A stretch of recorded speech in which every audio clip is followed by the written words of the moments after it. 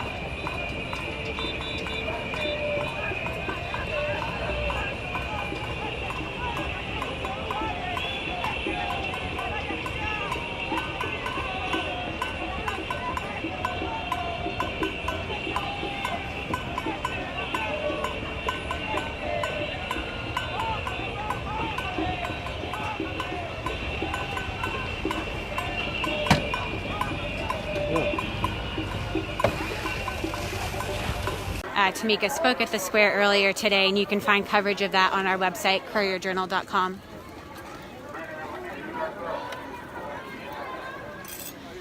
We are in downtown Louisville, Kentucky, at the corner of 6th and Jefferson, now marching down Jefferson Street. I'm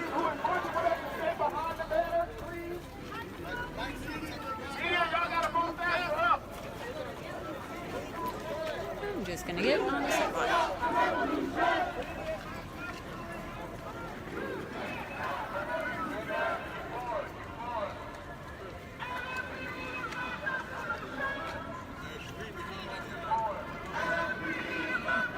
Looks like this march is being led by Until Freedom, which is a national social justice organization based out of New York. Tamika Mallory was the woman who was speaking last. She is a co-chair of Until Freedom, and they have been in Louisville to support Breonna Taylor's family and protesters here for several weeks now. I believe they came here permanently in August.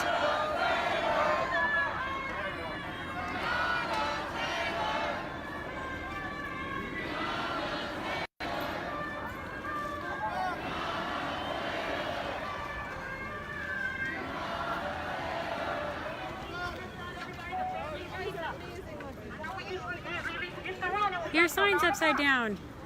Turn it over. Turn it over. Okay. It still looks very nice.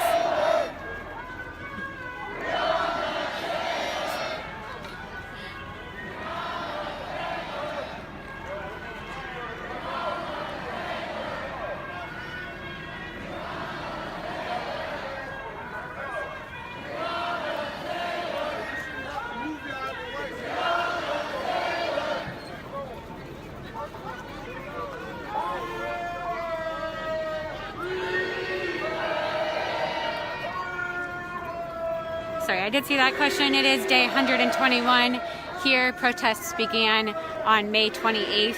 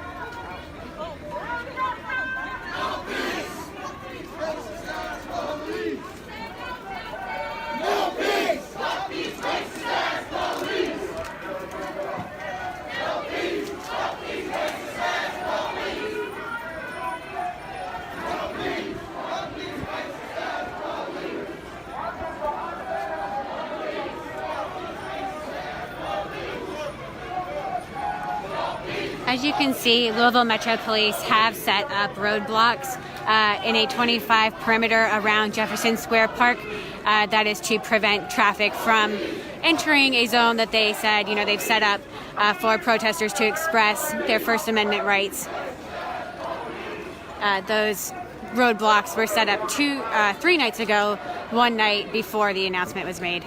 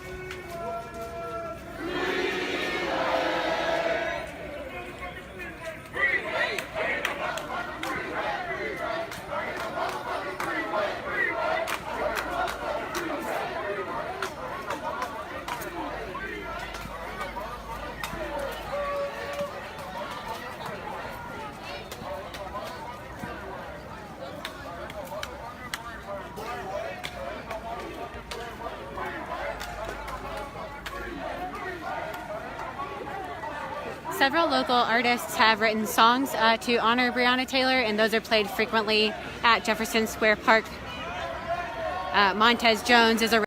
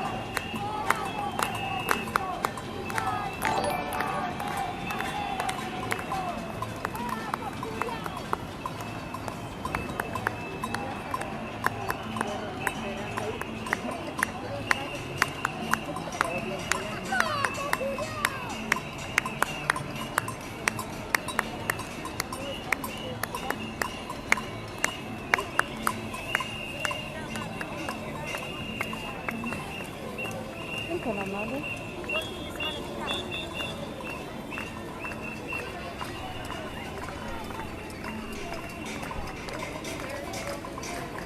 Con el pitón apuntando hacia los trabajadores de la salud que están aquí afuera del Teatro de la Universidad de Chile. Esperamos un rato más ya finalizar las transmisiones. Ustedes ven acá.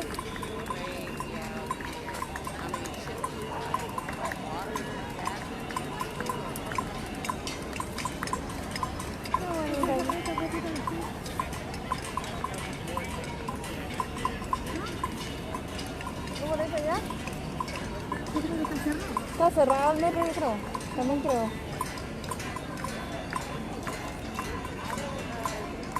Ya vamos a finalizar esta transmisión con la manifestación de los trabajadores y trabajadoras de la salud.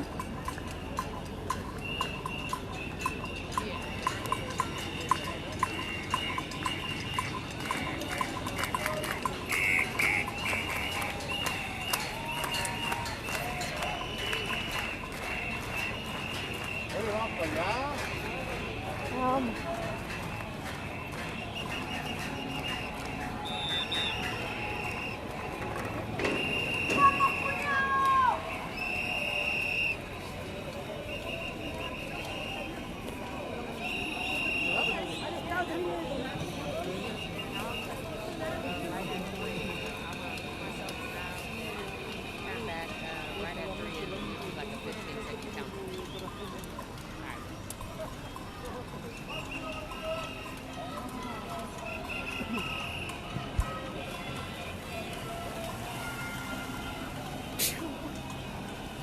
On calling for justice for Breonna Taylor, a 26-year-old black woman who was shot and killed by police in her apartment on March 13th.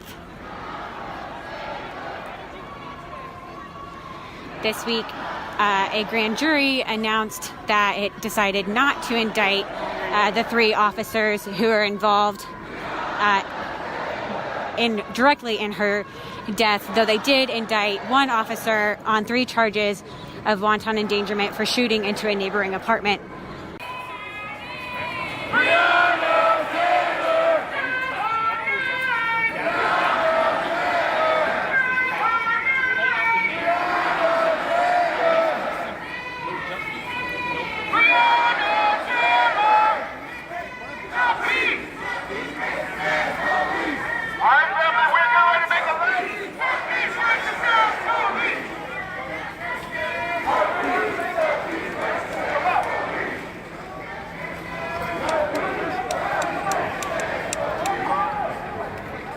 We're headed towards the river, just like we did last night.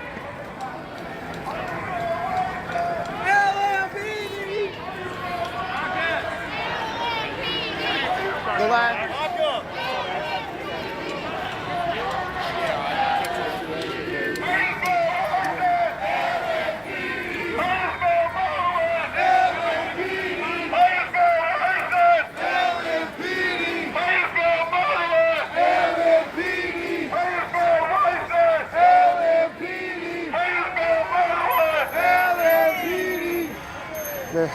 There's going to be a rally stop, straggler catch up.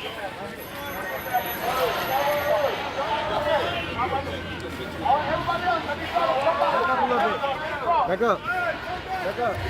Back up.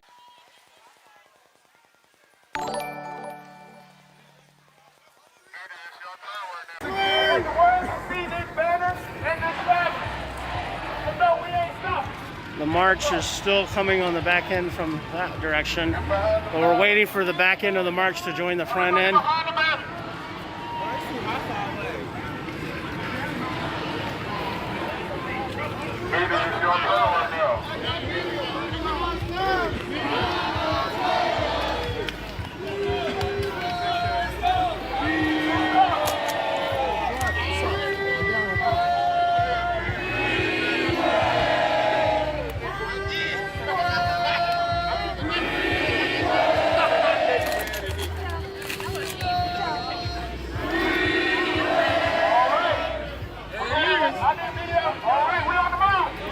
Coming that way.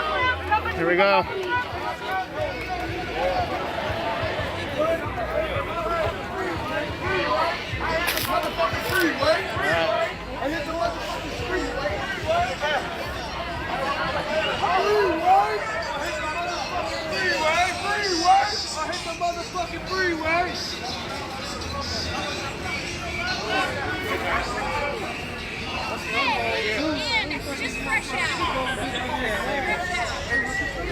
There's a lot more families, children, strollers, so they're trying to control the pace and slow it down a bit. Last night's march moved very, very fast at the end when it was just a few hundred and it was the younger, more fit crowd. But today's march starts off with a more diverse group of participants. So they're slowing down, keeping it tight, keeping it safe. It's good to be loved by people. Hey guys, thanks for tuning in to the Introvert Dating Success Show, courtesy of introvertdatingsuccess.com. I'm your host as always, Harry Wilmington. This is the show, and that is the website where you can go to learn how to date as your authentic introverted self while still getting your precious alone time. Now, if you'll notice, we start a little earlier today because normally we have an intro go in and then I usually get on at like 3:10 or so. But clearly there is a lot going on in the world right now. There is obviously the Breonna Taylor verdict came in and none of the cops were charged for killing her personally. And so that is cause for a lot of protests, which we are seeing on protestparty.tv. If you're watching us at protestparty.tv, that's where you can join us for the chat stream. There's a lot of chat stuff going on there. So this show is meant to bring a little bit of levity to the day because obviously with all this going on, it's nice to be able to focus for even like an hour on something else. But I did kind of want to briefly touch on this a little bit because the main topic I was going to discuss today, which I'm still going to discuss, was about the stories we tell ourselves. And it's basically, how you view yourself and the things that you believe in really determines how you go about in the world, how you treat other people, whether it's your dating life, whether it's your family life and friend life, or whether it's your professional life, or whether it's the group of people that you're around and the things that you believe in. And what I've noticed is there is a serious problem in this country with the narrative that people have about themselves personally. And then it ends up affecting things politically and also in terms of justice reform. Because I think about it like this, okay? So for years, the African-American community has had this narrative going on, which is that when we see cops, bad things happen. Now, is this a true narrative all the time? The answer is no. In most situations, if something bad's going on, you're probably going to want to call the police before you call like some random stranger. So, but that narrative is partially there because there has been more than enough trauma and evidence to the fact that overwhelmingly, in various studies done, including one recently done by Harvard that came out that said that emphatically there is systemic racism. There is systemic racism that is happening in this country that results in African-American people, men specifically, getting stopped more, harassed more, hurt more, going to trial more, getting killed more by cops. Okay. So that is the narrative that we have. And it is what shapes our viewpoint of the world. And it's a thing where that can be good or bad because it's bad when there's actually, there's times when, say, the cops do stop a person that is of African-American descent and they are acting belligerent and wilding out. And then the cops end up having to take them down. Well, now they're also seen as still like, oh, this is the bad case and the cops should have done that, even though we might have been in the wrong. But the overwhelming narrative that we have is that even that's an outlier because these things are actually happening where cops are shooting us. Then you look on the cop side of things, okay? And their narrative is they are the good guys, they are protecting. So anything that they do in the line of doing their job, even if it results in somebody's death, well, they meant to do good. Therefore, this incident has to be like overlooked. And we still can't be charged and nothing should happen to us because we had the intent of going in and doing good, even though we messed up in the process. But overall, our main stand is that the narrative that we have is that we are good. And so obviously problems arise when cops don't do their jobs the right way and African-Americans or of any descent whatsoever, whether it's African-American, Asian, Latino, white, whatever, gets harmed in the process. Okay. And so the other problem we have then is this narrative that because they're all good, that if you are talking against them, by nature of that, you are bad. And this is where the narrative really gets messed up, because we're always going to be the heroes in our own story. That's just how it is. We always want to think that we're doing the best thing we can. We don't intentionally do things to bring people to harm, and we're doing the best that we can do in the moment. But people aren't looking at the actuality to what's going on. So everybody's so stuck in their own narrative that they're not looking outside of their own narrative and saying, but what's the bigger picture? I look at cops and the government in general, who for the most part for years has said, well, Black people are making this up. Like, there's no systemic racism. Cops aren't racist. They're not killing Blacks at an alarming rate. There's more white people in this country than Black people.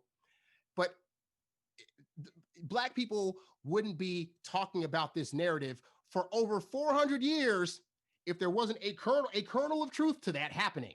So when they fight back and say, well, you're just making it up, or it's not as big of a problem as you're making it out to be, or whatever, then that's when people's narratives start to fight each other. Because again, our narrative is, we're seeing this thing happen. We don't think we're making it up. We clearly have, I can talk to any single Black person that I know, and almost every Black person I know has a story about something that happened where the cops like mishandled them or mistreated them. My brother was in college, and he was riding in the back of a car and for his freshman year, he went to James Madison University. His freshman year in college, he's in the back of the car, the back seat, with 4 other people in the car. All other people are white people, right? The cops stop the car and they knock on the door and they pull him out of the car and have dogs on him saying he looked like a drug dealer. Now keep in mind, I'm not driving the car with 4 other people in the car. Not a single other person got harassed. He gets harassed, but we're making it up. But there's no systemic racism. We don't happen to fit the description of all these people. It's just happenstance that just Black people just keep getting stopped for crimes. But it is what it is. So that means that the police also have a narrative of their own that Black people are inherently threatening.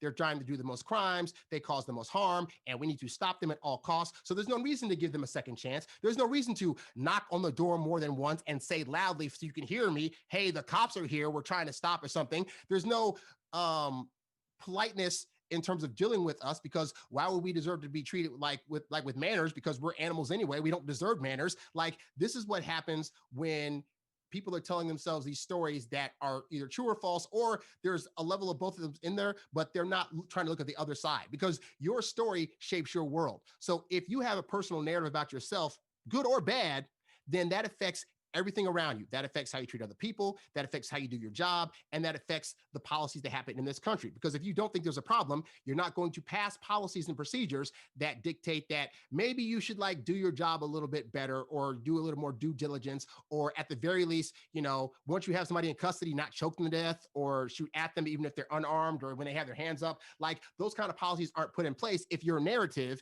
is that Black people are inherently bad. So I'm glad there's all these protests and stuff going on, but we've been protesting for years and years and years. And again, there's a narrative on the other side that's saying we're making this a bigger deal than it needs to be. But then why are we still protesting? We ain't stopped protesting since civil rights happened back in the 60s. We've been protesting every damn day since civil rights started. And yet somehow our narrative is not to be believed. And that is something that I wish we could do something about. I like to be an optimist, but I'm also a realist. And I realize that in this country, as long as there's going to be a fear of African Americans and an idea that we are inherently out to do bad things, then that's not going to go away. But we get any change that we can. So hopefully the protests will help a little bit with that. So that is my 8-minute rant about that. I could go on for this all day long, but I really do want to get to the stuff on this thing. And I hope you guys continue to support protestparty.tv. Keep looking at the protest and join them if you can. I got my cap shirt on today. You see, I've been to a few protests out here just during the summertime, and it really is, it's a sight to see all of us come together and support a cause. And it's even better when the police actually help. I went to a few this summer where actually the LAPD actually helped out and said, hey, we'll give you guys the space to do this. And that's an example of them saying, we see a crack in the narrative and we want to help you guys get to a more positive one. And that I can get with. But this stuff where they're just shooting at us because, oh, they're walking on the street, quick, throw gas cans at them. Oh, let that white teenager carry a gun and shoot back at him because he's ultimately on our side and he's fighting against these people. That's the part that I just can't gel with very well. So that's all I got to say about that. So anyway, but yeah, so all that to say, the main focus of the show today is about the stories we tell ourselves. And the reason that was this even on my head in the first place was because I was talking to a teacher friend of mine the other day, and in her class, she is having her students do this exercise. And the exercise was for them to pick out 10 adjectives that describe themselves. It could be anything, whatever they think about themselves, however they best describe themselves, they have to come up with 10 adjectives and make a list. And then what they had to do was they had to go to another person, it could be a classmate, friend, uncle, relative, whatever, and ask them to make a list of 10 things, of 10 adjectives that they would use to describe that person as well. And so after this happened, you have two lists. You have a list of how the person views themselves, and you have a list of how another person views them. And the point of the exercise was to get an idea for how much we see ourselves and how different that reality actually is with other people. Because like I said earlier, our own realities dictate that we view ourselves a certain way, whether bad or good, and I'll get more into that later. But the world around us views us in different ways. And it's not just like one person. You can go to any person that you know, and they probably have a different viewpoint of you based on their relationship with you. For example, like I have a friend that I've been friends with for 35 years. I have friends that have been for 20 years. I have friends that I just met recently. I have people that I work with on certain projects. I have family at home. In all these different circles, I'm showing facets of myself, but they're different facets. Like the people that I work with, I'm not showing like the more personal aspects of me per se, but my family back home, there's some stuff that I might do professionally that I know they won't gel with. And so they don't know that part of me, or they might have heard about it, but they don't know like the experience of that because I don't necessarily share that stuff with them, And so it's just interesting to note that, like, again, your perception of yourself and your reality of who you are is very, very different from the other stories. Now, does this mean that your reality is false? And does it mean that other people's reality is false? I think on some level, it's not that there's a falsitude. It's that because everybody's being shown different facets, and with good reason, because there's reasons why you don't want to be so personal with some people more than others, then that kind of makes it a thing where everybody's reality of you is their reality. That's all they have to go on, And so, but it's interesting to note the differentials that can happen between your reality and other people's realities. For example, I was watching this YouTube. So you guys know who Drew Barrymore is. Drew Barrymore has a show, talk show now. And on YouTube, she had a little 4-part episodic series. It was like 10 minutes per episode talking about the making of this show. And so on episode 4, at the very, very beginning, you see her in the studio and she's getting ready to film the first show. And she's kind of walking around, and she kind of goes to some of the other guys on the set and she gathers them and says, "Hey, like, can you come here? I need to tell you guys something. I need to tell you guys something."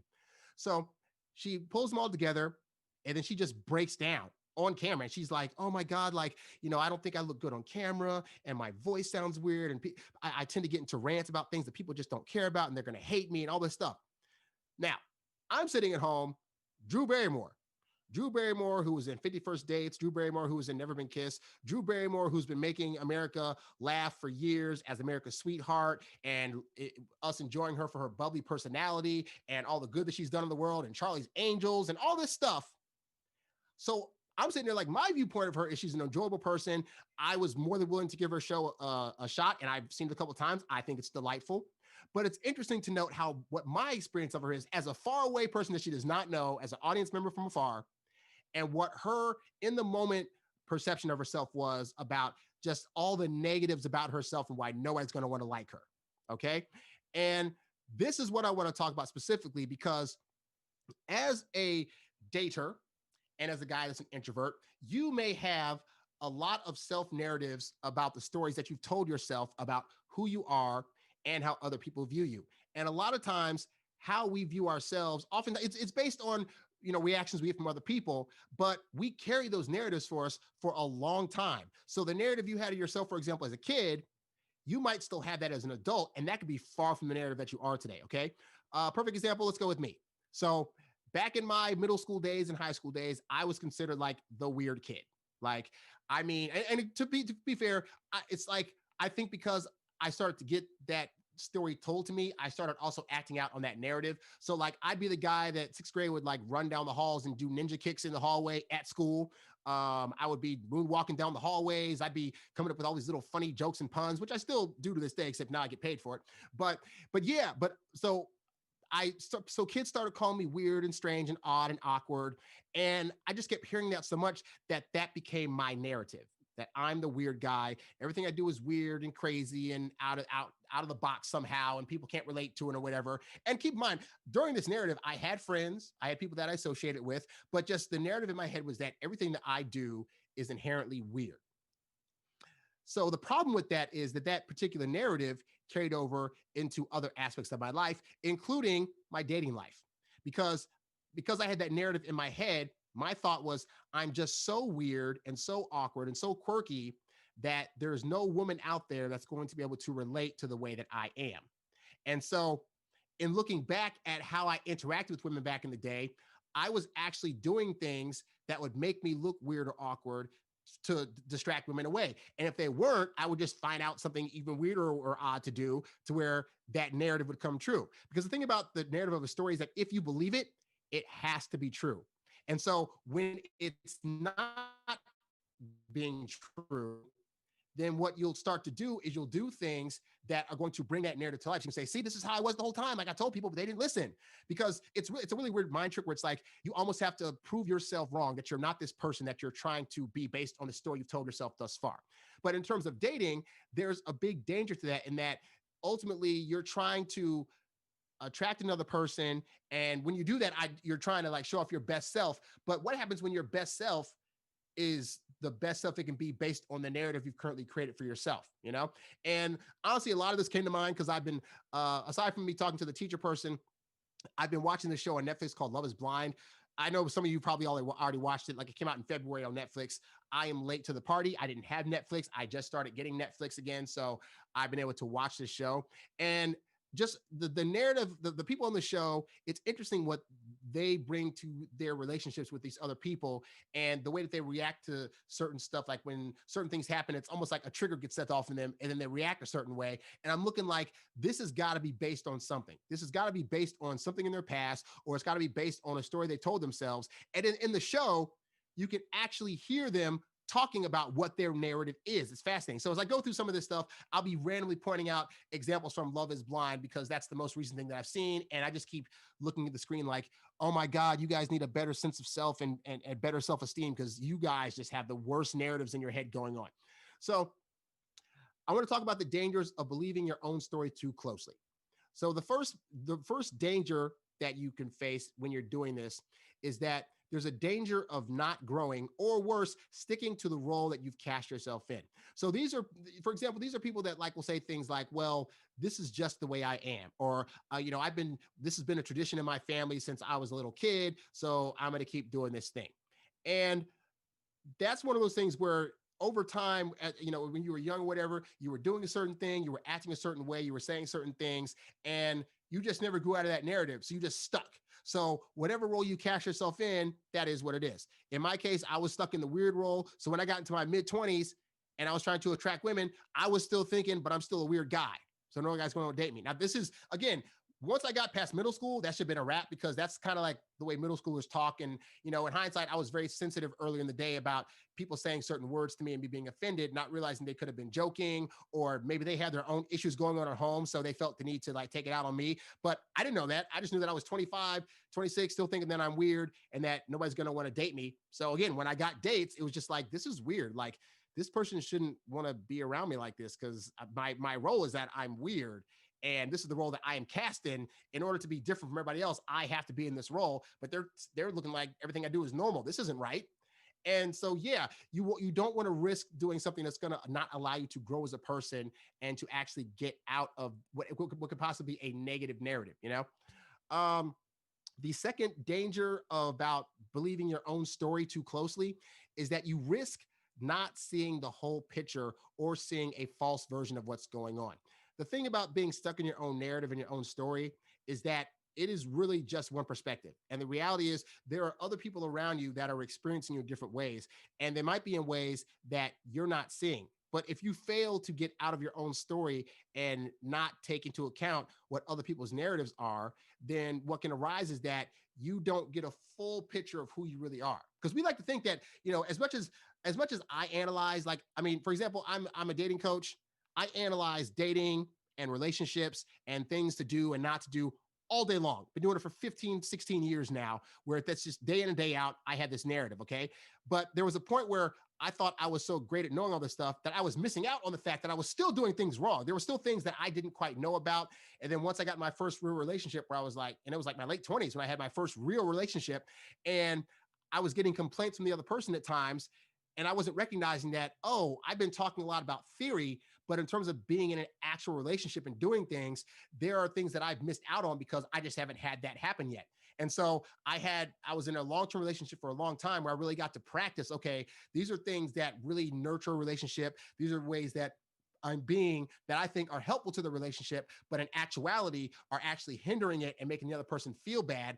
I got to learn why these things are and then decide if I want to change that narrative. Because, just because somebody brings up a complaint doesn't mean every single thing they complain about is something you need to change. Some things is their narrative that they need to change. But a lot of people don't look into themselves and they just assume that if stuff goes wrong in the relationship, well, I'm a good person. I wouldn't purposely try to sabotage the relationship. So it must be the other person's fault. And they don't look at the fact that their story could be messed up. The way they think about themselves, the way that they're describing themselves adjectively, I think that's the word, is in such a light where they're not willing to think, well, maybe my narrative of myself is not great. And I've been fortunate to where I've always had a support system around me to where if I was, being a little too extra on something, or I was going to be tilting one way, I could have people say, to go to and say, hey, so I'm thinking of doing this. So I want to do this. What's your perspective? Hey, I want to send off this email to somebody. Let me let you look at this first. Hey, I want to do this thing. Is this thing like out of pocket, or is it like coming too harsh, or, like those kind of things. But you have to be open to that. You have to be open to the idea that your narrative of your story could actually be false. Because if you're not, then you'll end up like the cops in this country, where it's like, we can't do anything wrong. We would never know. We're perfectly fine. And as you can see, that is a very dangerous thought to have if you're not even willing to open up to the idea of a possibility of a speck that you might want to change a few things about yourself and your perspective. Okay? That's the second thing. And then the third danger of believing your story too closely as it pertains to women is you risk chasing off women. And this is especially true for any introverted guys out there that, have gotten to their mid-20s, late 30s, early 30s, and they've either been single this whole time. There is a narrative you build up, and it's really messed up. But I used to have the same narrative where it's like, you go so long without having anybody that subconsciously your narrative becomes, nobody wants me. And it might seem like a very small thing to say because you're like, well, it hasn't been proven that somebody wants me, so what's wrong with that narrative? But I truly believe that the things you tell yourself are determines how your life turns out. And in this country, and just people in general, we've really been taught to have like a negative reality. And so you start to say this narrative, well, girls don't want me. So what happens? You go out there to parties, to outings with friends, to, family reunions where new people are there that aren't your family. And you'll see girls there.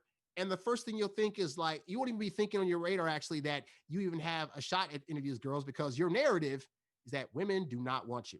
So you'll go into these places and you'll miss out on the signals that women are trying to send you that would say, hey, I'm interested. And I've told this before on the show before, right? I have a friend that just moved to California that went to Hampton together my freshman year. And she told me this year, there were women back then when I was 18 years old, a freshman at Hampton, that girls in her dorm actually liked me.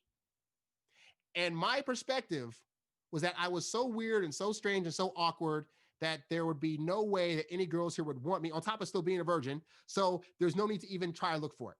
Like, why look for something that I know is not going to be there? There's no way girls are going to like me. It's just not a possibility. And in the process of that, again, I would miss out on signals, or I would think that a signal is coming in and be like, nah, whatever. Or I'd start talking about, other things that they try to like give any kind of innuendos to me. I just brush it off and go into some other subject. So now what am I doing? Now I'm chasing off women, but it's keeping the narrative alive of, see, more proof the girls don't want me. I thought I might have a shot with this girl, but I'd wait too long to like make any moves, but whatever. So, but this girl seemed to like me. I thought I'd give it a shot, and then she just went away and poof, she was gone. So see, there's no point. And this is something where you end up doing it. You end up bringing your own narrative to life. You're doing things like not going out a lot. And again, as an introvert, I know it's hard to want to go out, but there's so many avenues. There's online dating. There's there's still events that are happening, at least in Cali here, there's events that you can go to with like mask on and distancing and stuff. You can still meet people or whatnot, but like there are still ways to meet people. But if your narrative is that, why even try, because I'm going to say the wrong thing and they're going to dislike me. Well, you have a very negative narrative. You have negative adjectives that are in your head. You're probably saying stuff like, well, I'm not attractive enough. I don't have enough money. I don't have any muscles, or I'm overweight. I don't have the kind of job that women are going to find attractive.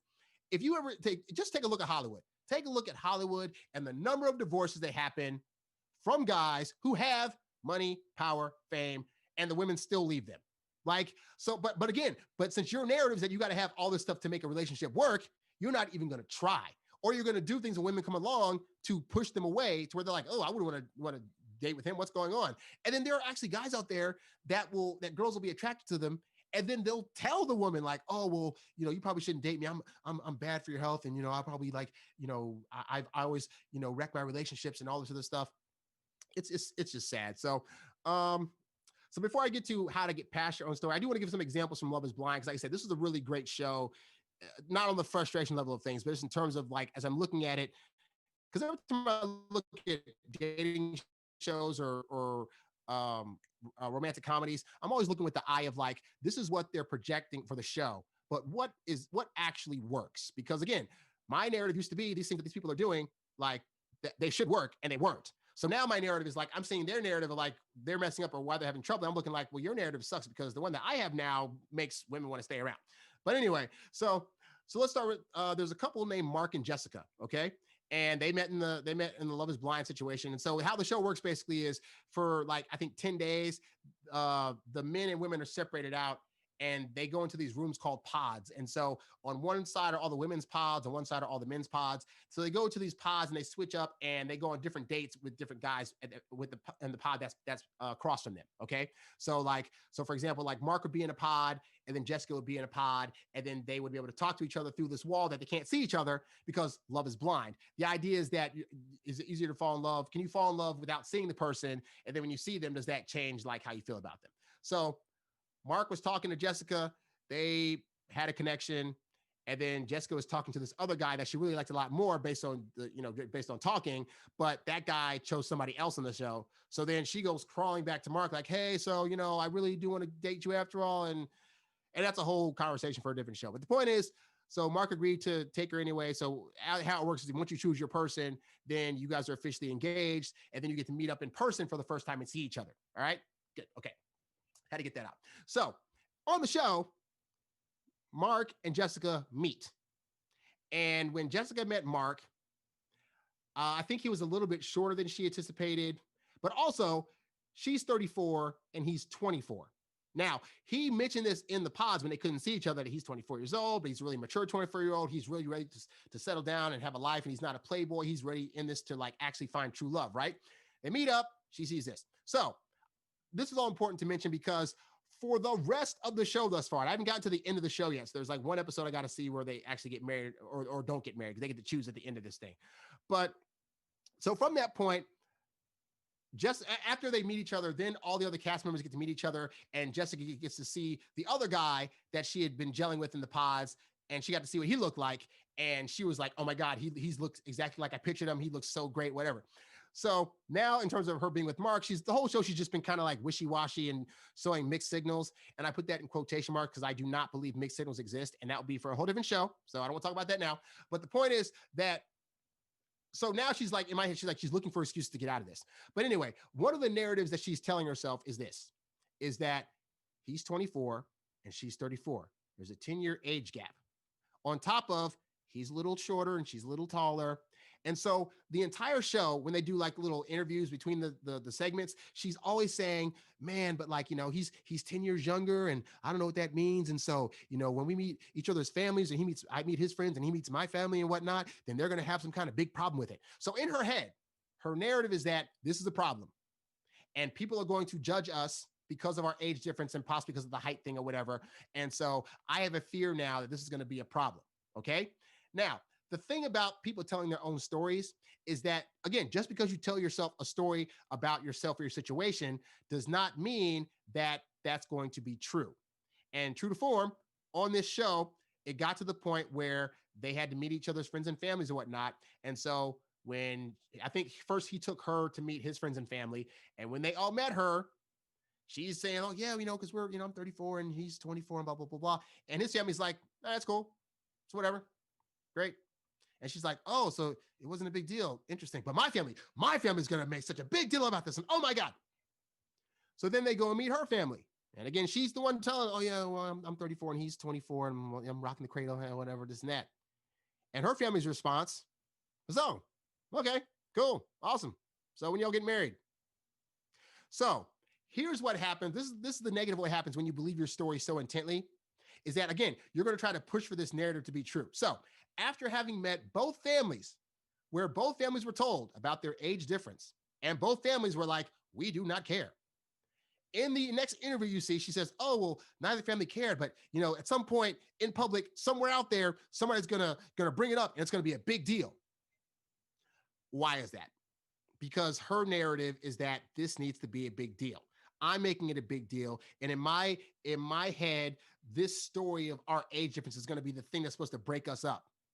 And it's not happening. And this can happen when you have a story that you've been telling yourself for years. There's a reality that comes across where you realize, oh crap, like my reality is not the only one, and this could be a false reality. And I had that realization too. Once I realized, like, oh wait, like I'm not as weird as I thought. Like women actually find some of the stuff that I do normal. I don't know how to feel about this. Then that's when you start to have a fight with your reality. And also in the show with Mark and Jessica, she mentioned there was a point where like she said, like, Mark is just so emotionally supportive and emotionally intelligent with my feelings and stuff. This is a red flag to me. Like, there's never been a guy that I've ever dated that would be that emotionally ready to do whatever and be there for me. So therefore, this is actually a bad thing. This is actually a red flag because I'm not used to this. This goes against my narrative. And if it goes against my narrative, it is bad. Much like the protests going on where the Black people in the streets talking to the cops about, hey, we're getting battered and bruised by you guys. And the cops' response is, that can't be happening. No, this goes against us. We're cops. We wouldn't be bad people. So that can't be a thing. You must be making that up. This is a red flag. You people need to stop protesting and looting and rioting. You're looters and rioters. So no, we have to be out there to stop you guys because that's our narrative that you guys are bad. So there you go. But this is what happens when you're not willing to realize that your narrative is inherently either wrong or it's skewed on some level. Okay. And then, there's another couple on the show named Cameron and Lauren. So Cameron and Lauren's story, again, same thing. They met in the pods, they talked a lot, and they both liked each other from the way that they sounded. Well, Lauren is Black and Cameron is white. And so when they finally met, she was kind of shocked, like, oh, snap, he's a white guy. I've never dated a white guy, but he seemed really cool in the pods. Cameron's story was a little bit different. Cameron's story was, I've dated African-American women before. This is not a problem. And so for the majority of the show, they've really had like no problems, but she has occasionally brought up here and like, oh, you're white and I'm Black. So how do you feel about that or whatever? And he's been able to reassure her on some levels.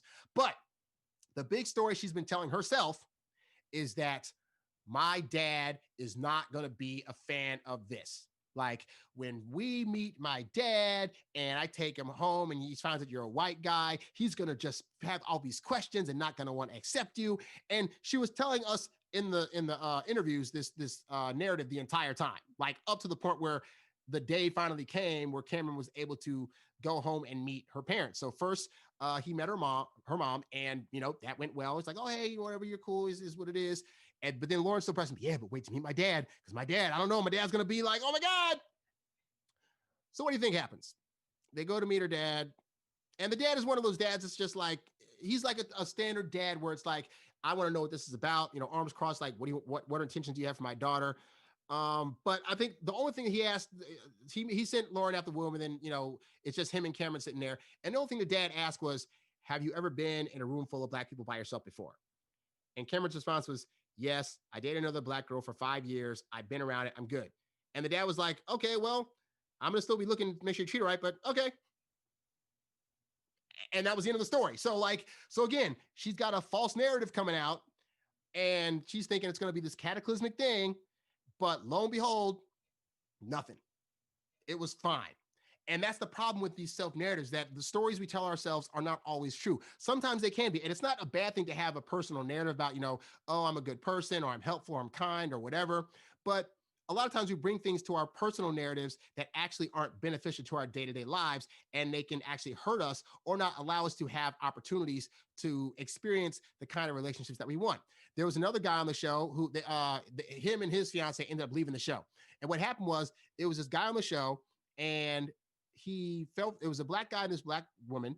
And so they fell for each other. They meet up as the fiance, and they talk to each other for 10 days. So they have time to like really talk and get to know each other for 10 days. But they meet up, they look at each other, they like each other, whatever, okay? But he's holding a secret. He's holding a secret that could tear apart the fabric of their relationship.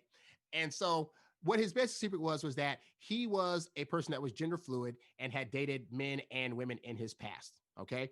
And he didn't want to tell her this because his narrative was that if I tell her this secret, she's going to reject me in a certain way. She's going to react and go straight up crazy and all this other stuff. And then she's not going to want to be with me, which that could or could not happen. But if that was a worry of his, he should have said that like way early on when they first had their second date in the pods, versus like, we're engaged now, by the way, I'm going to spring this on you. But anyway, so as they're, after they get their engagement thing, then they go to like this Mexican island and they're hanging out.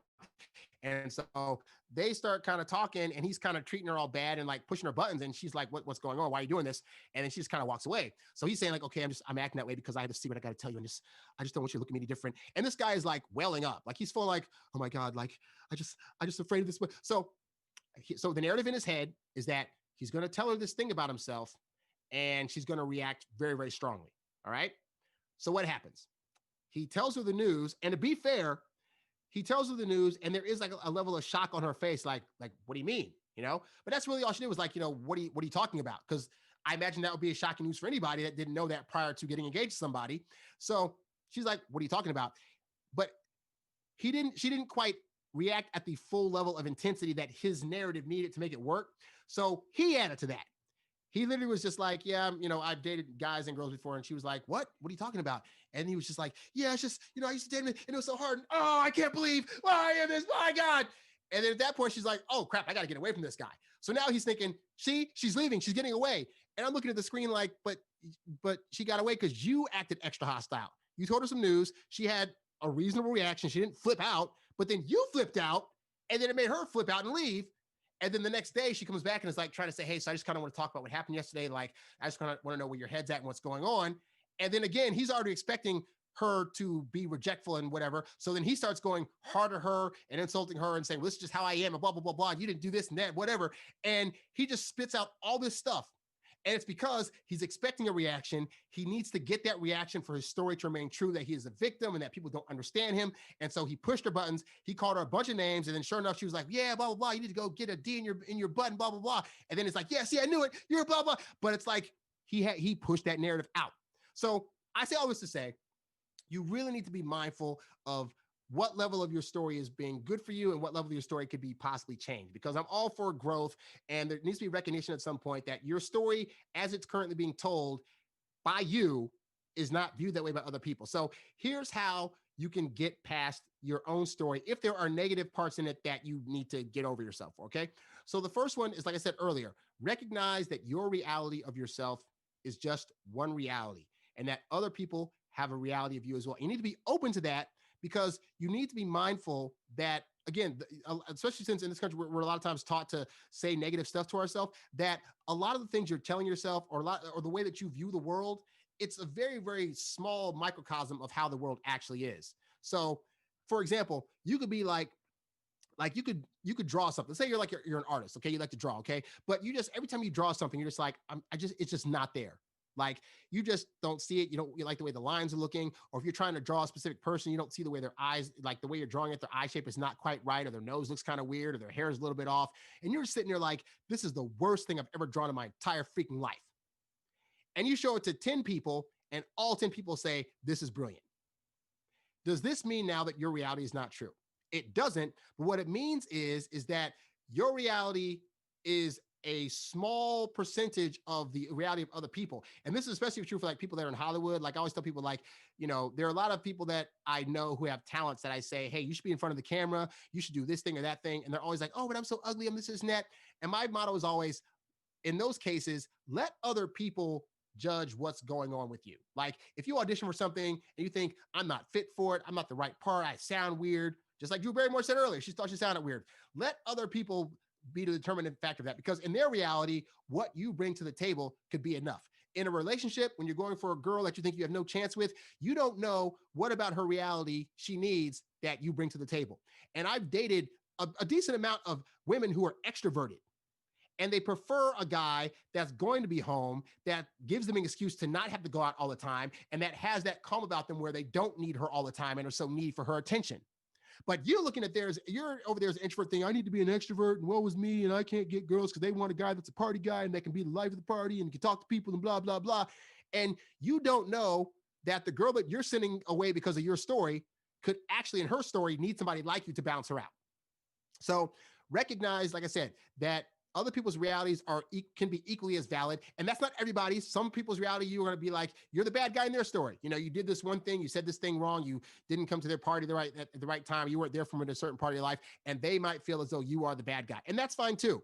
But you should ideally be able to have a general consensus of people that say, overall, this is kind of how we experience you. So we don't know in person how you experience yourself. You could be depressed, you could be, you know, cursing yourself out all day long, but we have a positive experience with you, and consider that being a reality that you want to move towards having instead of the one you currently have. Okay.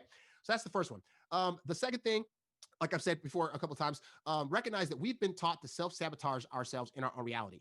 And this is a big thing, especially for people that are introverted, because we've been told a lot of negative things about ourselves. We don't know how to have a social life. We're not very good at making friends. We can't keep people around. We're that awkward person in the corner that's making everybody feel awkward at a party. And so when we feel or hear that stuff, we now take that on as a personal narrative to where now we're telling ourselves that without anybody having to be there. We become our own worst enemy. We're saying things to ourselves. Oh, I'm no good enough for this. People don't want me around. Oh, I'm just an awkward person. And this can stall your ability to grow within your own story. Okay. Because that narrative is something you're now telling yourself, when again, that could be a portion of your reality, but there's no need to down talk yourself. And especially when you're trying to deal with women don't want to date guys that are constantly talking down to themselves, because admittedly, most women have more self-esteem issues than most guys have, just on the strength of them being women and having to deal with like their looks and pressure in society to either have a job or have kids or not have kids or do a plethora of things. Guys have their own stuff too. And we could go on a laundry list all day back and forth about who has it better than the other person. But the point is that a woman's already dealing with her reality and having it in her head to self-sabotage herself all day. The last thing she needs to do is go to a man that she's looking to be like the rock and the guy that's confident that can bring it back on the right path and be balanced. And you're all up in your head talking about you're so depressed and you're constantly being needy for her attention. And now you're sabotaging the relationship because you're doing stuff that's going to, make her be all haywire and stuff. And it's just not a good look. And like I said before on the show, unfortunately, Guy, we are in a position where we are looked at by women to be that rock and that stronghold. That doesn't mean you can't ever be weak, but it does mean that you need to work on having a more positive self-reality so you can be a more self-confident person, so you can feel like somebody that she can trust to lead a family or to, or to be able to protect her and stuff like that. Like, that's just kind of like our burden. It's not necessarily a burden, but it's like, it's our station in life to be able to do that kind of thing. And you are a great guy. Like, I don't know who's told you what about your narrative or your story, or who told you that you're weird or awkward or that you have no worth, that nobody wants to be with you.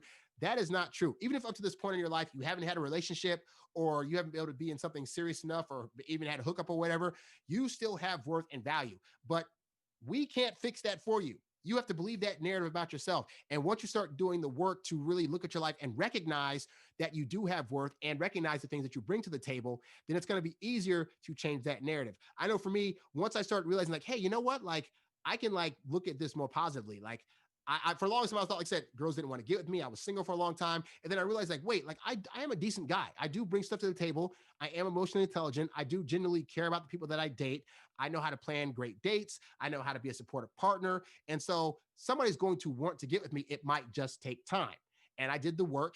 And over time, I was able to change that narrative to where now I'm like, oh, getting women is easy. This is like, if I don't have anybody tomorrow, I can find somebody the next day. Like, it's not hard to get a date. It's not hard to attract a woman. I know the ins and outs to do that. Like, but that self-confidence is now my new story that I had to build over time. So wherever you're at now in that journey, in terms of being a more confident dater and being more confident in yourself in general, recognize that you could be in a whole different place a year from now, 6 months from now, 2 years from now. It really depends on if you're willing to look at your story and say, you know what? I don't like this narrative that I'm telling myself. Why am I the one sabotaging my own self? I don't have any other enemies but myself. What am I doing? So something to think about. The third way to get past your own story is recognize this, recognizing that breaking out of your negative story can be uncomfortable, but you have to push past it to create a more positive experience. The thing about change is that if you've been doing a certain action or having certain thoughts in your head for a long time, you have built a habit of doing that. And so you have to recognize that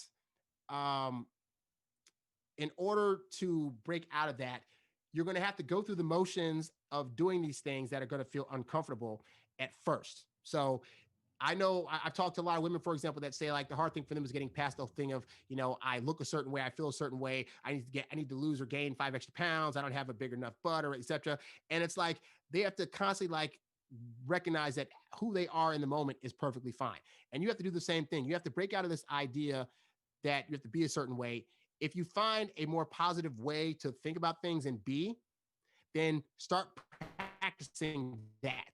Start practicing telling yourself, I'm a great guy. I used to get up in the mornings, like in my late 20s, I started doing this exercise where I would get up in the morning and I would look in the mirror and I would tell myself like 3 to 5 positive things about myself to start my day. Because I had a really, I liked myself, but I still was very nitpicky about who I was and how I looked. And if I didn't work out enough, I don't have enough muscle, or, X, Y, and Z, various things that I would complain about. And I had to start recognizing that, when I get up in the morning, I started a place where I already have positive things about myself.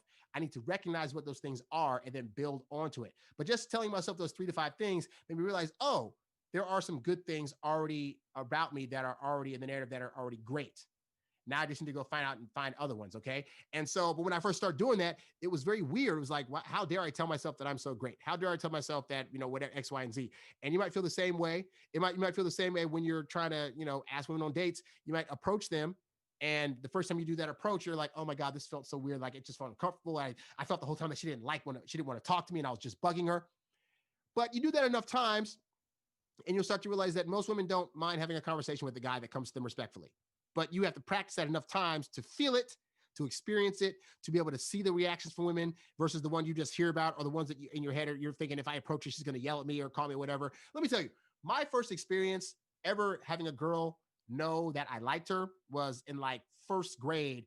This girl named Melody lived in my neighborhood, and I had a huge crush on her. And I told my brother and one of my best friends at the time. And I get on the bus one day to go to school, and I look out over my seat, and I'm like, "Hey, Melody, how you doing?" And she was like, "I know you have a crush on me." And I was like, what are you talking about? She's like, "I know you have a crush on me. I know you have a crush on me." Like, yeah. And then it was like something out of a bad movie or something. Like the whole bus started laughing at me. And I was sitting in my seat just like cringing to death, like, oh my God, this is the worst thing. That was my first experience with a girl knowing that I liked her. Okay. And that set off a like almost 15 to 20 year span where I just didn't want any girl to know ever that I liked her. Okay. And so, but because it was uncomfortable from day one. So I finally had to get to a point in my 20s where I was like, okay, you know what? You got to get out of that narrative. That happened one time when you were 5 and 6 years old, when kids are bound to do that. But you got to get out of that narrative and be like, girls don't mind you now at 20, 21, 22, approaching them for dates. They want to date. They want to date you, but you're only going to get the date if they know you want it, but you got to ask them. Okay. And so slowly but surely, it took a long time to where I got comfortable being able to be the guy I am now. Where she's like, hey, we should go out. Like just saying, again, hey, we should go out sometime. 2 seconds. But that would take me, I'd be in my head all day thinking about the person I wanted to ask out, how I was going to do that, what their possible reaction was going to be, how odd it was going to be that I'm even asking in the first place. It was very uncomfortable. And once I moved past it, thank God I moved past it, it got better. So for you guys that are nervous about that now, you're not used to asking girls out, you're not used to asking for a hookup, you're not asking for all these other things, recognize some of this comes with practice. But once you practice it enough, it's going to feel fake at first, but the more you practice it, that'll become your new narrative. That'll become your new story, and it'll be a more positive story that'll help you to move forward. And then the last and very important way to get past your own story is recognize something. Recognize that your current story that you're telling yourself may not require you to behave like you did in the past. And what I mean by that is that you might have had a narrative that was created by some traumatic event in your past, whether it was your 13, 14, 15, something happened, whether it was like something sexual, or it was something like, you got beat up in school, or you just got teased a lot. And so you learn to operate under a certain way, and then you added that to your story in the way you're going to react to things and treat people, okay? But the problem is you might still be functioning off of that. You might be functioning off a story and a narrative that worked in the past, but does no longer suit you, okay? And again, this goes back to people that say like, well, I just am the way I am. So picture like, like a woman who, for example, she was always, perfect example. I'll use me growing up. So if you notice on these shows, I tend to talk very, very fast. When I was younger, I would be in groups of people, and I'm an introvert, so I wouldn't say a whole lot, but there'd be a few times where I'd want to like interject in my opinion. And what would happen is I would start talking like this and I'd get interrupted. So I started saying stuff fast so that way I could just get my point in and then get out. Okay.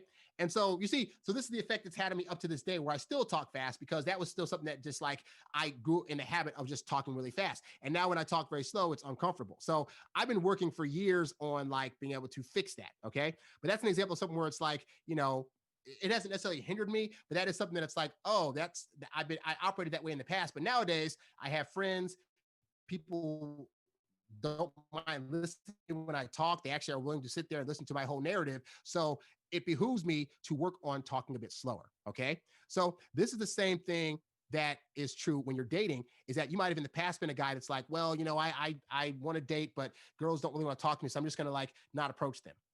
But now you're at an age where, unbeknownst to you, while you're out in public, women are looking at you and being like, I would date him if only he would approach. And that is where the problems happen, because you're not approaching because you're still living off this narrative that girls don't want you. And unfortunately, that is a bad thing for you because you're not getting other dates from women that would actually want to date you. Okay. So recognize that however you're functioning right now might not be suitable to your actual story. Okay. You might need to change that narrative, and that way you're able to actually see what's going on in your life and be able to date the kind of women that you want to date, because you'll recognize, oh, women don't mind me approaching, women don't mind me talking to them or calling them or asking them on dates, and it's only going to benefit you in the long run. Okay. So hopefully, Guy, that helps you really start to do that exercise. Do the exercise that I talked about early on in the show, where like just write down 10 adjectives about yourself and how you would describe yourself, and be realistic. Be realistic, and however you feel about yourself now, for better or for worse, write down 10 adjectives that you feel best describe you. Okay. And then look at that list. See what's on that list. See the positive things you say about yourself. See some of the negative things. And then ask a close personal friend to ask them, say, hey, what do you view me? What are 10 adjectives that you use to describe me? And see what like 2 or 3 friends use to describe you, and see if their list is more positive, negative, or neutral to yours. Okay. But start to get the idea that your narrative is not the only one that counts here, and that your narrative could actually be skewed based on you living with yourself and being in your head all the time, but that other people's viewpoints could actually be surprisingly more positive. And then from there, really start to do an assessment of, okay, what narratives do I have about myself that aren't helping my story? What things are holding me back from having the kind of friend relationships that I want, kind of having the loving relationships that I want, and what can I do to curtail that and have a more positive story? And then start practicing things that put you into a space where your story will be a lot more positive, okay? Because I want you guys to have the dating lives that you want, but I can only do so much. All I can do is this show and the various ebooks that I have my website and stuff like that. But you have to do the work of putting that positive narrative forward. And if you do that, I promise you, you're going to be a lot happier. So that's all I got, guys. Thanks so much for tuning to the show. I know it's kind of weird watching this show while there's a protest going on, but hope you guys are paying attention to both, because this is going to be going on for a while now. This is really like a big moment in our history, just this whole summer in general, but especially like with the continued thing of cops. It's like, I look at history and how it repeats itself. This is basically Rodney King 20 years later, except Rodney King lived through his beating. Breonna Taylor did not live through her shooting. But it's the same thing of like, cops aren't indicted. We're rioting now. With the Rodney King thing, like, good things came of it. The cops eventually got charged with something. So hopefully something will come of this in terms of whether it's the cops getting charged or new laws being enacted. Because I don't want to think this is all for naught. I really do want to see some good stuff happen. So, but that's all I got for today, guys. Thanks for tuning in. For more of these shows, you can go to introvertdatingsuccess.com. Also, if you go to the website, I have a new thing available for you guys. So I had a book up called Texting Like a Boss. And originally I was selling it, but now it's a free ebook. So if you've been having problems with texting, messaging women, not knowing what to say, when to say, how often to text, etc., this is a short little ebook that will guide you through all that. And I put it out for free because a lot of guys, time and time again, the stories on the show involve me saying, I'm reading a story from a guy who is texting a girl a lot and then bad things happen and she doesn't want to see him anymore. And I just got tired of that being the narrative. So I want to change other people's narratives by saying you can, in fact, text the right way. You just got to know how to do it. And I have a guide for that. So you can go to introvertdatingsuccess.com right now. It's on the front page. Click on the button and opt in to get the book. It is a free download. You can get that and you can start reading it today and you will know once and for all how the freak to text women the right way. All right. Be sure to check in for this show every Monday, Wednesday, and Friday on protestparty.tv at 3 p.m. Pacific Standard Time. And if you guys need any more coaching or more information, go to the website. We got ebooks, we got programs, we got a lot of great stuff there. We got one-on-one coaching, all the stuff that you would need to make your dating life much, much better so you can have a positive narrative about how you are as a dater. I'm Harry Wilmington, and I will catch you guys on the next show. Thanks for watching. I'm out. Peace.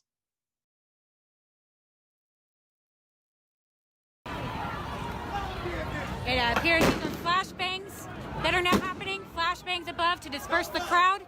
These are not gunshots. It does appear that they are flashbangs.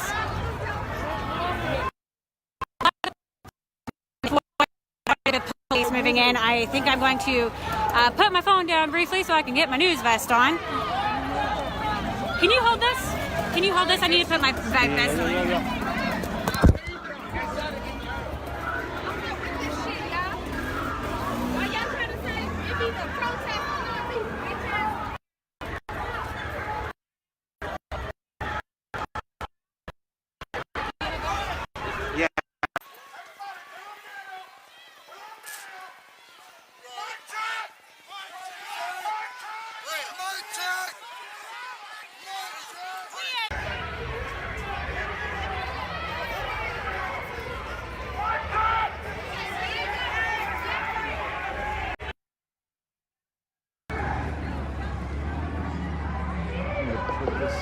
Railing.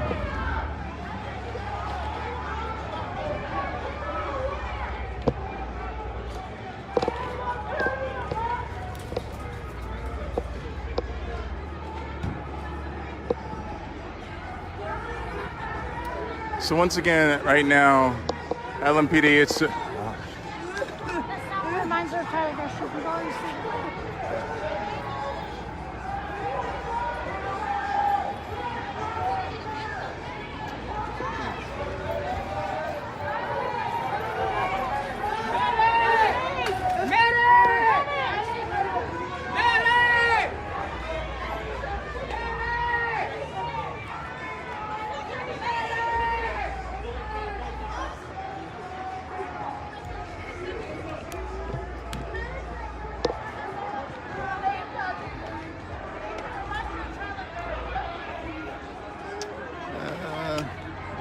sorry, bear with me for 1 second. I'm just gonna get this tied up.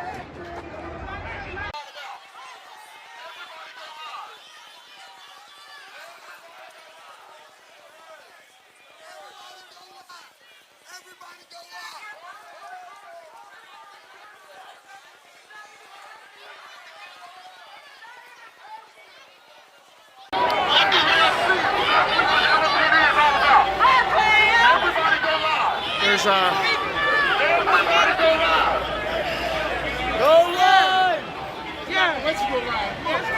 they're asking everyone to please go live and to show what's happening. Go live.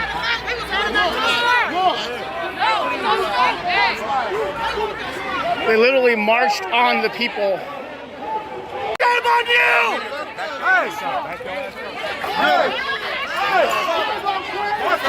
They're snatching people behind them and arresting them. They're snatching people. They just took them. They got them back there. They're arresting people right back there. Let them go!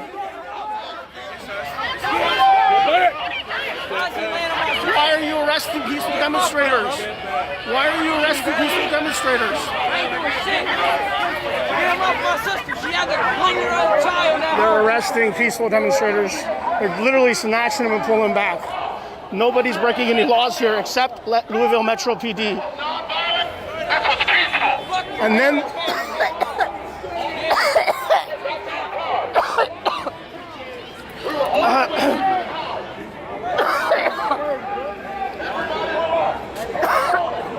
it's getting hard to breathe.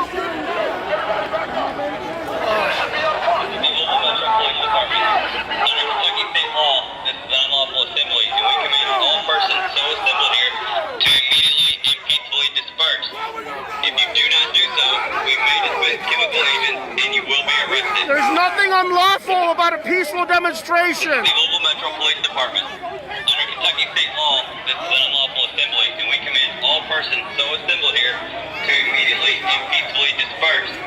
If you do not do so, we may dispense chemical agents, and you will be arrested. This is the Louisville Metro Police Fucking Department. asshole, Under man. Kentucky state law, this is an There's a unlawful whole assembly, and we army. command all persons so assembled here You can't see to how far immediately back and this peacefully goes, you guys. disperse. If you do not do so, We have no chance in hell now. you will be arrested.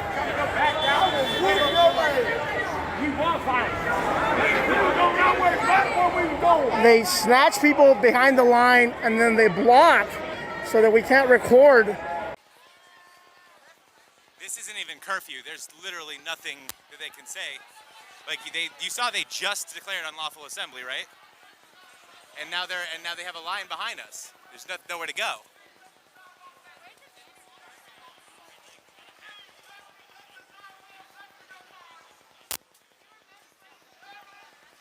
Nothing wrong, but they beat her and they're arresting her anyway.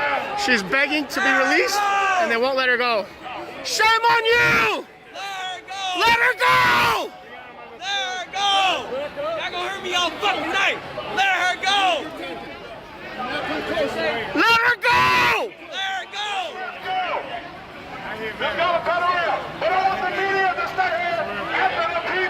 No, I'm not leaving.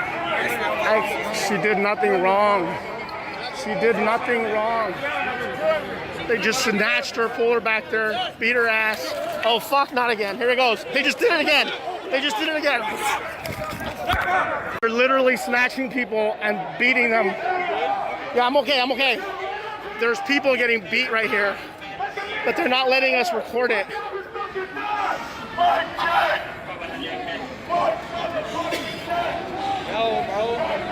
Shame on you!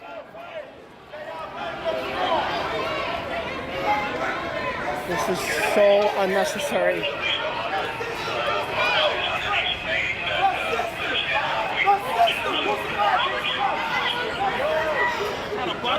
Jesus Christ, man. Well, this is insane. They've got black men and women down there on the ground beat and arrested. They literally snatch them from our crowd and pull them over behind the police line. I'm telling you, these guys did nothing wrong. They were snatched by police. There's one black woman back there. She did nothing wrong. They grabbed her and yanked her behind the line. Fucking snatched her away. This is some fucked up shit.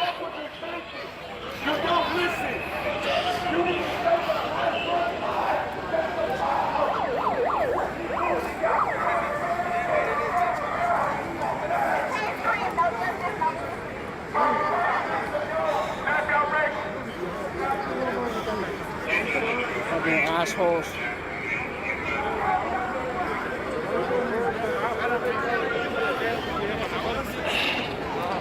This is insane. We're boxed in now, so just so you know, there's nothing we can do. People tried to run away. If you didn't run away, we're now trapped, just like last night. All around us, there is an army of riot police. They got a shitload of reinforcements. We're either fenced in or we're lined in. We're surrounded.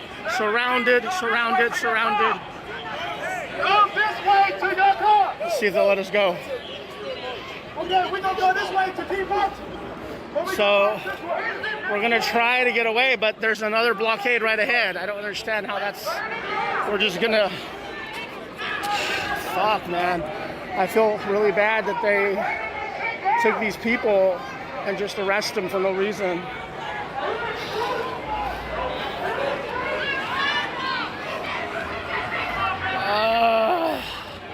Fucking assholes. There's choppers everywhere.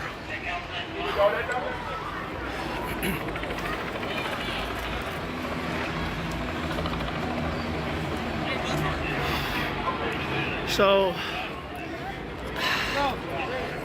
this was about 6:30 p.m. you guys. They told us curfew was at 9. At 6:30 p.m. they started announcing, we're declaring unlawful assembly right this minute.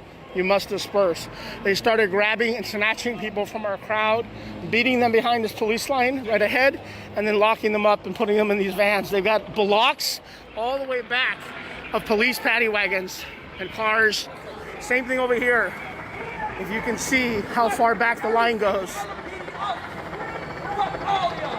There's like an army. This is America. This is the fascist bullshit that happens if you don't resist. This is what we get. Innocent, peaceful demonstrators beat in the streets of Louisville.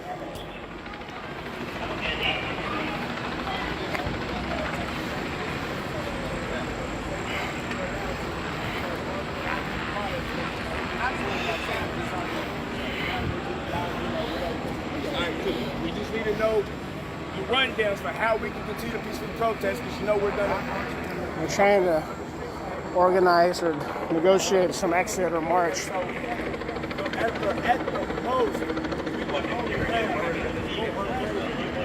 But we did this last night and it didn't work. They told us, okay, we'll let you do this, and then the people did it and they got beat and arrested. So I don't even have any faith in whatever they tell us now. 6:30 p.m. they started announcing curfew and unlawful assembly. 6. We just need to understand where we need to be at, because I don't need nobody in trouble. All right, yeah, we can roll. We roll. I sent them off.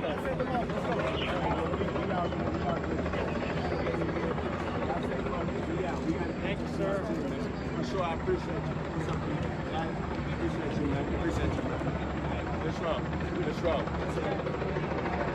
Media, do what y'all do. We roll. So there it is. The conversation has been had. Coming to the understanding that LMPD has created this barricade and are forcing us to, I guess in a sense, take a complete 180, turn around and go the opposite direction.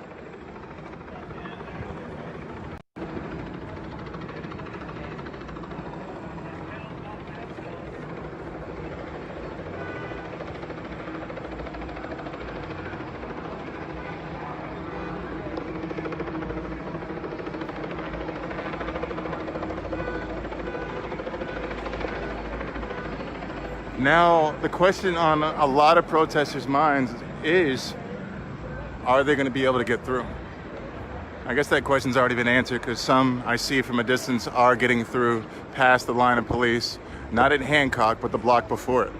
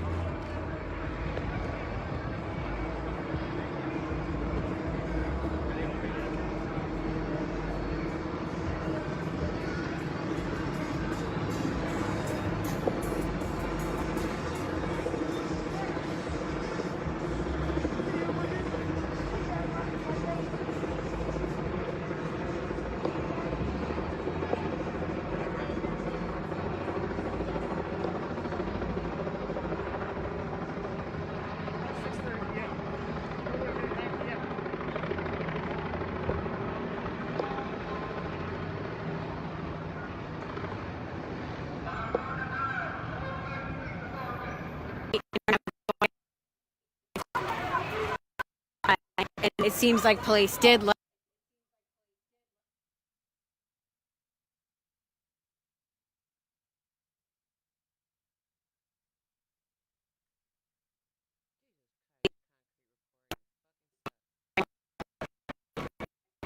I think so, yes. Okay, never mind. I'm gonna get my fat ass out of here before I get arrested. This is some fucked up shit, man. We're a free country, my fat ass. I don't know, there's still some debate amongst the organizers. Some say go to your cars, some say no when they let you go. Let's keep marching, but I'm kind of nervous.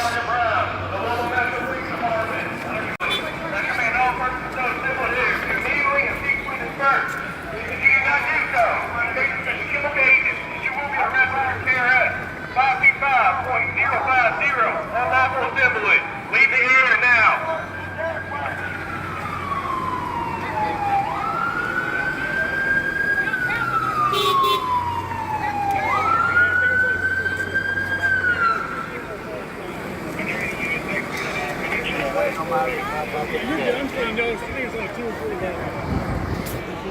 There's all these unmarked cars here as well.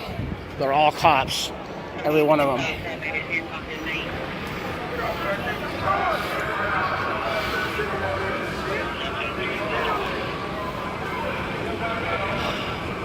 We show up with signs and they show up with guns. What the fuck is wrong with this country? Look at that shit.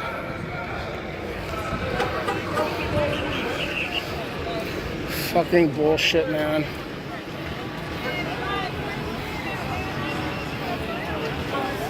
Whew.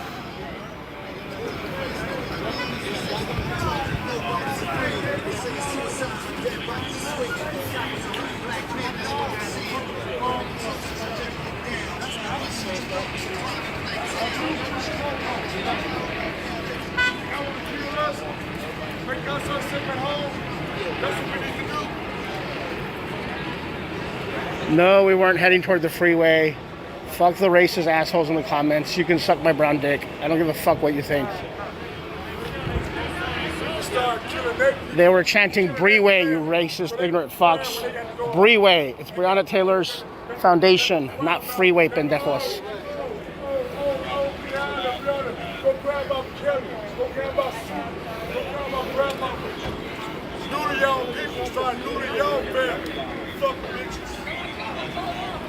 Let's really do this shit.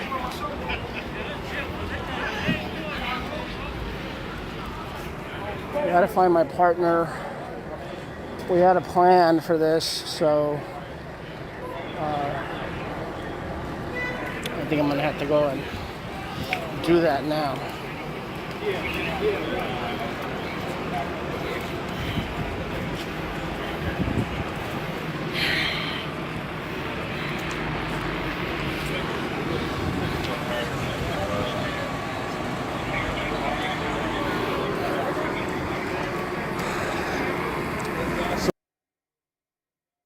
So the whole city's on lockdown.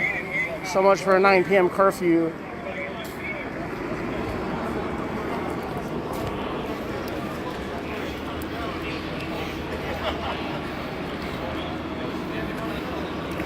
So, just for the record, the folks that were arrested tonight were peaceful. They were the closest to the police line. You literally see a cop grab one, snatch them, yank them into their police line. They throw them behind the line, and there's a wave of cops there who circle them, beat them, arrest them, and then the cops all circle them so that nobody can see and watch, because they don't want us to record and live stream when they're beating people.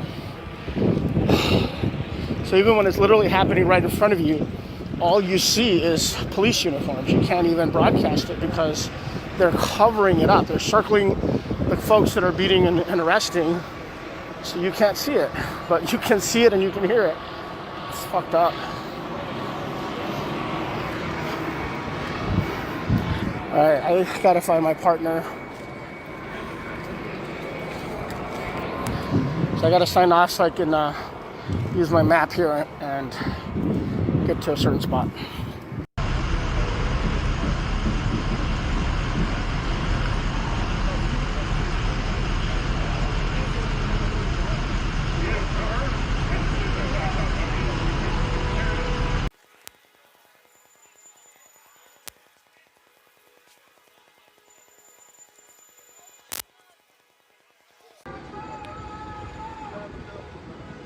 You too, sir. Isn't it though? The sky is absolutely beautiful right now. So you see riot team to the right, and I'm assuming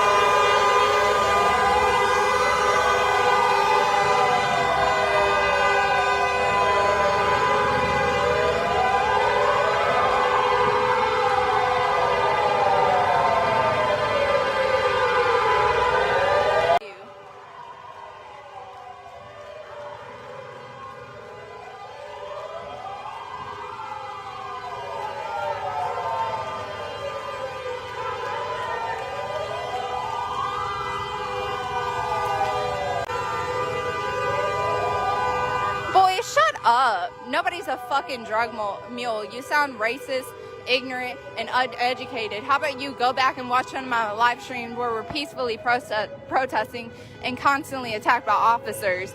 You literally know nothing about the march except the shit that you hear on Fox News. You racist bigot.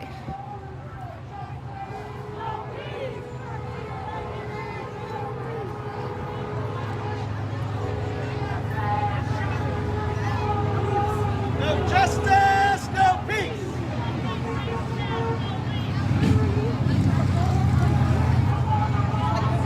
Justice, no peace.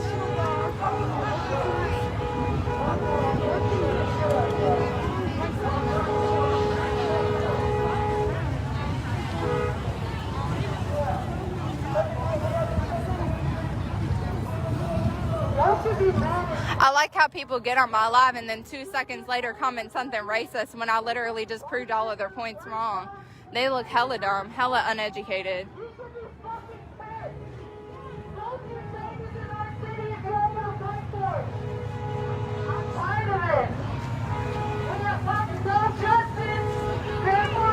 Yeah, we were peaceful last night. Where did you see otherwise? Like I said, go on my fucking live and you can see ignoramus. I hope your wife cheats on you if you even have one.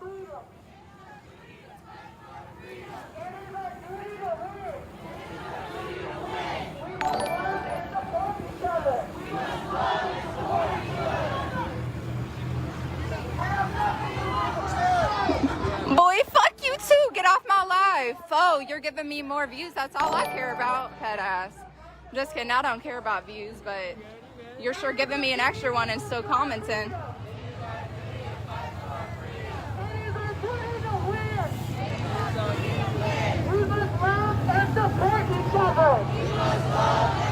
I'm guessing the reason why you stuck up the middle finger in the comments is because your wife is already cheating on you. I'm sorry to hear that, Greg. She's probably cheating on you with somebody who actually understands that the protests in Louisville have been peaceful, unlike you, because they actually watch a lot before they comment on it.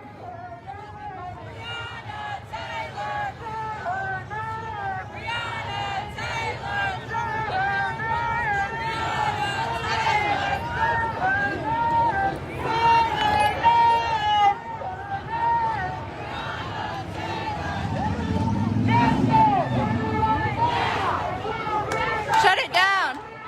Shut it down! Now! Shut it down!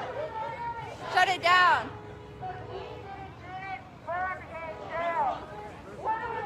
Justice!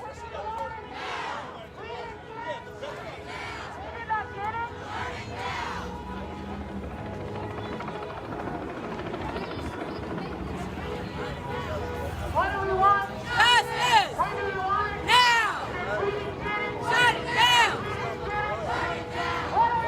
Justice!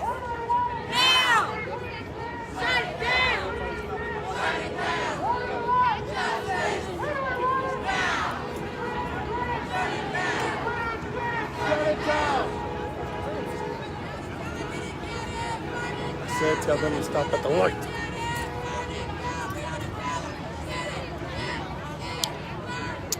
Pro tip, if you have to start a comment off with not trying to be rude, it's most likely rude and racist. I have a really big suggestion for you. Get the fuck off my live. Thank you. Who's that? I don't know.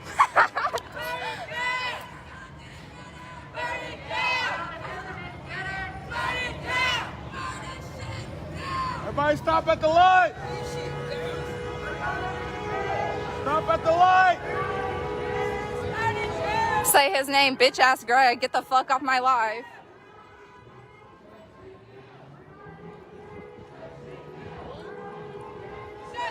Everybody stop at the light! Stop at the light! 30 minutes? I'm gonna go home, nigga. It's dark, bitch.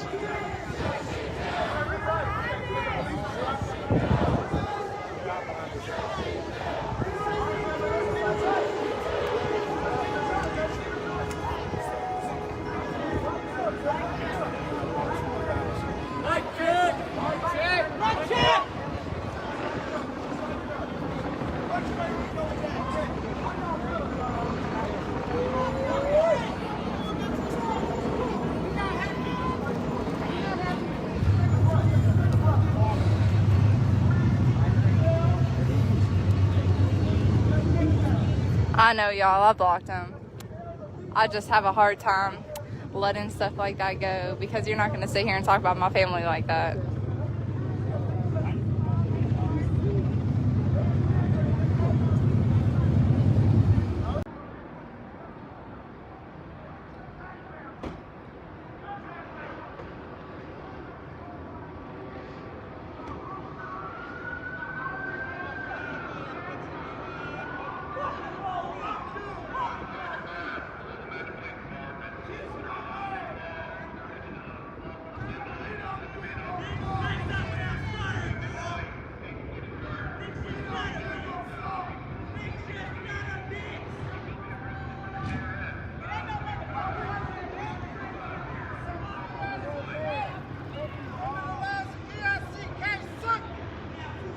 Somebody tell him to wait until the man catches us. There's the police right behind him.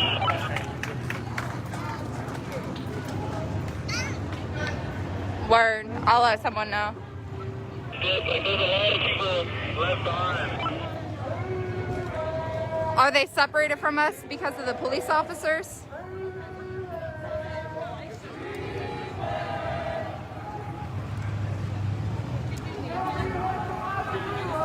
This is what democracy looks like. This is what democracy looks like.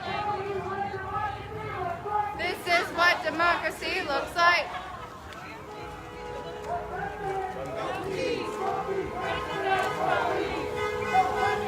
No peace. Fuck these racist ass police. Y'all, every time we're organized, the police mess up our plans by agitating. I understand what you mean by that, but at the same time, let's be aware that the police listen to everything and understand what our plan is in the first place. So they just do anything in their power to obstruct it.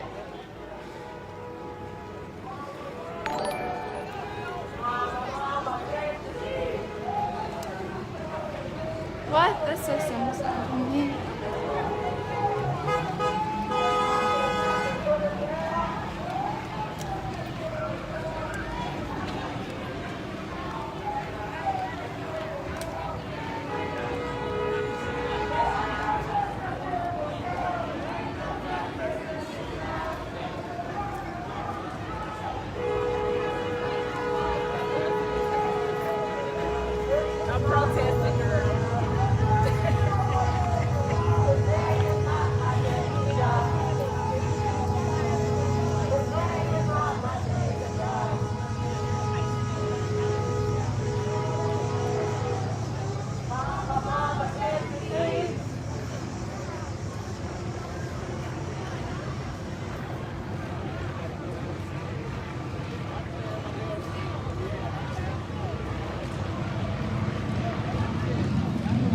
Whenever someone says they're from out of town, let's not berate them. Let's thank them for coming in our city and standing up for what they believe in.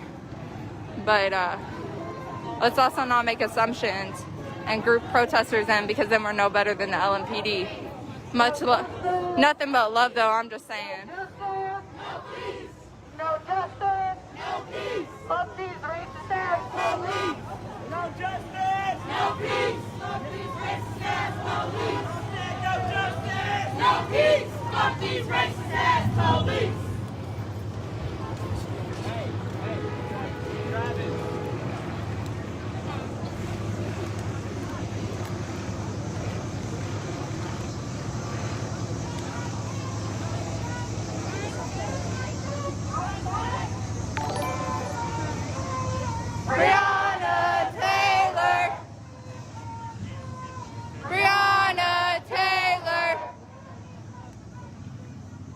This is what democracy looks like.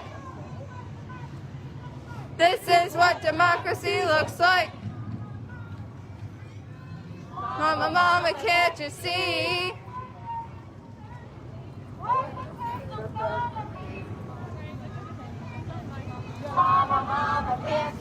You're good. You don't have to apologize. I was just saying, let's thank the people coming from out of town, because there's definitely power in numbers. But again, like I said, nothing but love.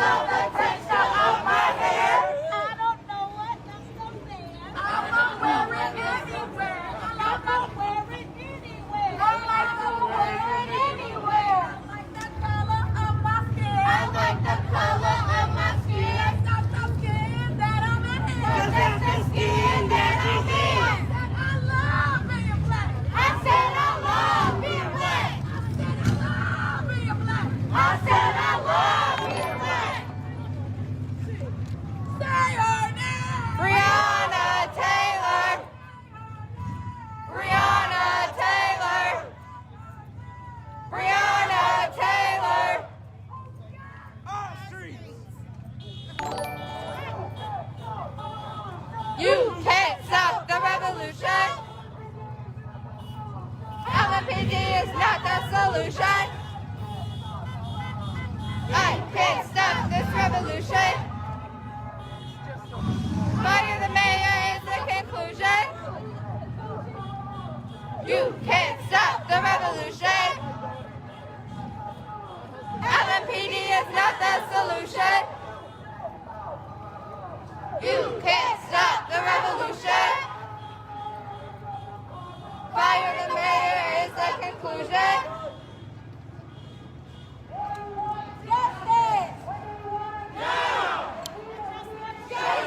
Okay, y'all. I'm about to hop off here. I just wanted to show you all a small fragment of their march, because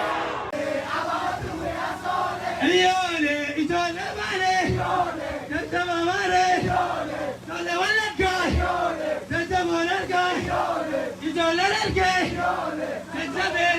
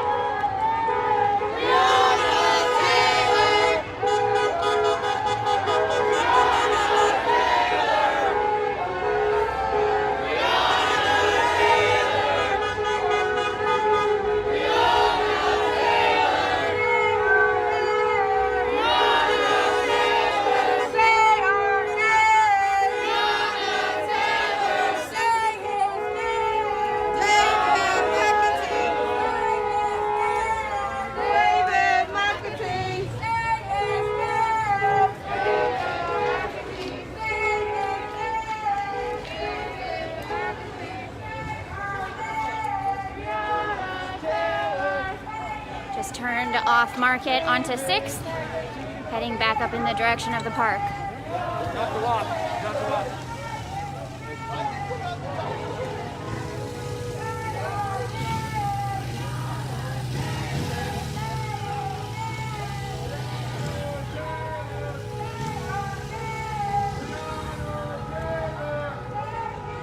National Guard members there.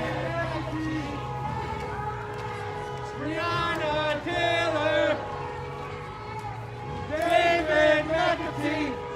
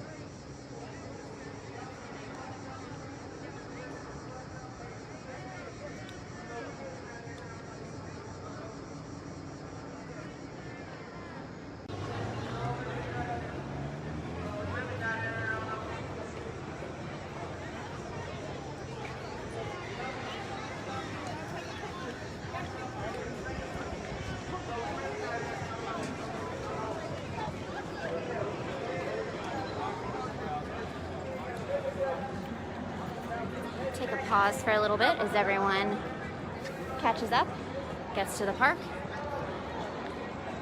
There's still a crowd kind of following behind.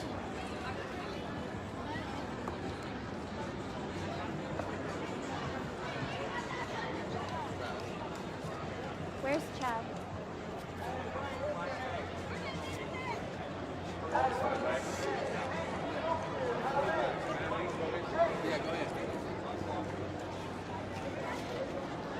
Is Chad up there? What? Chad's back here. Oh. Right here. Do we need someone in the crowd right now?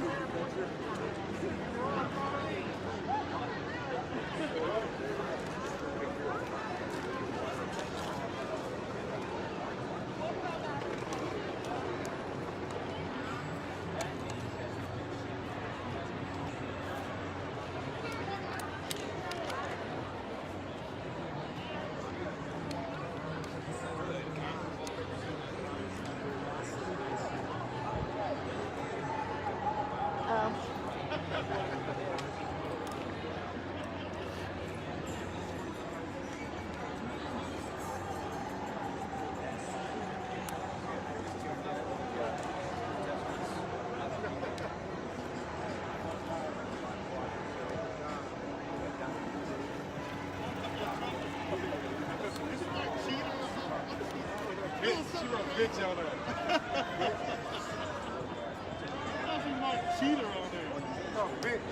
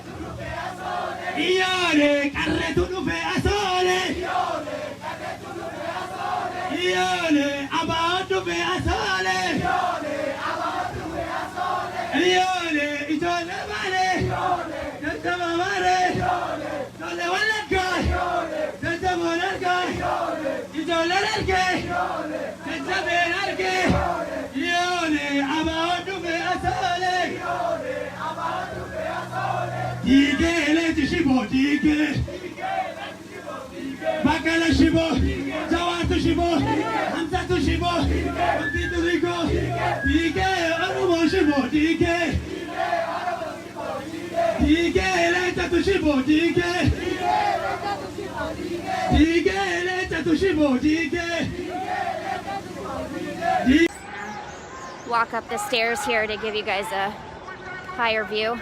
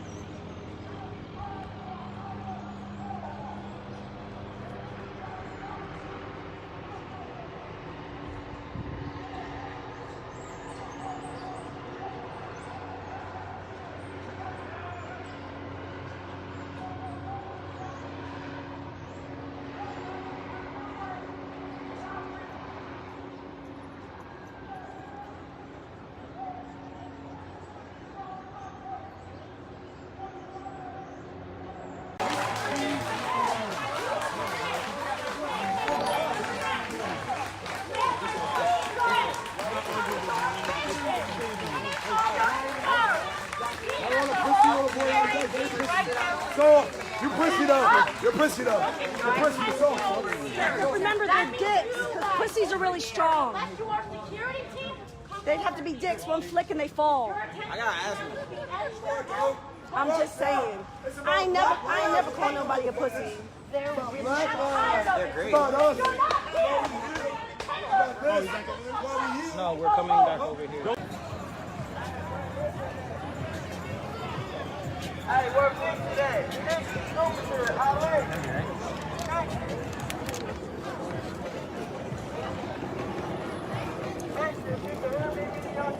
Hey, what?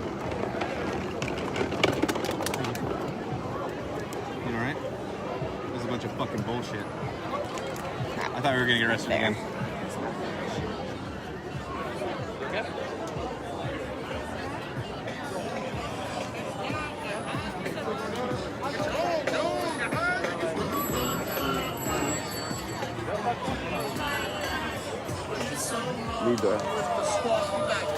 Lead the way.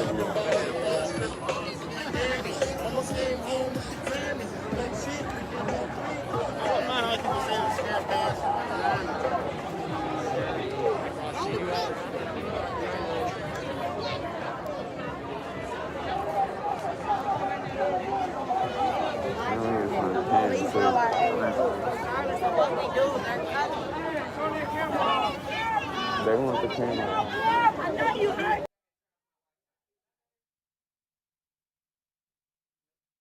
Up to Goliath, the same Goliath that looked upon the little people, the same Goliath that looked down on the weak, the same Goliath that saw in the Justice! Now! Justice! Now! Justice! Now! And if we can't get it, shut it down! No justice! No peace! No justice! No peace! Black lives matter! Black lives matter! Black lives matter! Black lives matter! The cops and the clan go hand in hand. The cops and the clan go hand in hand. I said the cops and the clan go hand in hand. The cops and the clan go hand in hand. No justice. No peace. No justice. No peace. Hey, hey. Ho, ho. These racist cops have got to go. Hey, hey. Ho, ho. These racist cops have got to go. Hey, hey. Ho, ho. These racist cops. Still $0 in property damage done by Orlando protesters. See if we can run some numbers on what it costs for 50 to 60 officers and 25 or so vehicles for 2 hours.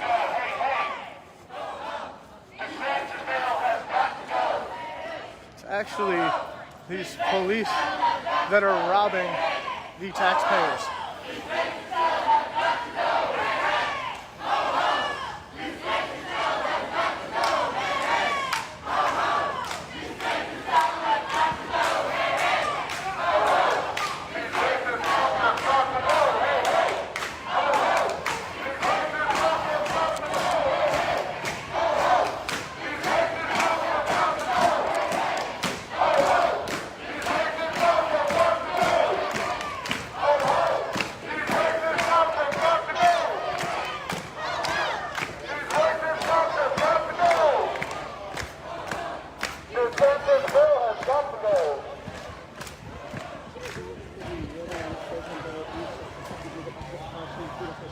Okay, that's fine. Thank you. I'd rather let you know than you wonder where we were. 100%. Thank you. Love you. Love you. Reach out. Reach out. How you doing, sir? Stop white supremacy! Stop these racist-ass police! Stop these racist-ass police!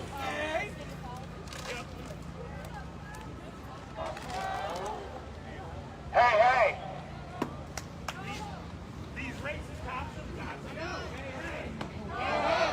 These racist cops have got to go! I'll get you back.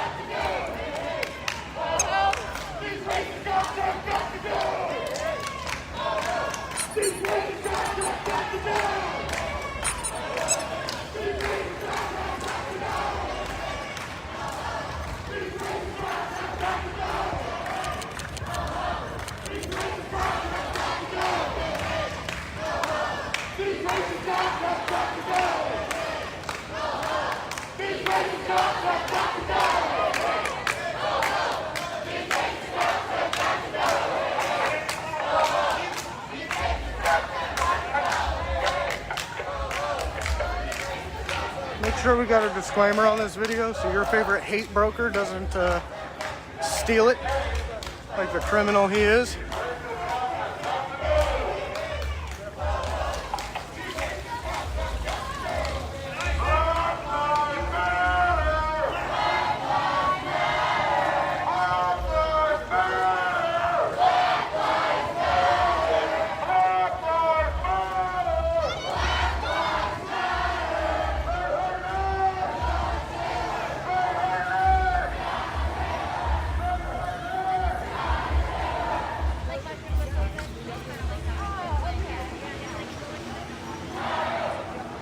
Oh yeah, nice job, team.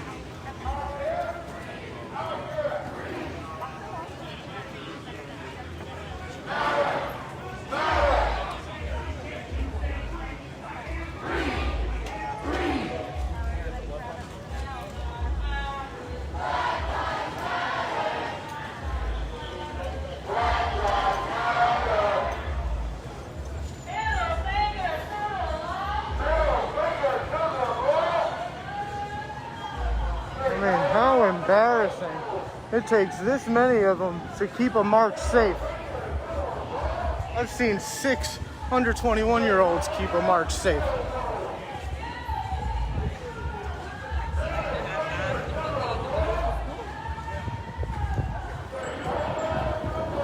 This is even worse.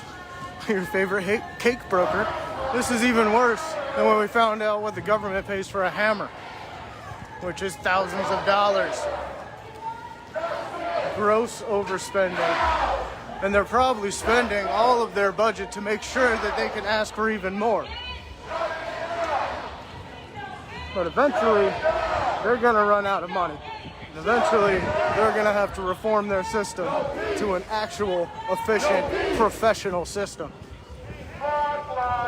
This is incredibly corrupt, lining the pockets of politicians, serving and protecting those political interests instead of serving and protecting the American people. Oh, I've tuned into a Portland stream.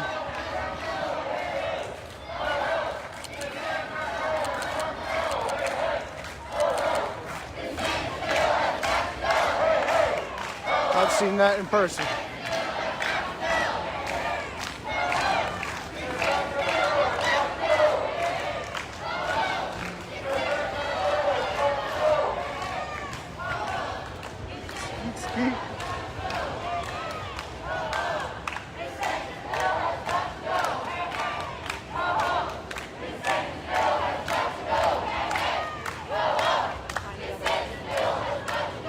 So just keep pushing, right?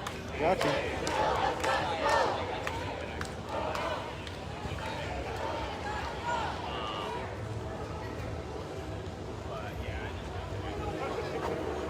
Take it to the streets to fund the police. No justice. Take it to the streets to fund the police. No justice.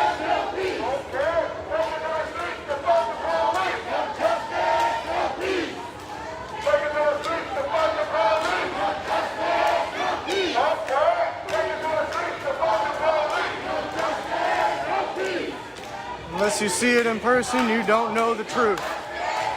Get off your ass. Get out to a protest.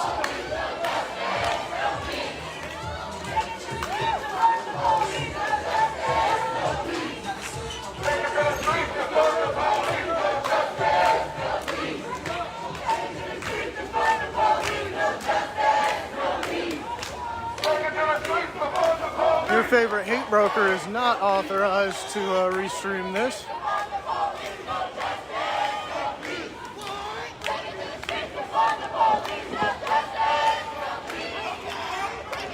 So be sure to Google Stephen Oatley. I don't know if he's been honest about his criminal record with his viewers, but it's worth asking about. Notice most bootlickers have criminal records.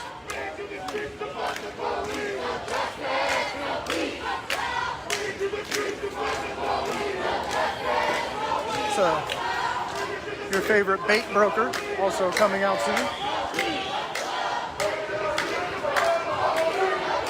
Kay Slaughter from North Carolina. Katie from...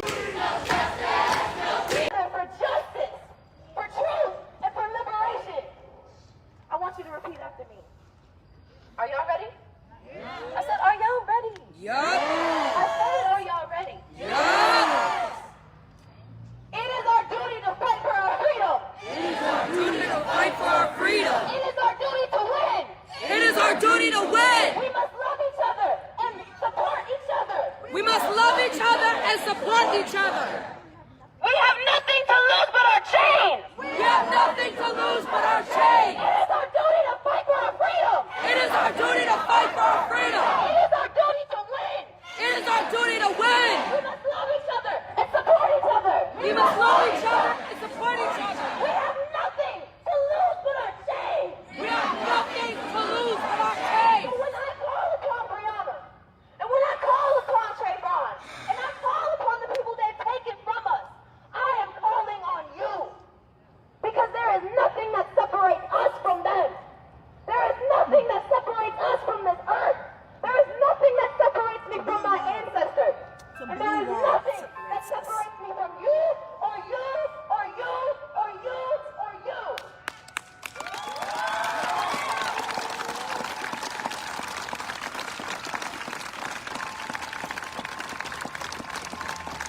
So it doesn't matter who stands on the side and shows up to disrupt, and shows up to say that black lives don't matter, or that trans lives don't matter, or that Brianna's life didn't matter, or that Tamir's life didn't matter. It doesn't matter what they say, because nothing, unbeknownst to them, separates you from me, and nothing separates me from you. And I know damn well, ain't nothing gonna stop me from being free.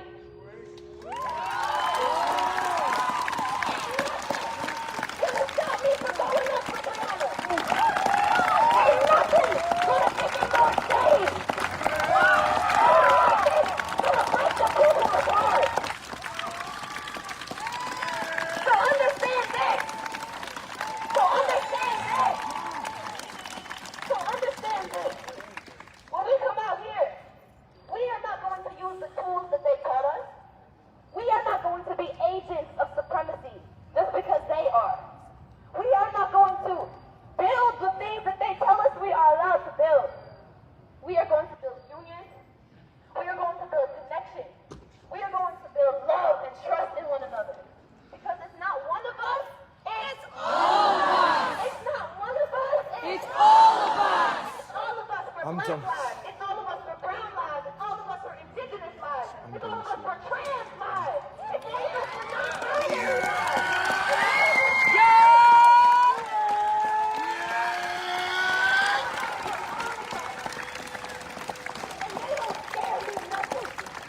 They don't scare me not one bit. They don't scare me because they are unknowing, because they're misguided. And it's not my fucking problem. It's not my fucking problem. It's not my fucking problem. It's not my problem that they didn't teach you how to love, or how to view humanity, or that capitalism doesn't work for you either. It's not my problem that you didn't learn how to love.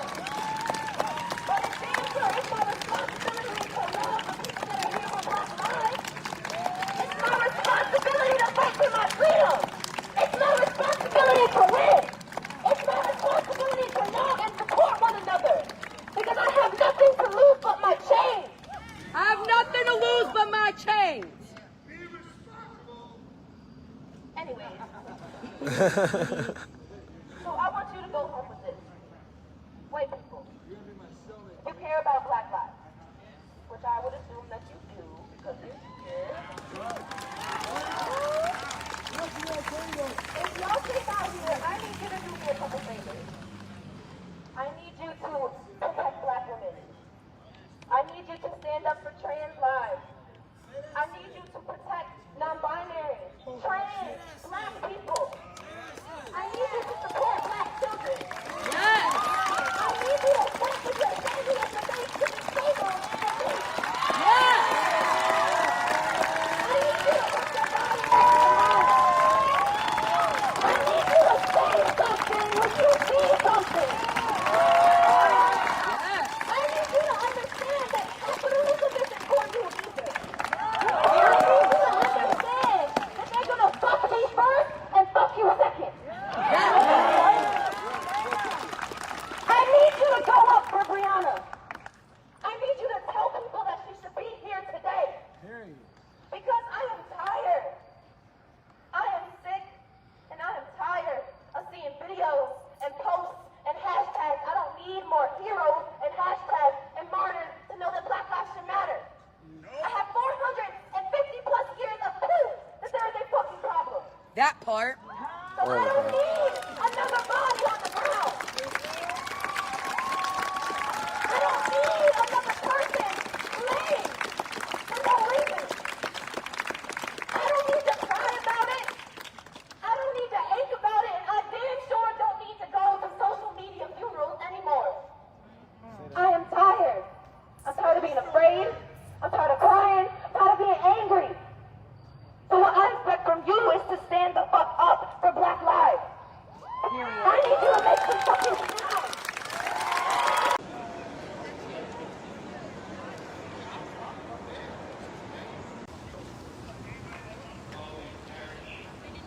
Everybody's sitting down on the steps. What else going on? What's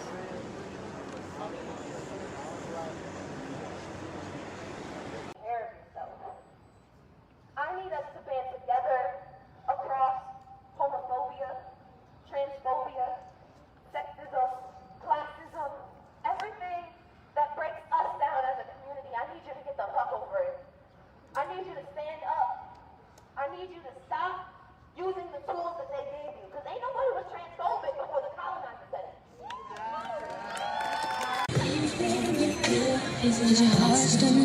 Oh, y'all got it. I thought she needed the aux cord, but she already got it. She already got it. It's okay. I mean, I couldn't, if I wasn't doing Facebook, I couldn't use my phone, which is already. So creeping all the way up as far as he can to the curb.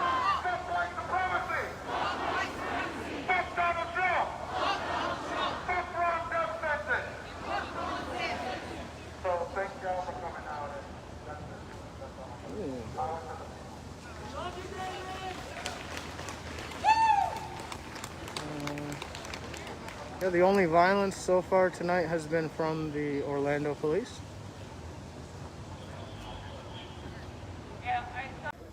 A lot of shit.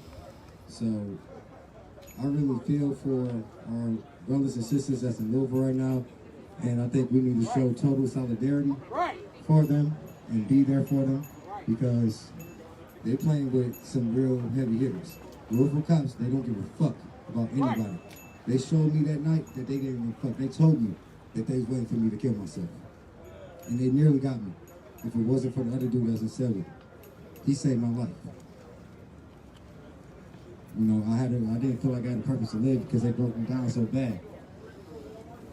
But I feel like seeing all this and seeing all y'all being here, this is moving for me as a black man. This is moving to see all y'all down here in total support and solidarity for Black lives and indigenous lives and oppressed lives or whoever. We all have to be like ants. We all have to be like mosquitoes. We have to be like flies. We have to be like bees. We have to work together. We have to move together. We have to grow together. And we have to be a unit. We can't have any agitators outside the group. When they say we move as a unit. We move as brothers and sisters. cousins and sisters. That's the whole thing. We have to move as a unit. So that's all I wanted to say. And, you know, God bless for our brothers and sisters in Louisville. You know, one up for them. And let's get justice for Breonna Taylor, y'all.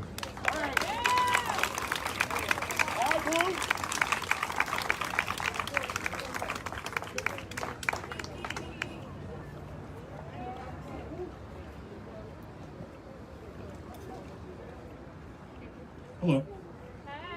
Hey, what up, y'all? So I just want to say, I'm gonna say real quick that incremental change is not enough. I just want to point that out because it's getting real frustrating. We're getting close to an election, right?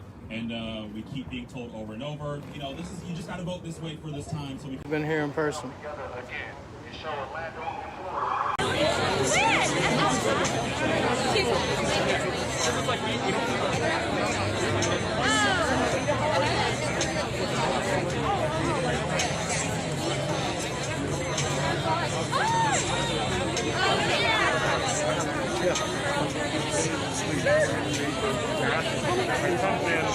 We'll do the arguing. We'll get you some shitty agreements. Right.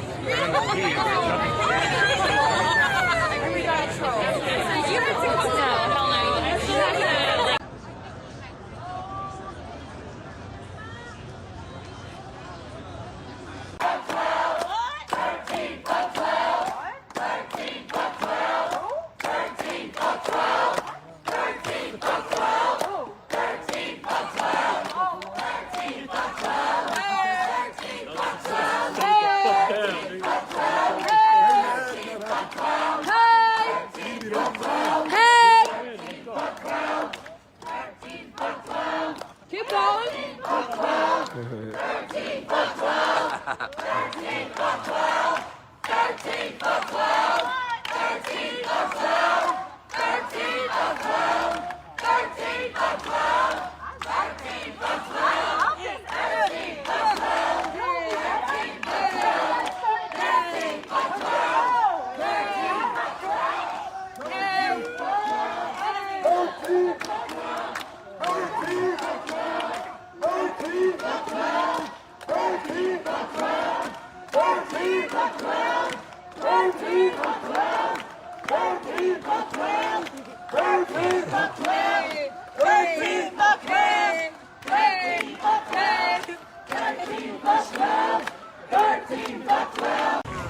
I know it wasn't. But that was just funny the way he did that one. You like that video?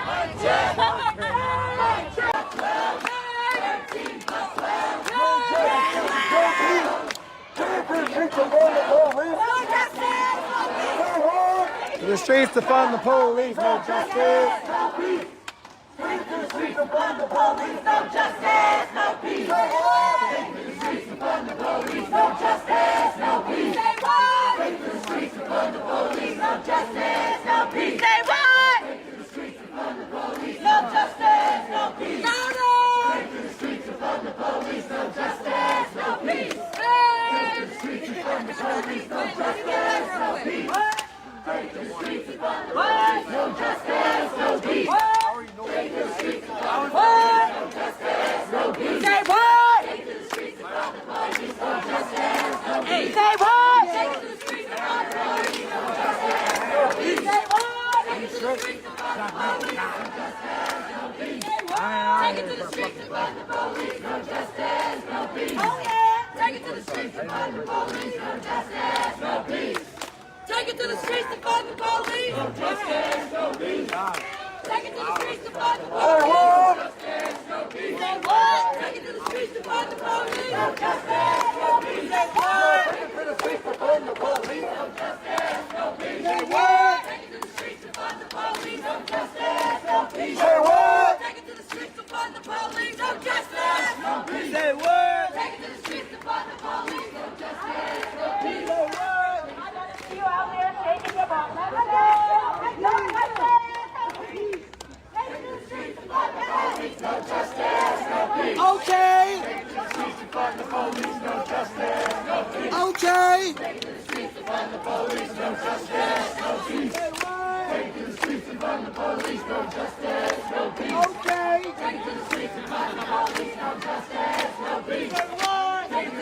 defund the police. No justice. No peace. Take the streets to find the police. No justice. No peace. Take the streets to find the police. No justice. No peace. Take the streets to find the police. No justice. No peace. They didn't have a permit. So I guess we won again. We won again. Take the streets to find the police. No justice. No peace. No justice. No peace. So big. No justice, no peace. Justice! Now! If we don't get it, shut it down! If we don't get it, shut it down! If we don't get it, shut it down! If we don't get it, shut it down!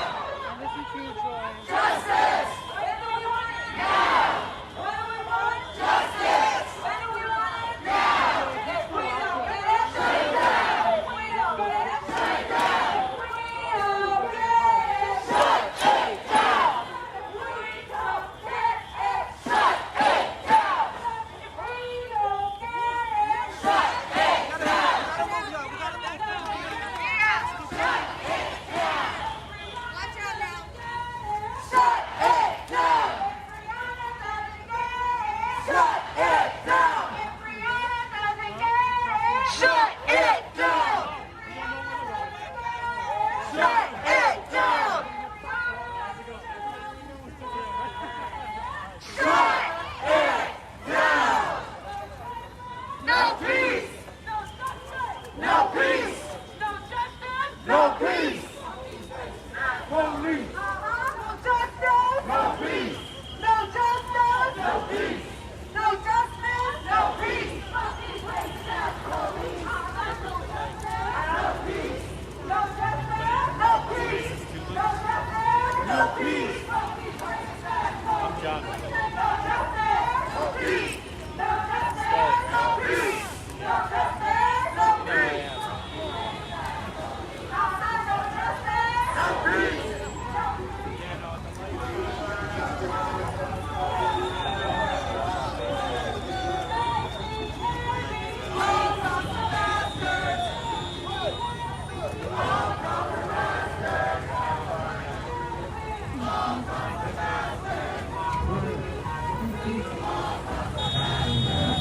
Honk your horn.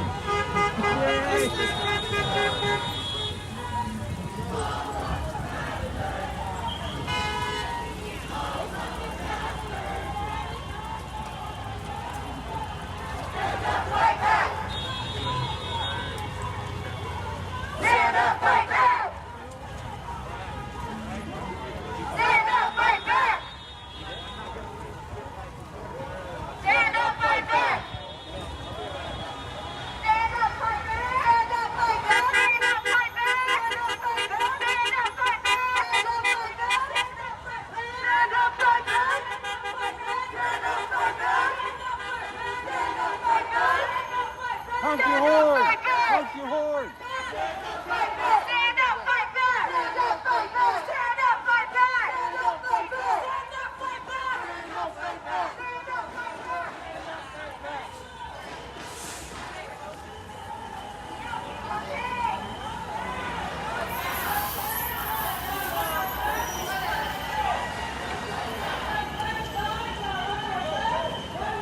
Stand up, fight back!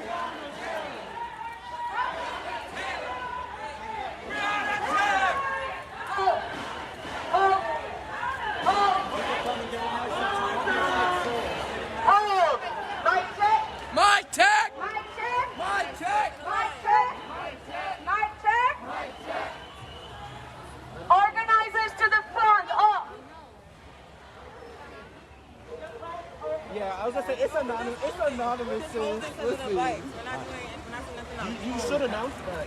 No, but yeah, that's it. Yeah. Mic check. Mic check. Mic check. Mic check. Mic check. Can everyone hear me? Can everyone hear me? Back, hear me. Go. Repeat after me. Repeat after me. Repeat after me. We gotta stop and pace. When the front goes like this. When the front goes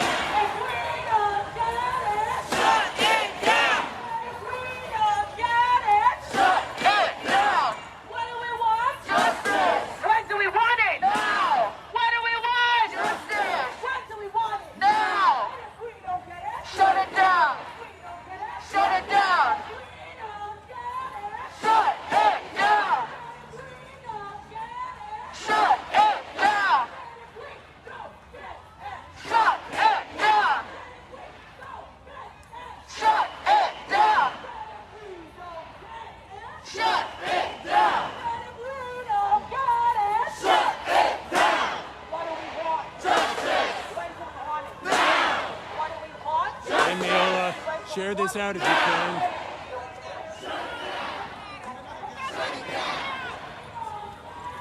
Shut it down! Shut it down!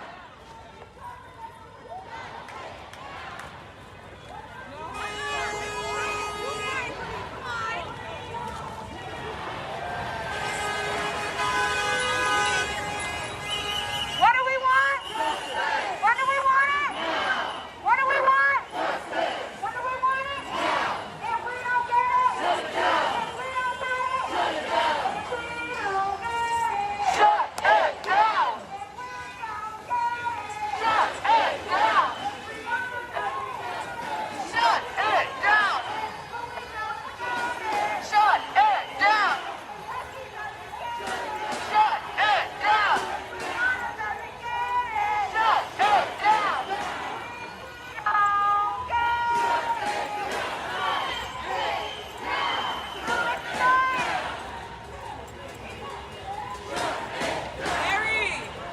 Mary, now come here real quick.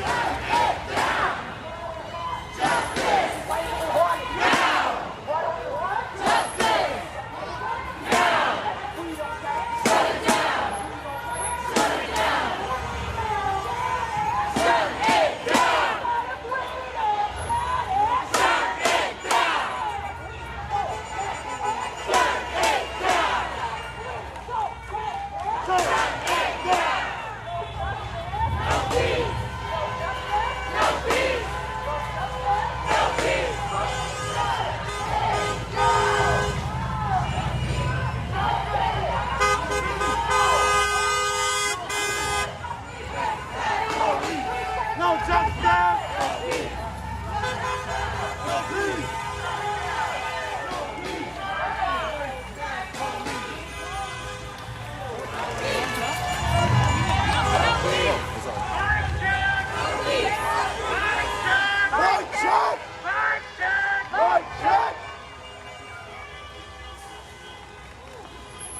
No justice! No peace!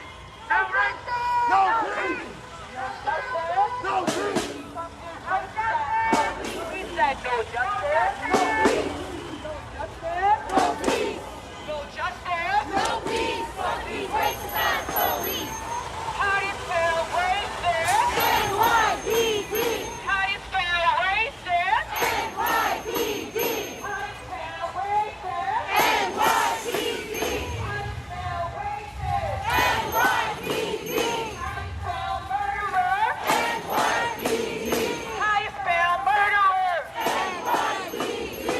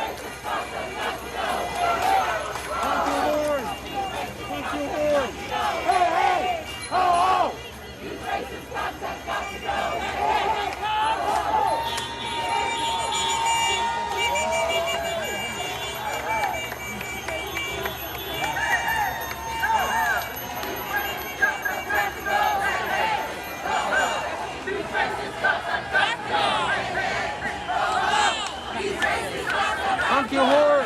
Honk your horn!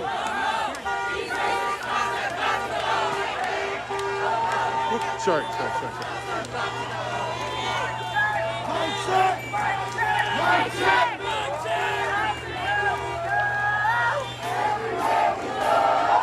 Fascists wanna know.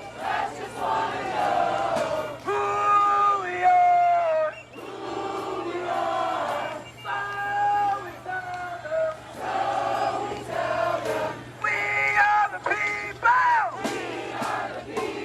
The mighty, mighty people. Fighting for justice. And black liberation. Oh, everywhere we go.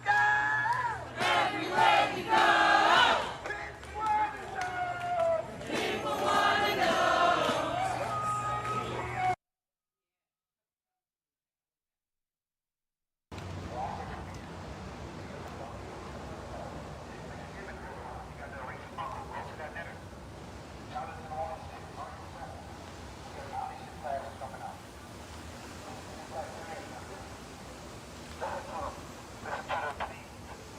Like I said at the beginning, go to the positive areas and talk to people. See what needs to be done. Kids to stranger streets, but we still did this shit.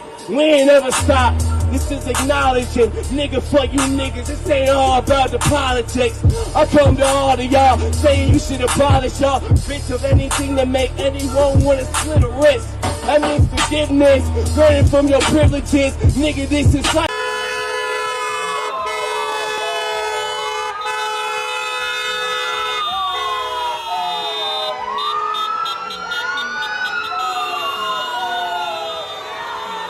Man, I cannot stress enough how much the city appears to be completely behind the movement here. Completely. You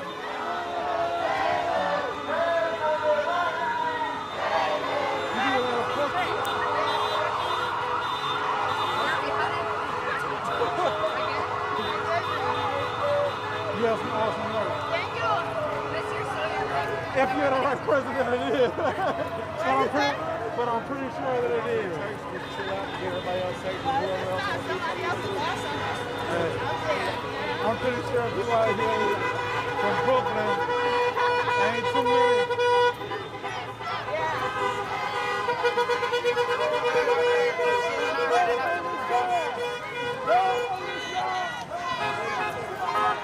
See some police lights ahead.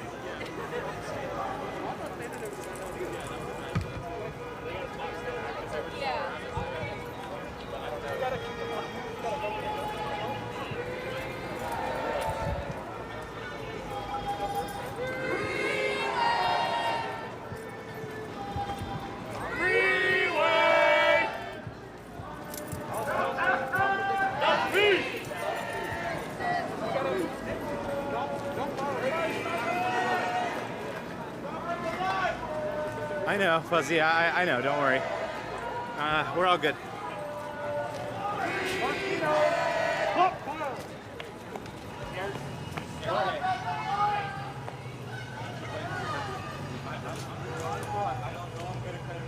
This time I'm gonna trust my instinct a little bit better, but we just got the fucking the yep, I got it too. Yeah, my life calls for it. Yeah, bro, I might honestly play safe if I like right at that, maybe, you know, yeah. I mean, I want to do, dude.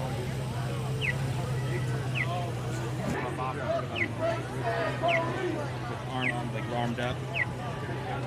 Man, I don't know, bro. Yeah, I'm just gonna kind of like, I don't know,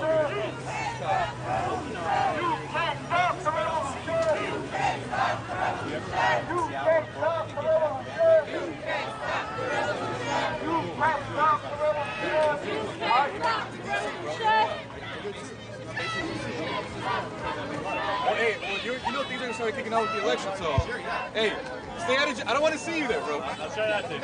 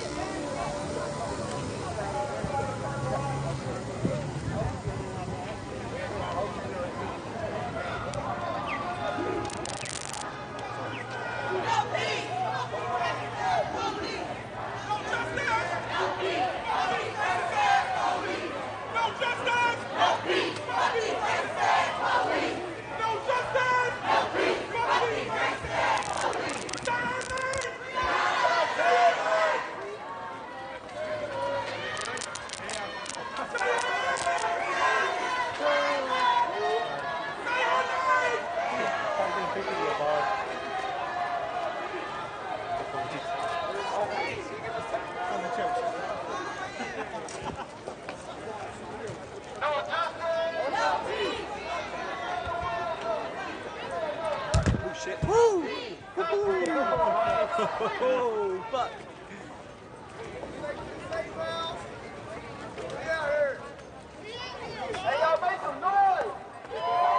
So this, by the way, is a safe house.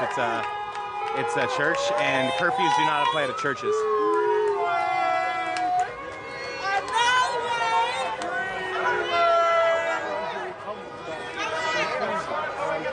Lawyer with the family is demanding that the Attorney General now release the transcripts of the grand jury proceedings.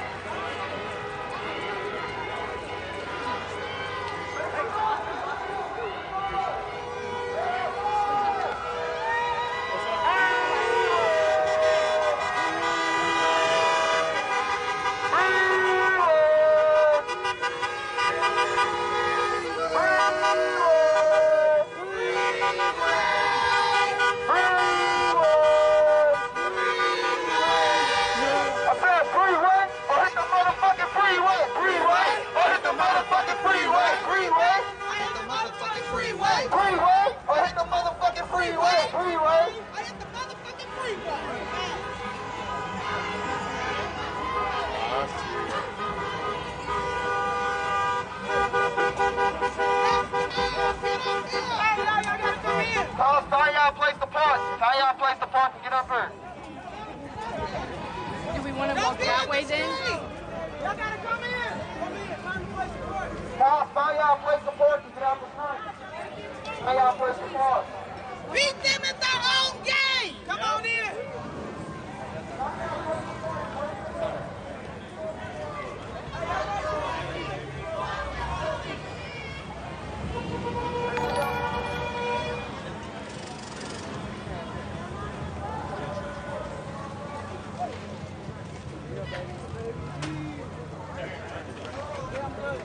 I see Jason Downey is live, by the way. Let's go!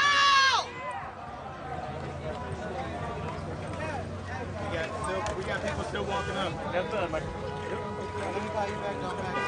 Hey,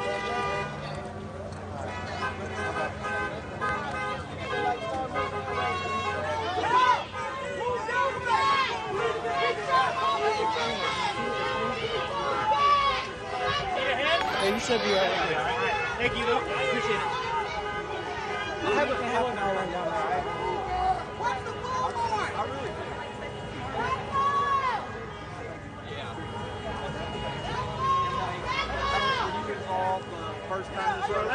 Oh, you learned that trick, huh? I learned it after 4 months of doing this. I was like, oh, rules. Yeah. Jason just learned how to do the gimbal thingy. What's up, B? You know it? You know it? Yeah, I'm mad. Dude, I'm mad today. Oh, you're mad today, Jay? I'm mad because they fucking flashbanged a bunch of kids earlier as we were marching down Main Street. Yeah. They used to be trying to die. That's awful. They're leaving people no fucking choice. I just want to make sure nobody's shit's gonna get fucked. It's like now they're flashbanging us from marching down the roads that are blocked off. That's true. Like.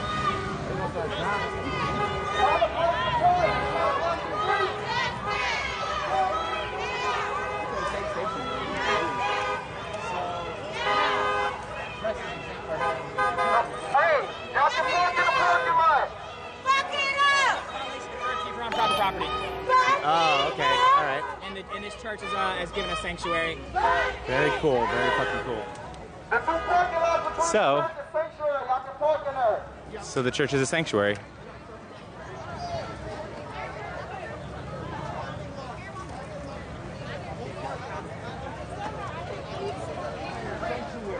So you are safe there from the curfew. You also do want to gather. So we can fill up that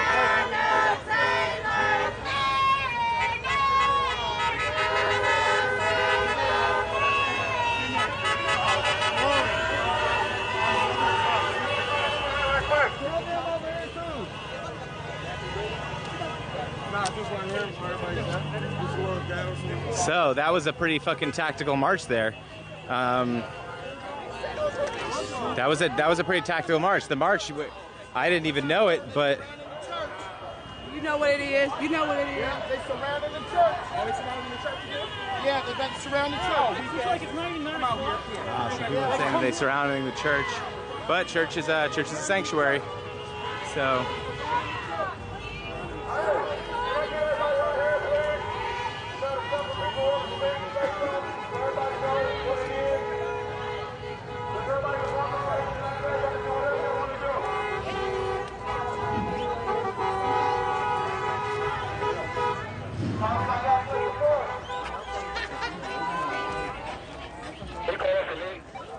Might be able to push it a little bit later, maybe.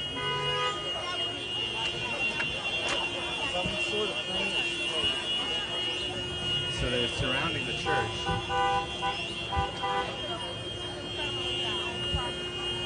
I'm booping people left and right. These motherfuckers just can't keep their mouths shut. They just gotta. They just can't be quiet. Journalist trouble, especially somebody out here doing the right thing. So I brought an extra credential just for him. You know, I might have to give him $1 too, so he's officially an employee of Black Indie Live for the weekend. We'll make sure he's well protected under the constitutional rights to freedom of press, which we are pressed tonight.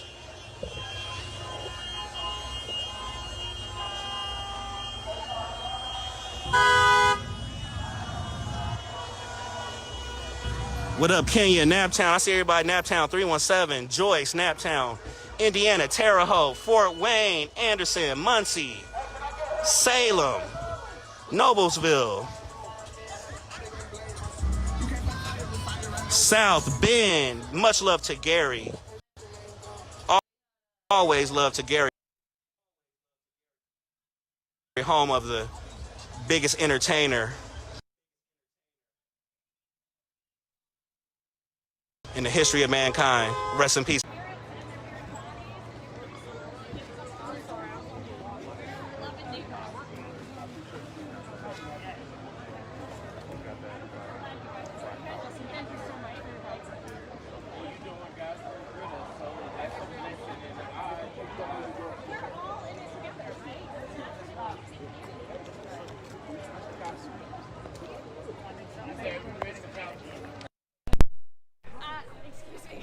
Thank you. Yes. Yes.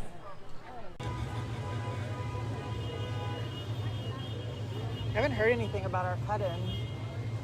She texted about it.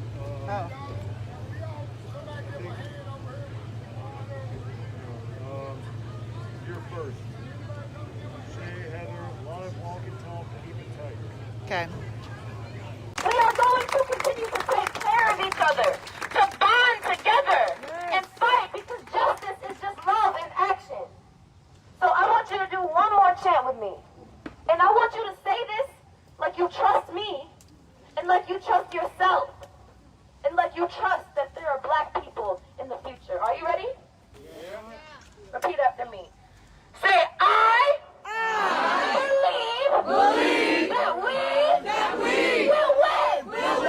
I believe that we will win. I believe that we will win. Say, I believe that we will win. I believe that we will win. Say, lives matter.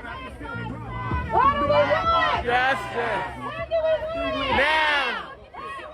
Justice. Now. Justice. Now. Justice. When do we want it? Now. We can't get it. Shut it down. It was an electric drill. Shut it down. If we don't get it, shut it down. If we don't get it, shut it down. Really? If I don't get more here, do the next shit, goddammit. Shut it down. If we don't get it, shut it down. If we don't get it, shut it down. What do we want? Justice. When do we want it? Now. What do we want? Justice. When do we want it? Now.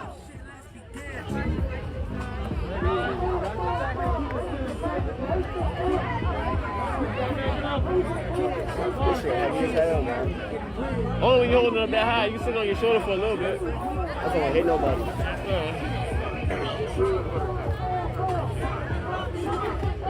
What the hell are they doing now over there?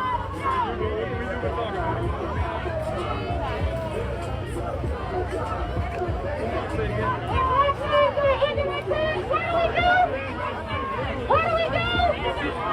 What do we do?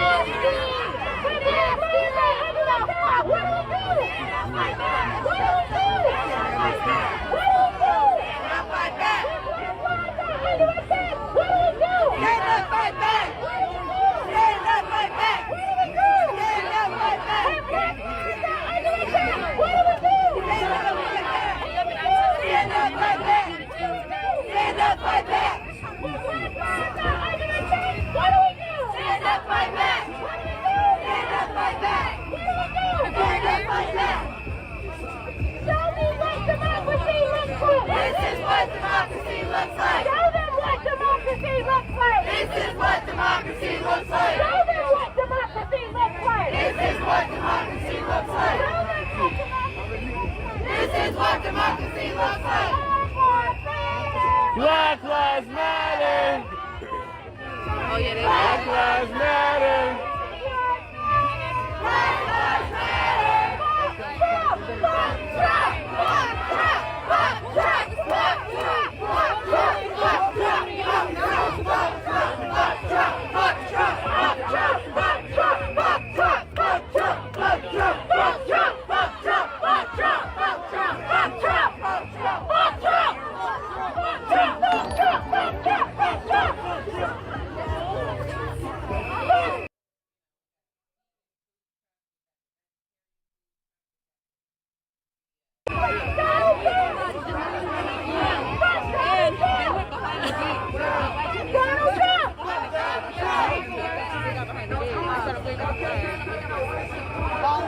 No Trump! No racist USA! No racist USA!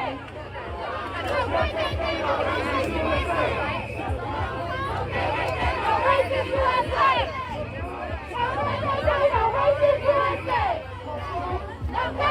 No racist USA! We got some My bad. Sorry. Everything okay over here?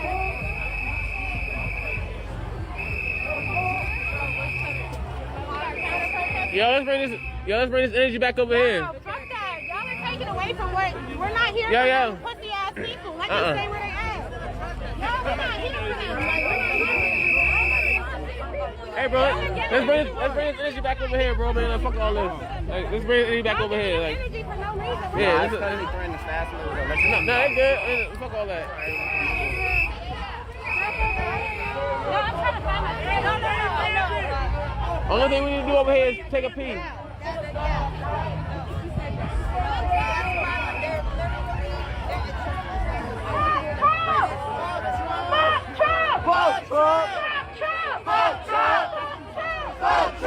Hey, for y'all asking where we at, you gotta come, park, and walk like you're going to the actual rally. We're right at the mouth of the rally. Newport News Airport, Newport News Williamsburg Airport. No Trump, no KKK, no racist USA. No Trump, no KKK, no racist USA. No Trump. We to the left of it, over by the hangars. No racist USA. No Trump, no KKK, no racist USA. No Trump, no KKK, no racist USA. So you came in, you come in, it's to the left. It's to the left of the airport. It's to the left of the airport. It's to the left of the airport. Like walk like you're literally going into the rally. Pop! We're going baby! I told you I was gonna make it, man. I ain't holding nothing, no. What's good, what's good? Told y'all be here. Told y'all be here. Yo, they won't let y'all in because of your shirts? Yeah. Secret Service. Secret Service. Well, somebody jumped on me because they thought my hat was a Trump hat. I said, no. Read the hat, shorty. Read the hat. Fuck Donald Trump. Fuck Donald Trump.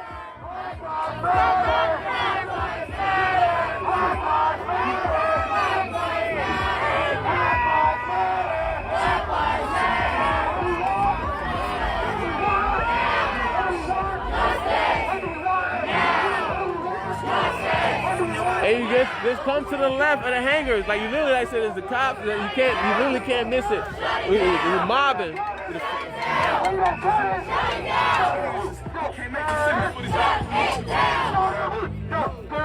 Shut it down. Shut it down. Shut it down. Shut it down. Justice now. Justice now. Justice now. Shut it down. Shut it down. Shut it down. Shut it down. Shut it down. Shut it down. Shut it down. Shut it down. Shut it down. Shut it down. Breonna Taylor. Breonna Taylor. Breonna Taylor. Breonna Taylor. Breonna Taylor. Breonna Taylor. Breonna Taylor. Breonna Taylor. Breonna was essential. Breonna was essential. Breonna was essential. Breonna was essential. Breonna is essential. Breonna was essential. Breonna is essential. No peace. We don't get no justice. Fuck 12. Fuck 12. Fuck 12. Fuck 12. 1, 2, 3, 4, 5, 6, 7, 8, 9, 10, 11, 12. Fuck 12. 1, 2, 3, 4, 5, 6, 7, 8, 9, 10, 11, 12. Fuck 12. 1, 2, 3, 4, 5, 6, 7, 8, 9, 10, 11, 12. Yo, we at the front at the hangar. Like you can't miss it. You gotta walk like you walking in.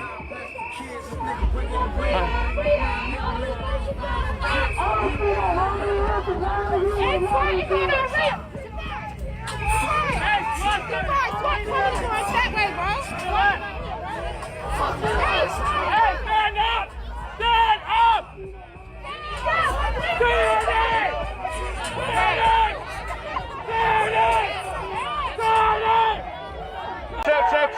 check, mic check, mic check, mic check, mic check, mic check, mic check. Hey, yo, they coming in the riot gear. We need everybody alert. We need everybody alert. They coming in riot gear. We need everybody alert. If you don't see no riot here, then why are you doing Record interactions. Record all interactions. If you don't see no riot here, then why are you doing riot here? If you don't see no riot here, then why are you doing riot here? If you don't see no riot here, then why are you doing riot here?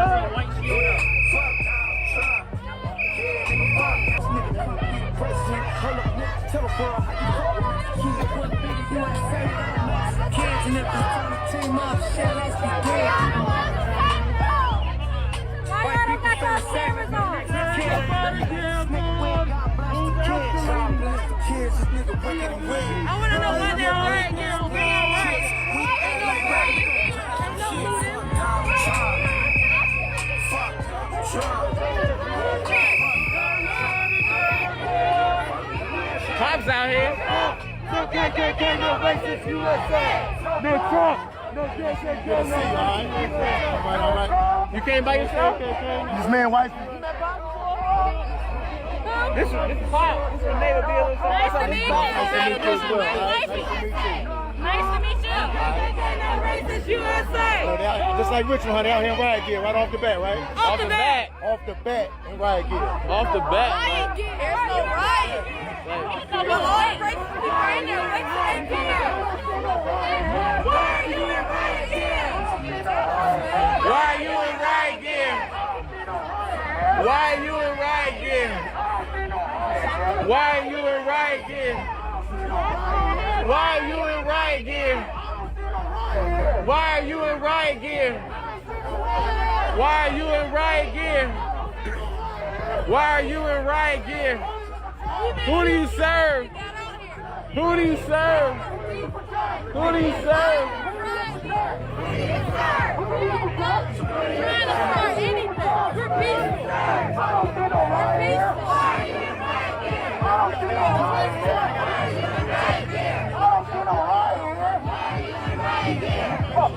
Fuck 12.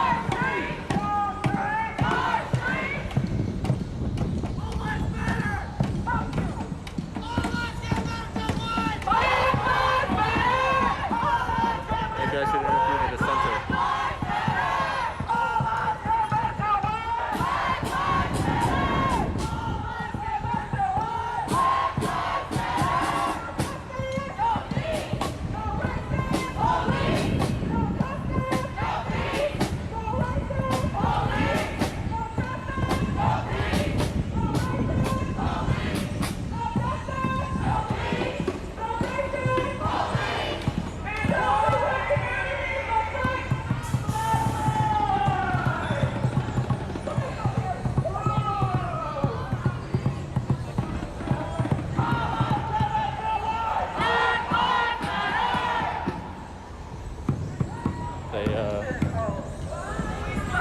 shouted the dissenter out.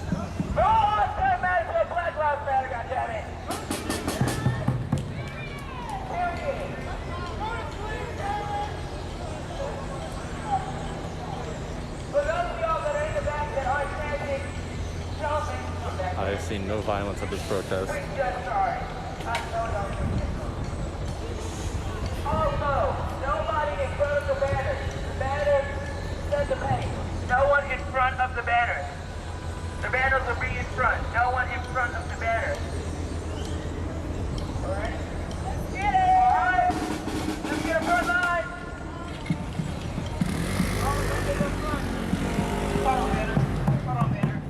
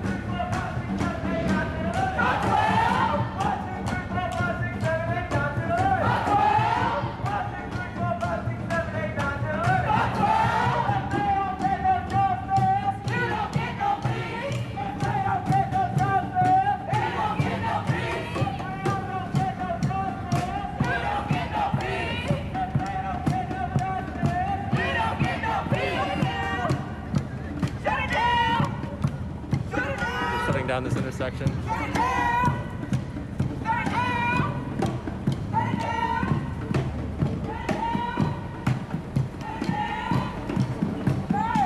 I'll try to make it to the tomorrow protest as well, the Saturday protest.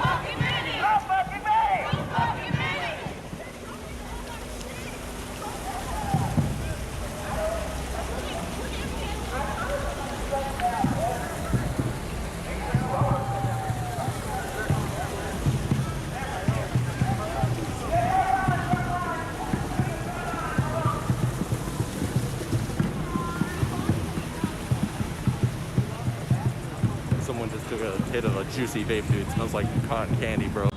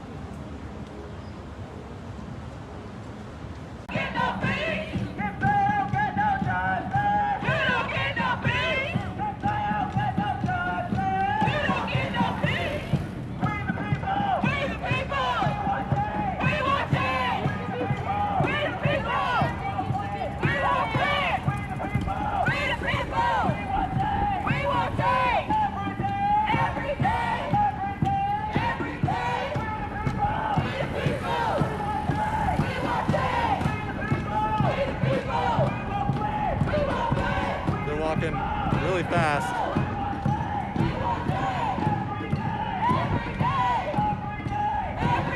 Just trying to slow down.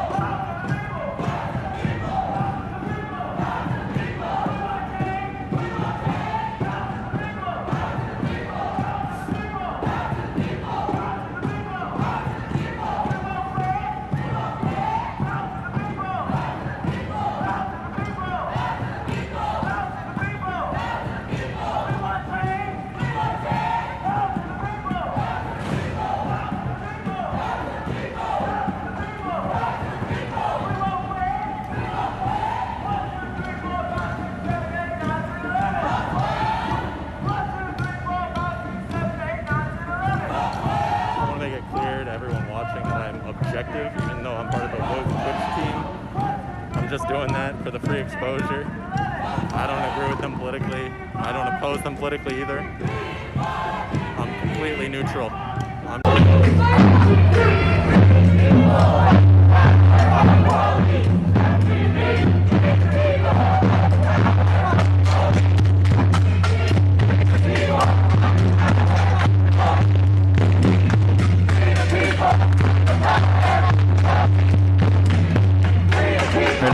Substation, Brian Ritchie's with us.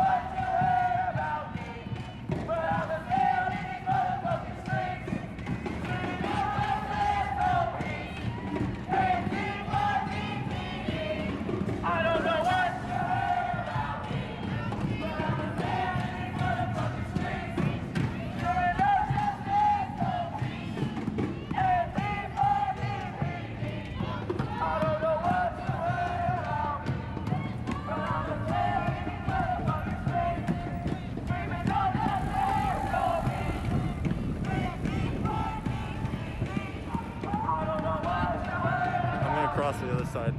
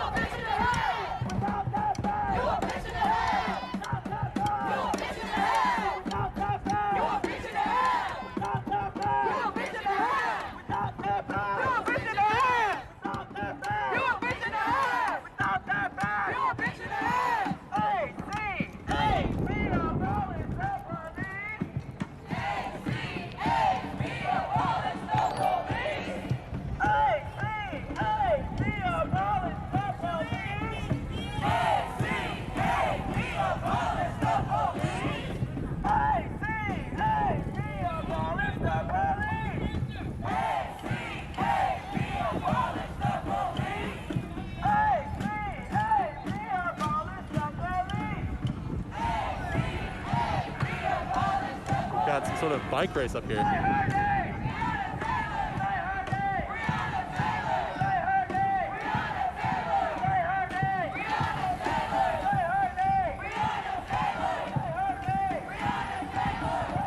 Oh shit, we're gonna clash with the bikers.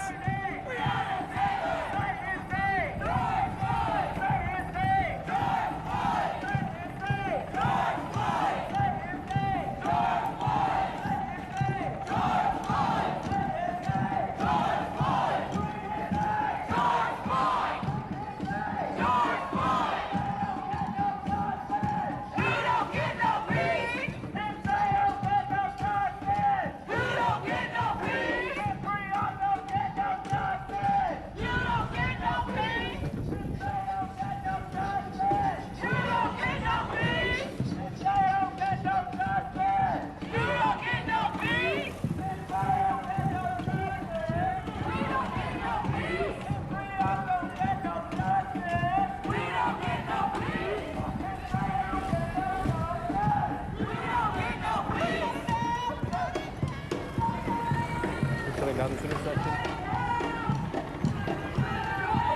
All right, I can reach that now.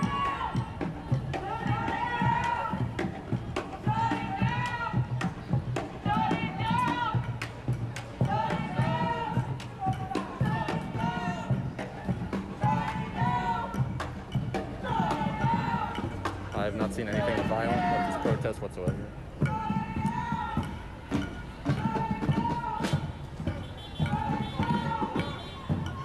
People want to stir shit in the chat, that's fine. They're just doing whatever. But that goes for both sides. Don't instigate, don't get instigated.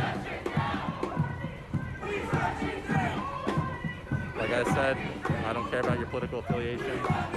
Just don't be an asshole, yeah?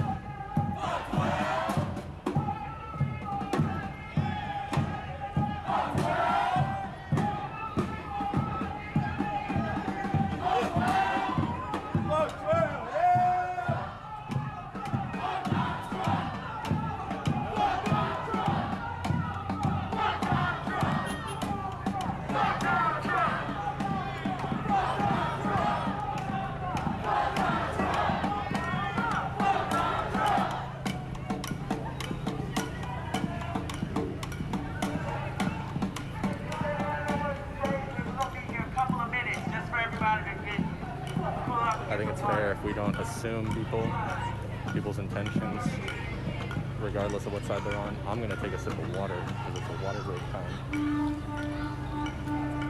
So camera's gonna get a little shaky.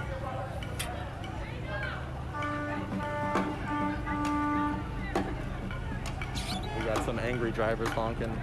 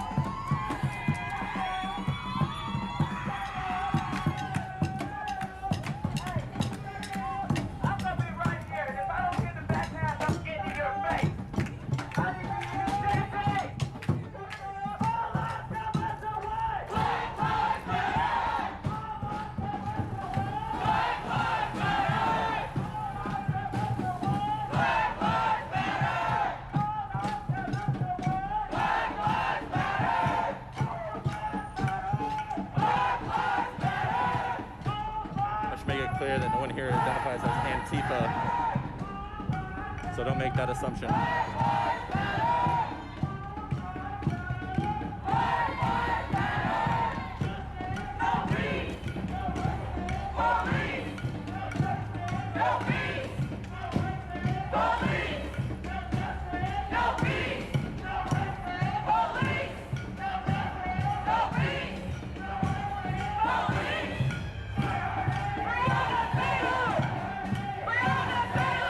Team woke just for the free publicity, my dude. I'm objective as hell.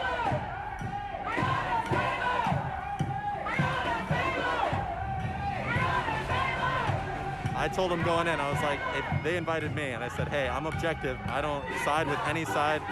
I don't oppose or support any side. But I'll take the free publicity if you want to give it to me. Maybe I shouldn't have. If people are just going to assume my political affiliation now.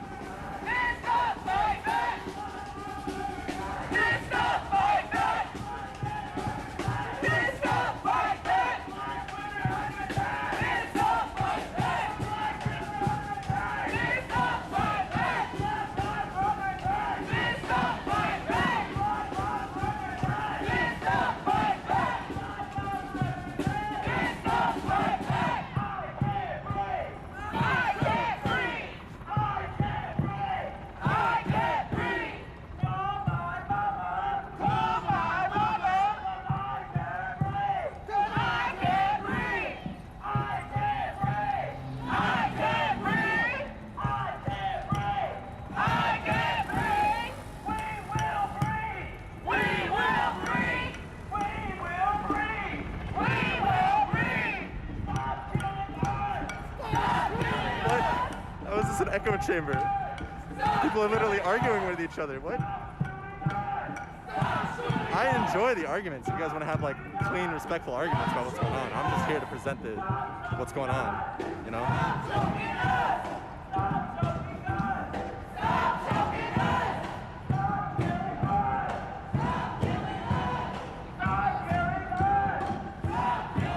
And, you know, thank you to RP Nation for boosting my signal. I appreciate it. But just like Team Woke, I'm objective. I don't support or oppose any political affiliation. I'm just chilling.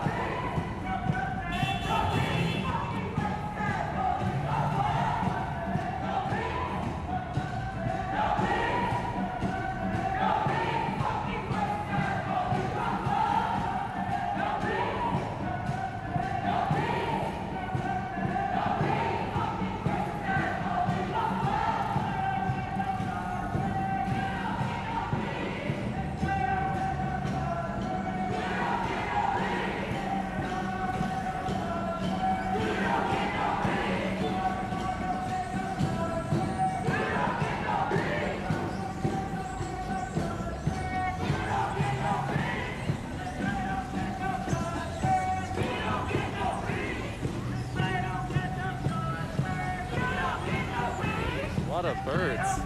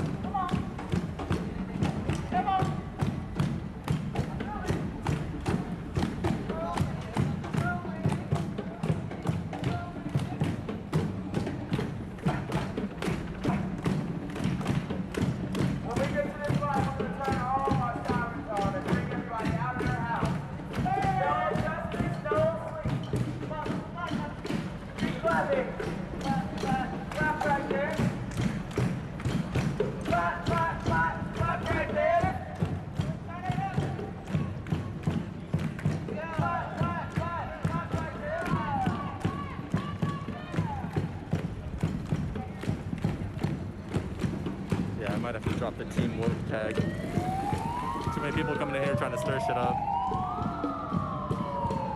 Like I said before, I don't support or oppose anybody. I'm just covering what's going on in the city near me.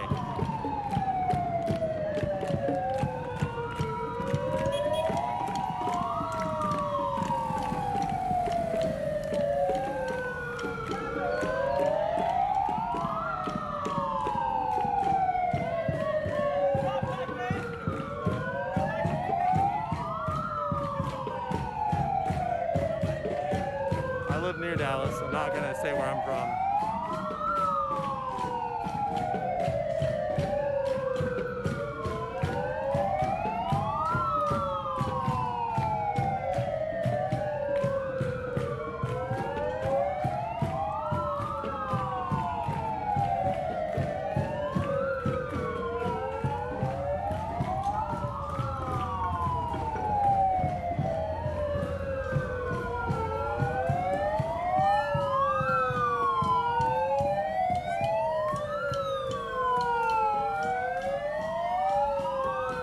Appreciate the kind words in the chat.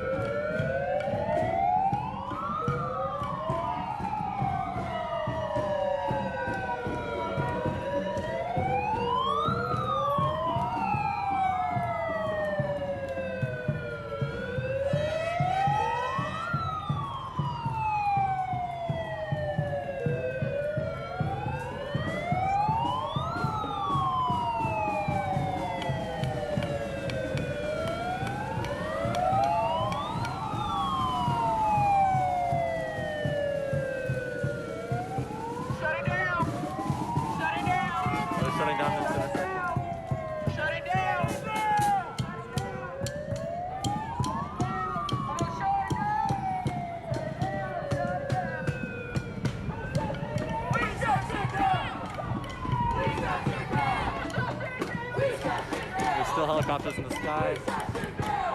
There's another one behind this building right here. We run these streets! We run these streets! We run these streets! We shut it down! We shut it down! We shut it down! We shut it down! We run these streets! We run these streets! We run these streets! We run these streets! Black lives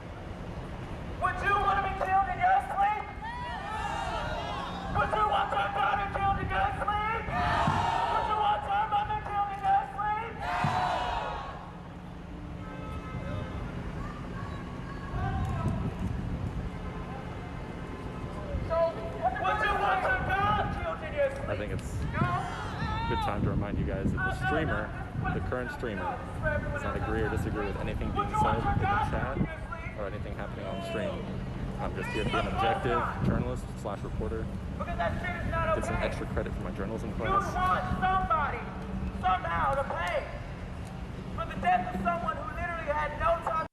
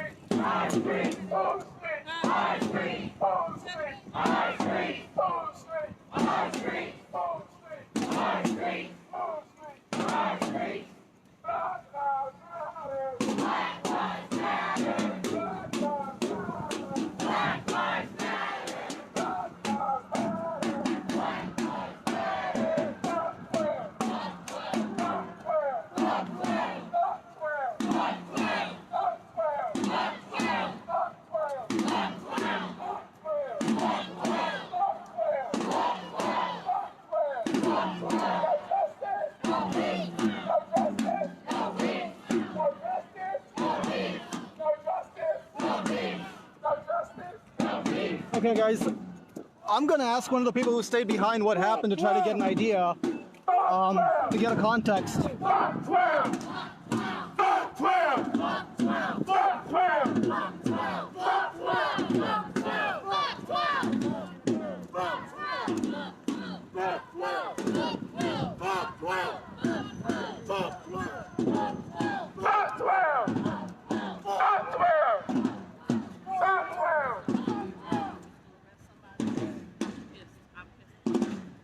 Were you here the whole time? No, we marched down to the detention center and came back. Cecil, they were the couple in the dark colors. Actually, all three of them. Okay. Hey guys, I just got back from the march and I'm live. Can you tell me what happened? Yeah. Thank you. You want to know what happened? Yeah. So about 10 cops came out, about 10 deep, approached the woman, told them to come with her and said that they were issuing a citation. Upon them issuing the citation, she asked if she asked why, and it said she needed to go with them. They said being arrested. So she was arrested. She was taken from here to Metro to get on 75th to sign a signature bond, which actually has apparently just given a ticket. But they took her from here and took her to 75th. That's what happened. Gotcha. Okay. Yep. Thank you. Absolutely. Thank you. Yeah, so, yeah, you guys heard the gentleman here. And I want to clarify that, yeah, every time I've gotten a ticket in Kansas City.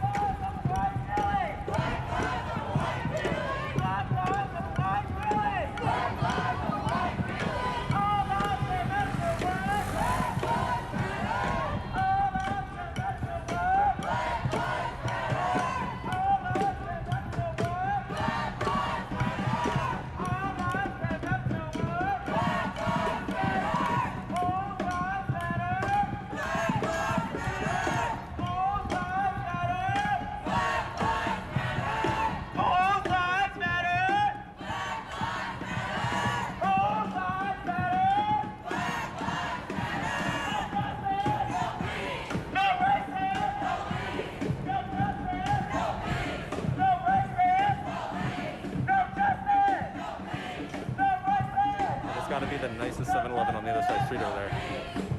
They got like Dallas Cowboys merch and everything, man.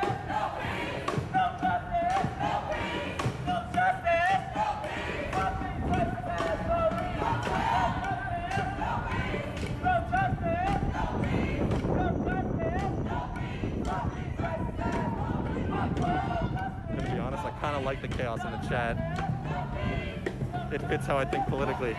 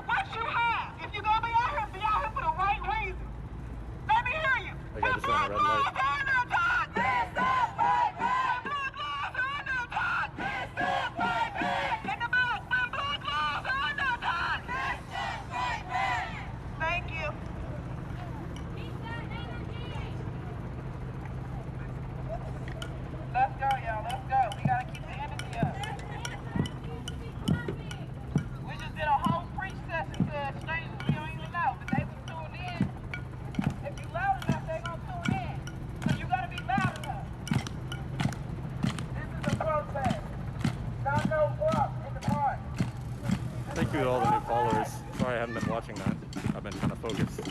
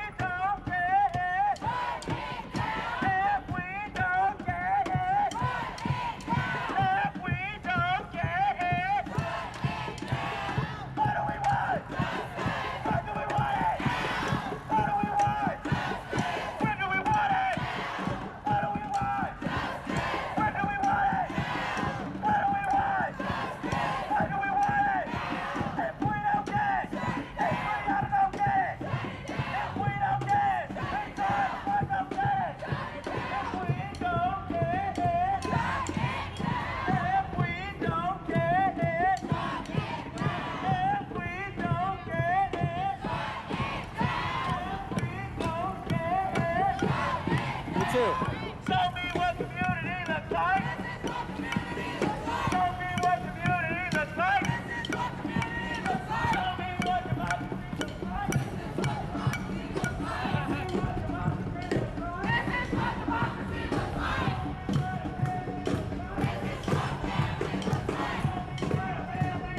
This is what a family looks like.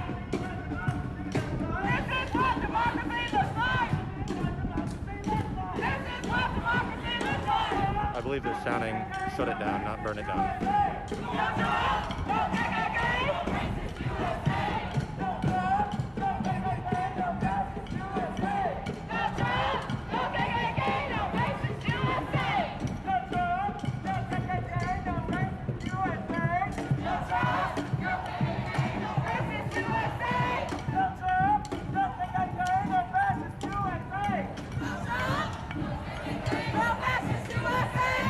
When I say go, you say go, go, go, go, go, go, go. When I say fuck, you say Trump, fuck, fuck, fuck, fuck, fuck, fuck, fuck. When I say no Trump, you say no kids. No Trump, no Trump, no Trump, no Trump. I said no Trump. I said no Trump. I said no Trump. No Trump. Black lives of a white feeling. Black lives of a white feeling.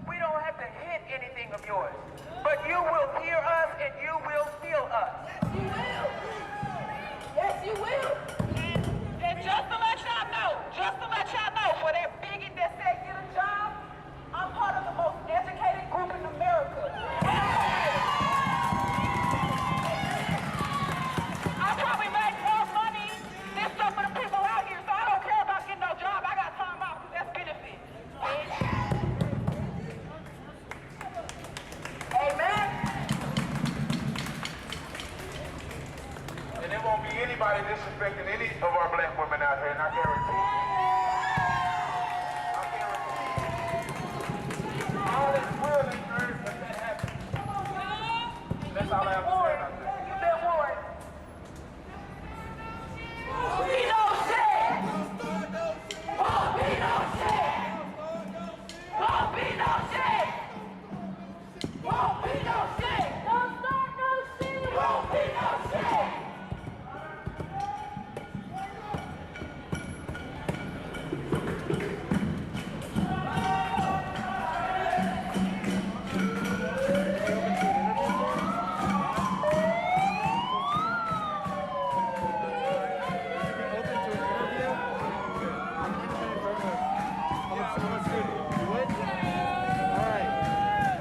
Tell me what you thought about what just happened. Yeah, I don't know, but I'm having a hell of a good time.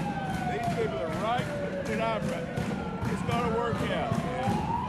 Gonna work out? Oh, hell yeah. You're optimistic? It's America, man. It always does. You gotta have people like this. You gotta have jerks like us that come in this restaurant that don't want anything to change, but it always changes for the best. All right.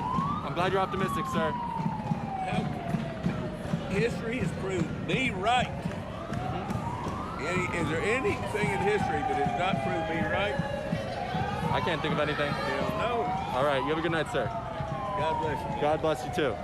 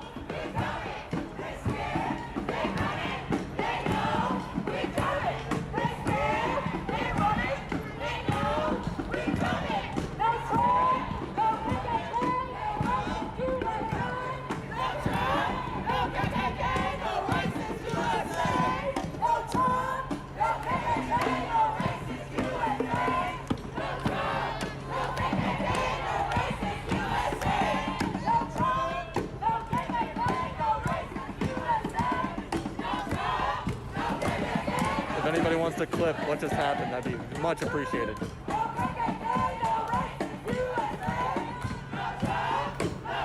Send it to Reddit, boys.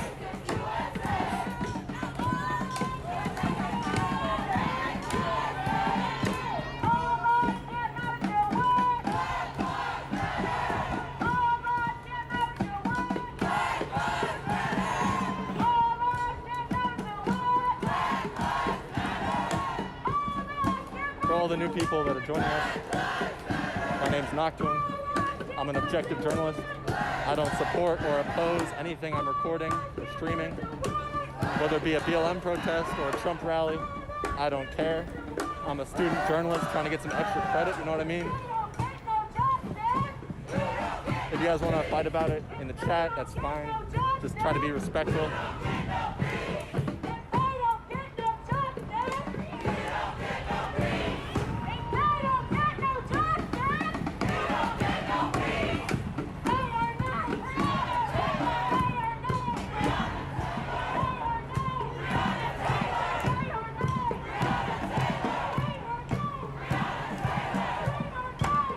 I will be out here tomorrow.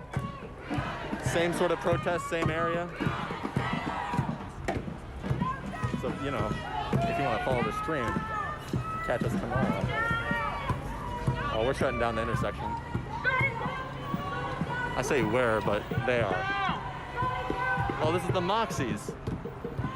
So at this Moxies Wednesday, 2 days ago, there was a verbal confrontation between organizers of the same group and patrons of the restaurant.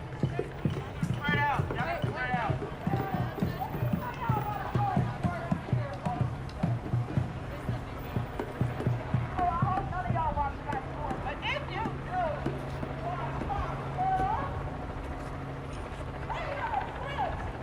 How you ladies doing tonight?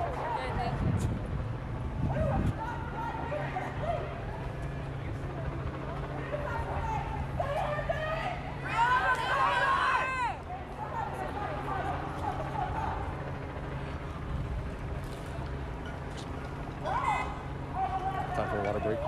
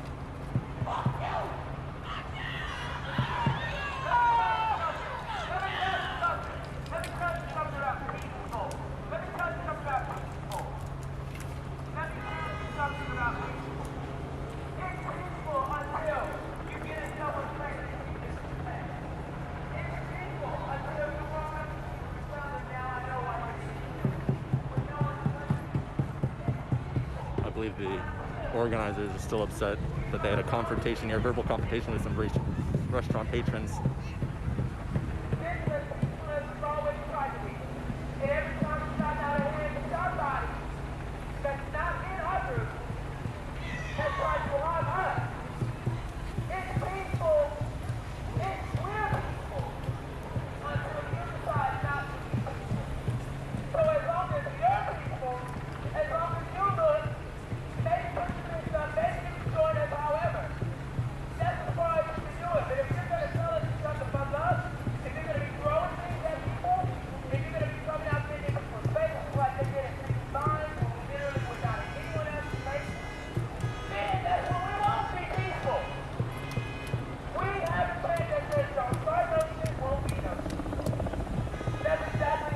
A lot of traffic backed up here.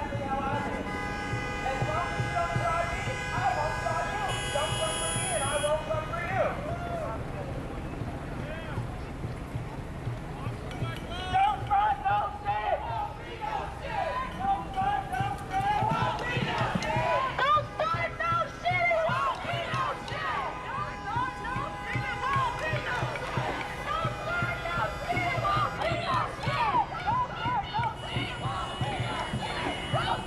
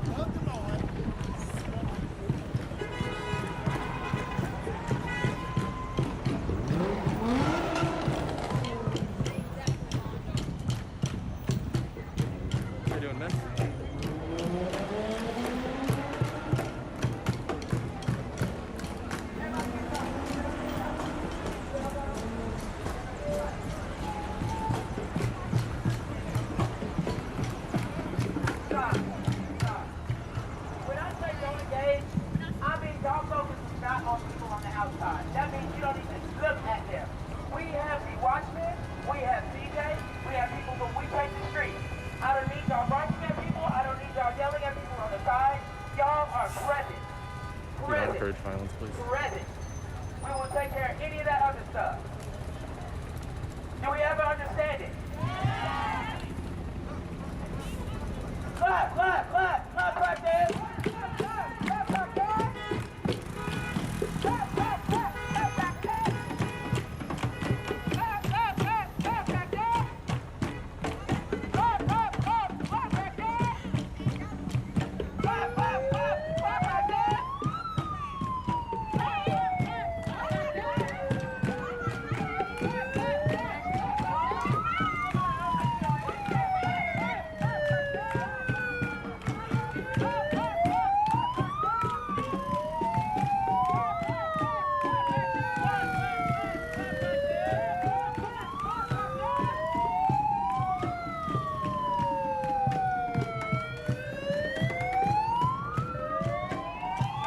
Also, for anyone just joining us, it's your 5-minute announcement that I am an objective journalist. I don't support or oppose anything I cover, whether it's a BLM protest like this or a Trump rally. You guys can fight it out in the chat as long as you keep it respectful and don't call for violence on either side. I will be out here tomorrow covering a protest by this exact same group at the exact same time, going through the exact same area.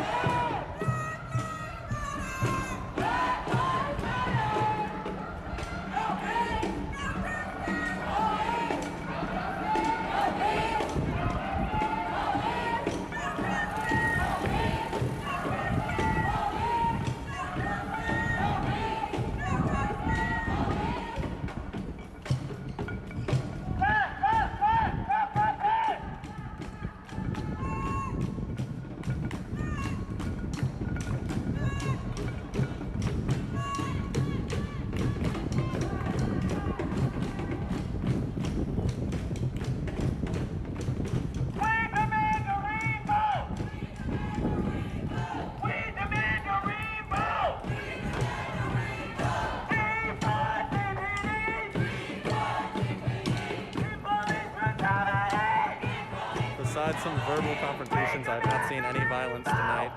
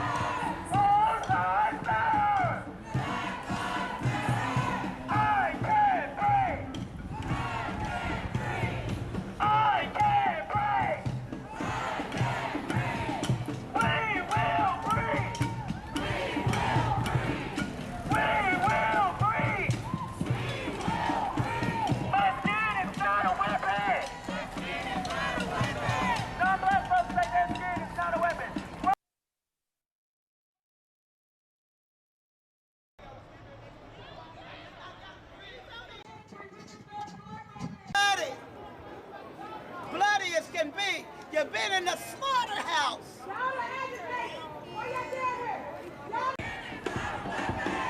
Down to the people! Down to the people! Down to the people!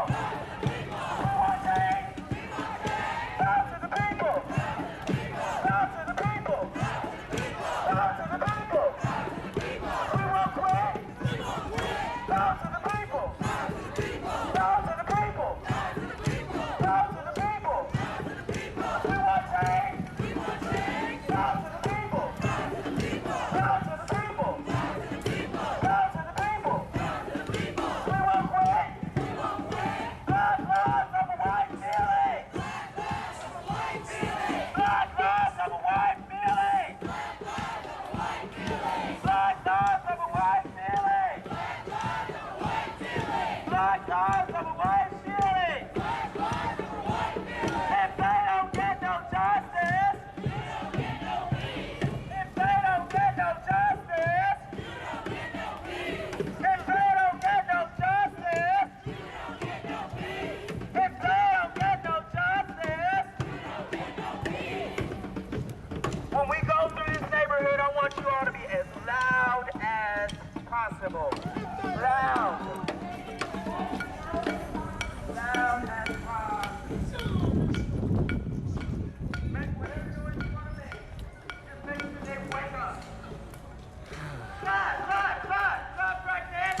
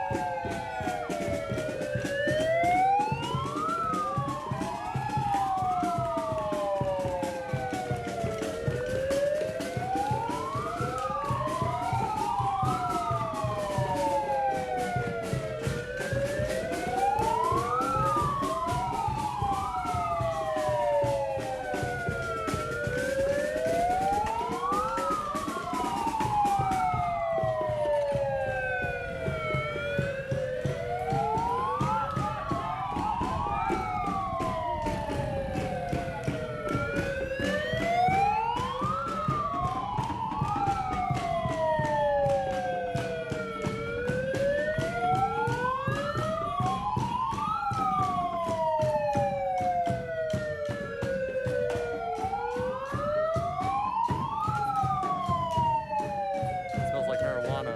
I don't know why, but it does.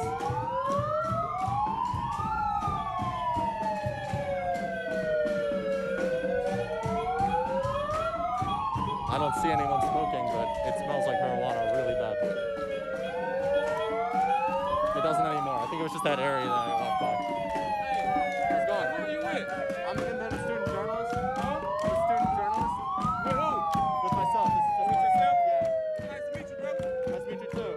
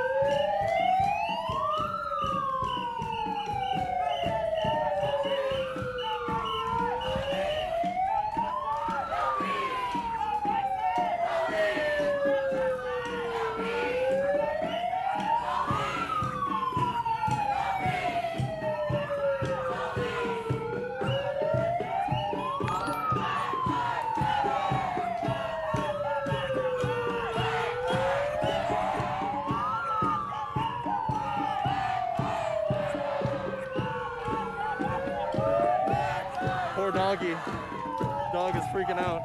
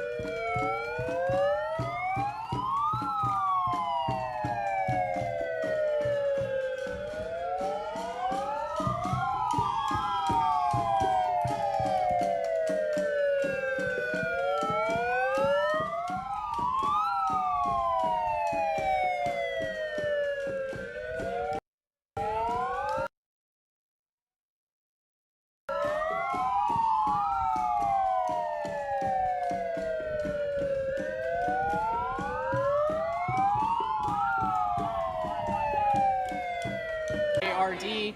I'm going to continue following along for a bit, keep an eye on things. Yeah, go watch Matt. Go watch Matt get arrested and fuck you, man. ruin his relationship with his fiance. Yeah, ruin my relationship with my fiance. Yeah. But interesting note, if you had a Twitch, I would be able to do a raid on you. Yeah. And just raid you with 750 people right away. So you would start with that, you know. Yeah. But you know what? You know what? I fucked up and was like, I ain't doing Twitch because that's Amazon's thing now. Somebody, by the way, if Matt is not on Woke, if Woke doesn't know about Woke Matt, does know about me. Okay, I've been on Woke, but I've been on Woke often. So yeah, so it's been a great day, guys. I'm going back to Seattle, I'm going to Portland tomorrow, but I won't be able to really film anything. I'll have to be getting ready and all that. So thank you for being here. He's protecting his shot, man. Yeah. You with Black Lives Matter? I care about everybody, dude. Care about everybody? I don't care about color, dude. I don't see color. I don't see color. Does Black Lives Matter? I'm sorry? Does Black Lives Matter? If you're a good person, I don't care. But can I get a real though? Does Breonna Taylor matter? Does Breonna Taylor matter? Yeah. Does it matter? Yeah. I don't know. What do you mean? Yeah. He's just protecting his business.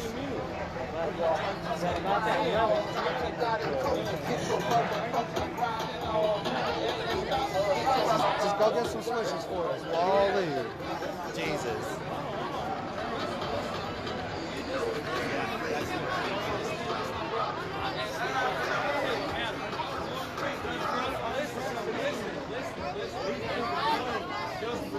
He can count. He knows how to count.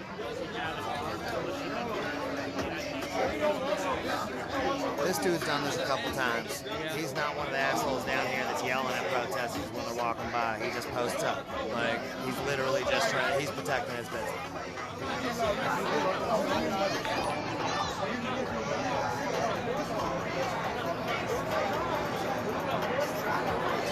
You can see an organizer right there tapping everybody. Hey, let's go, let's go, let's go. It's not worth it, it's not worth it, it's not worth it. See, again, protesters keeping themselves accountable, maintaining peace.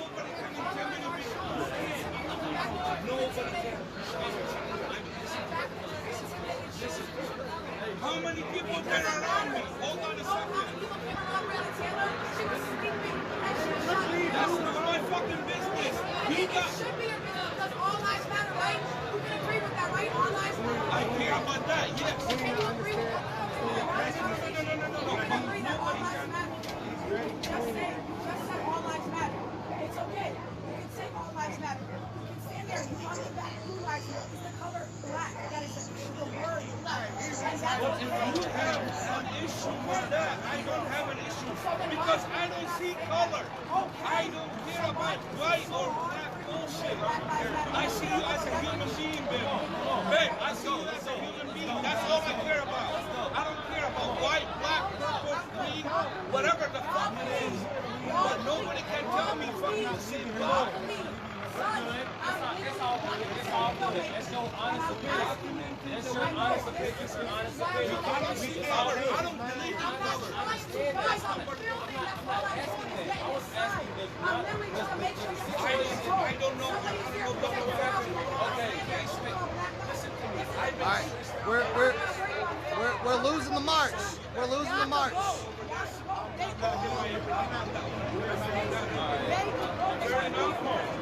right, let's move. Let's move. Let's move. Let's move.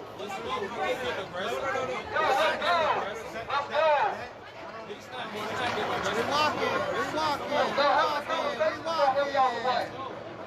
What time of the conversation gonna do? Let's go, y'all. Let's go. We're upsetting the babies. And then that's you don't need a crowd to have a conversation. Let's go, y'all. We're not gonna leave y'all back here. We're upsetting the babies. Still got a fucking assault rifle. We're upsetting the babies. Let's go. Babies didn't do nothing. Come on, y'all. Catch up to the crowd. We are the people. Say it louder. We want justice. We are the people. Say it louder. We want justice for freedom. We are the people. Say it louder. Grab Come on. one group. Close the gap. Now get one group. Serious.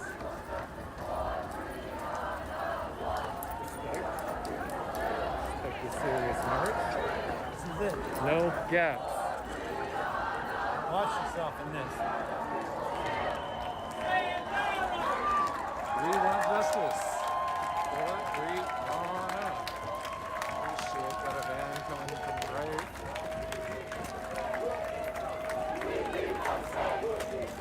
We keep us safe. We keep us safe. We keep us safe. We keep us safe. Whoa! That's savage. That's extra savage. You're wrong, you're wrong. No peace. No peace. No peace. Fucking racist ass police. No peace. No peace. No peace. Fucking racist ass police.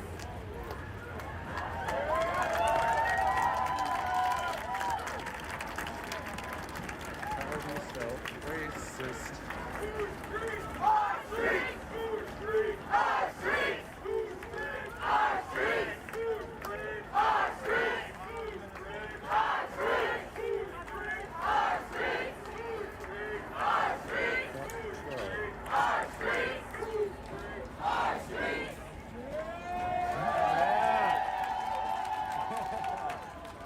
Okay, we did that.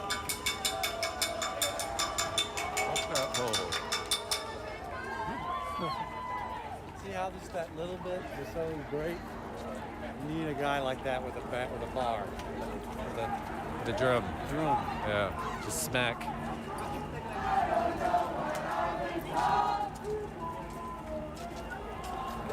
You gotta say I'm surprised.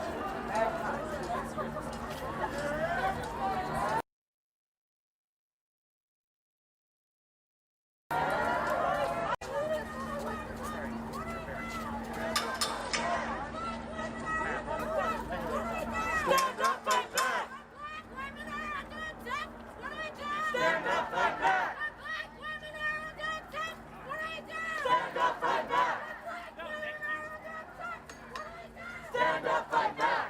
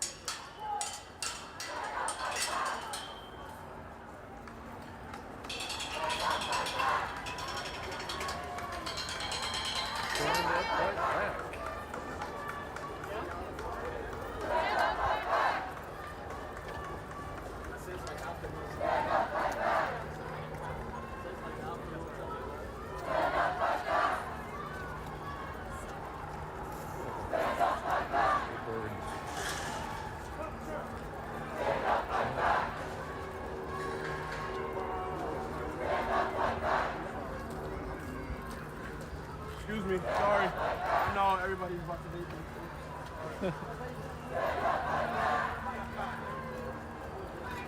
space on the left for the bike car. Make space clear the left for the bike car. Am I still around? I don't think so. All cops are bastards. A, C, A, B.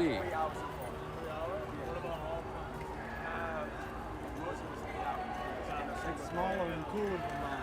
I got the other one. The longer one? It's a little bit long. It's the fake boosted. It's like the one that came out after boosted. Yeah, I used to like this guy. No, my remote is like almost dead, but like my board is Board is charged. still ready to go? Cool. The remote you can charge the easy. You can have something right now and plug in. Yeah, but I got the stupid.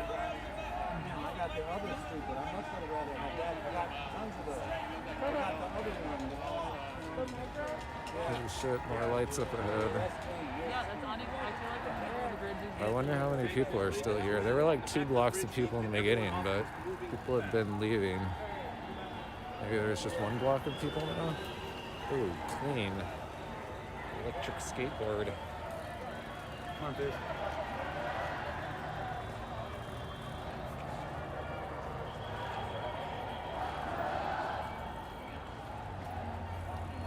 Say her name, Brianna Taylor.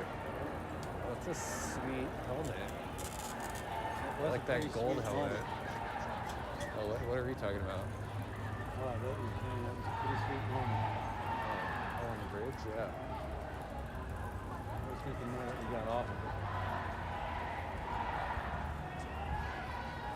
Oh shit, we got fucking cops on the right side. Let's see if they got the zip ties. Like you said. Fuck the cops. On both sides. Come on, we gotta get up. We gotta get up.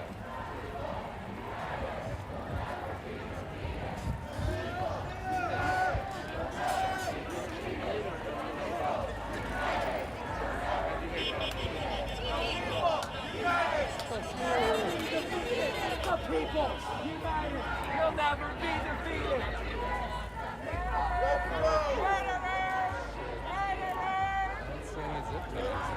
We'll never be defeated. The people united will never be defeated.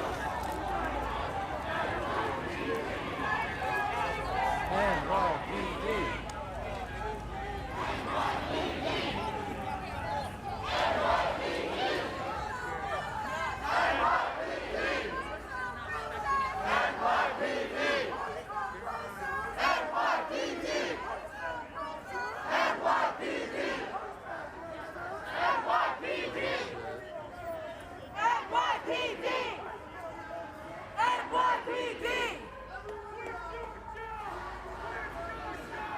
Quit your job! Quit your job! Quit your job! Quit your job! Quit your job! Quit your job! Quit your job! Quit your job! Quit your job! Quit your job! Quit your job! Quit your job! Quit your job! Quit your job! Quit your job! Quit your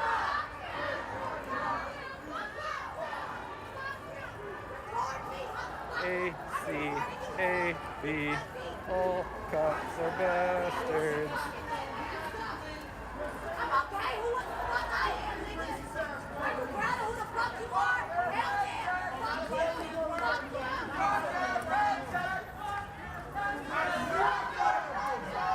Cops and handguns and pens. Y'all better pray to God y'all got no allegations.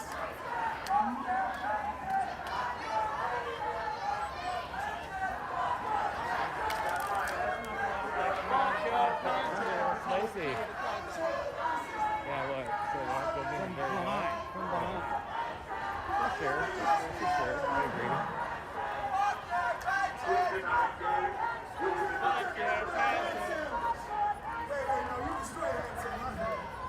You can't even protect the fucking ham sandwich. There's a video officer trying to get y'all fucked up. Go home.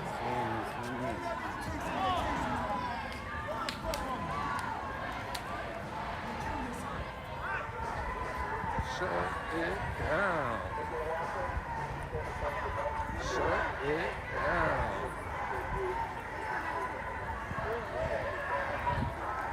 Oh, actually, there's still fucking hella people up ahead, actually, I think. Oh, this is the bikers, maybe? I don't see him out here. I think the bikers are like a block ahead.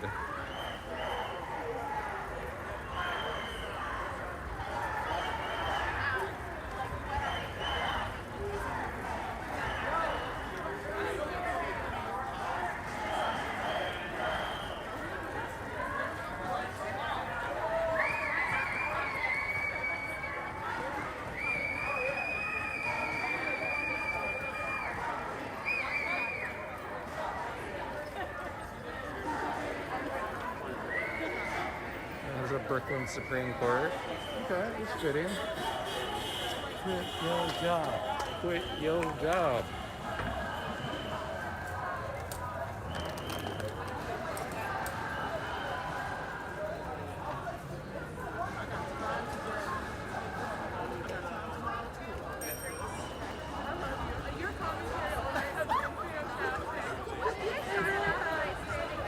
You were the first person that made me notice the road, so I was like, yeah,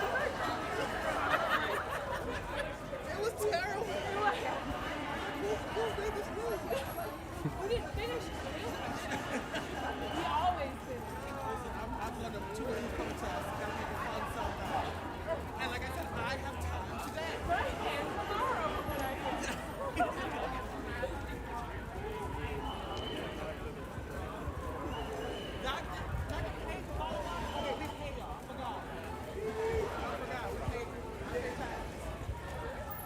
Should I go up on the sidewalk? I really get a better view. Black Lives Matter! Black Lives Matter!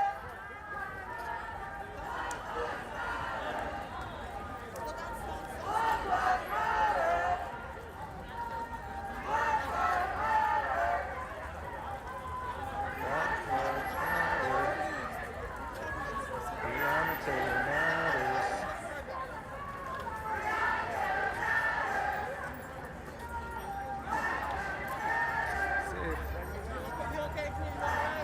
There they go. There's the heroes.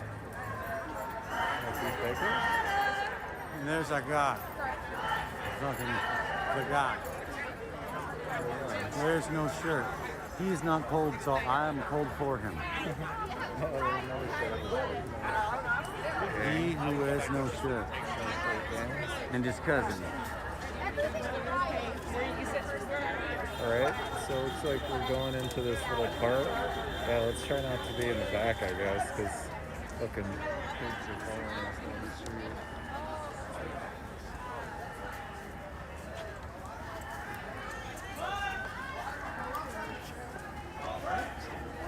Let's go back line. Let's go in. Stay together, stay tight. Do this every day.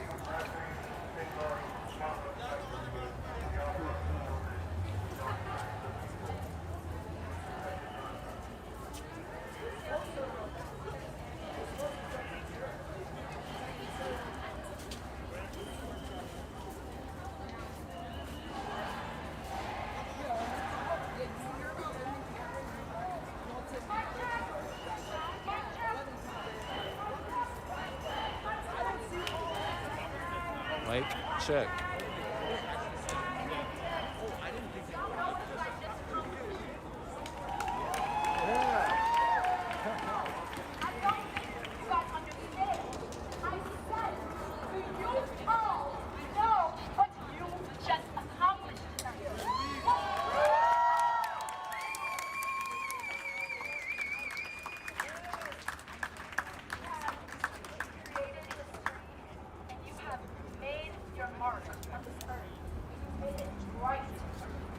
You're on the right side of history, correct? Correct!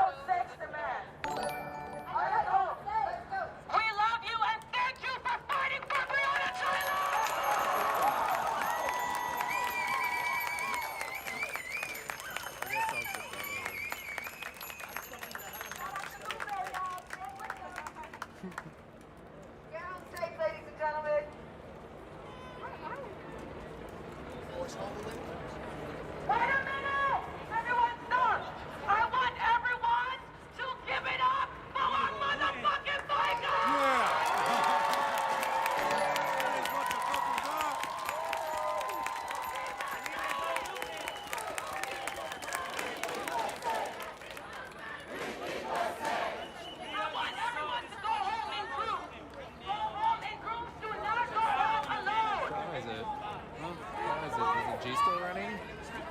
Take the G back? I don't know. I haven't ridden the train in so long. We just rode it. Yeah. Where are we? We're in downtown. We're gonna have to take the G.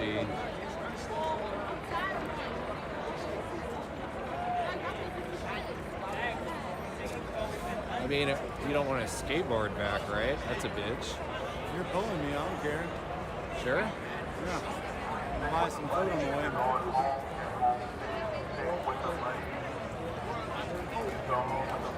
What's up, chat? Should we fucking skateboard back? Skateboard and bike back? Or take the train? One I can stream. One I can't. I think the train's gonna lose connection.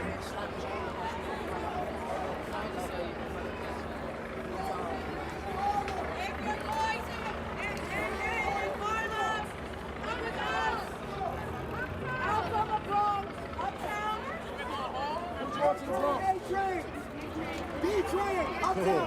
That's dope. What? Organizing routes home. Yeah. That's what's up. I mean, that's how you like. That's how you learn who's in your city. He caught his train. Look, he got his train. He caught his train. That is what the fuck is up. Who's going? I'll be back out. I'll probably see you tomorrow. I'm not gonna say goodbye to you, but I'm gonna see you in the morning. Yeah, you is gonna see. Oh yeah, that counter protest. Yeah. On the front line out there. Yeah, I'm gonna slap a motherfucker. Yeah, what do you think about that fucking Proud Boy rally in Astoria? What? You wanna go to that? Right. Alright, bro. We should go to Astoria? Is that what you're talking about? It's the Proud Boy rally, right? What time is that? Tell me something about that. I think it's at 5 or 6. 11 o'clock. Oh, it's 11, yeah. 11 o'clock. That's all Early. I know. That's all I was told. We should get there. You're going? When you punch a Nazi, the whole world punches him with you. Yes. That's why you gotta hurry up and get out of there. Don't stay there, because then you get hit with the first charge. Then you change your clothes like some shit. You gotta get in there, start it off. Have like a red shirt on or whatever. That's why you gotta have the knockout. You can't be scuffling. With a white one on. You can't be scuffling. No time for scuffling. You gotta knock him out. So he fall, he don't know who hit him. You can't, how you gonna get arrested if nobody knows what happened? That's what I be doing. I might need more than one though, you know? Facts. Warm We'll up. see what's up tomorrow. Warm up a little bit. We're gonna try to make it there. Yeah. Get home safe. Get home safe. I got to.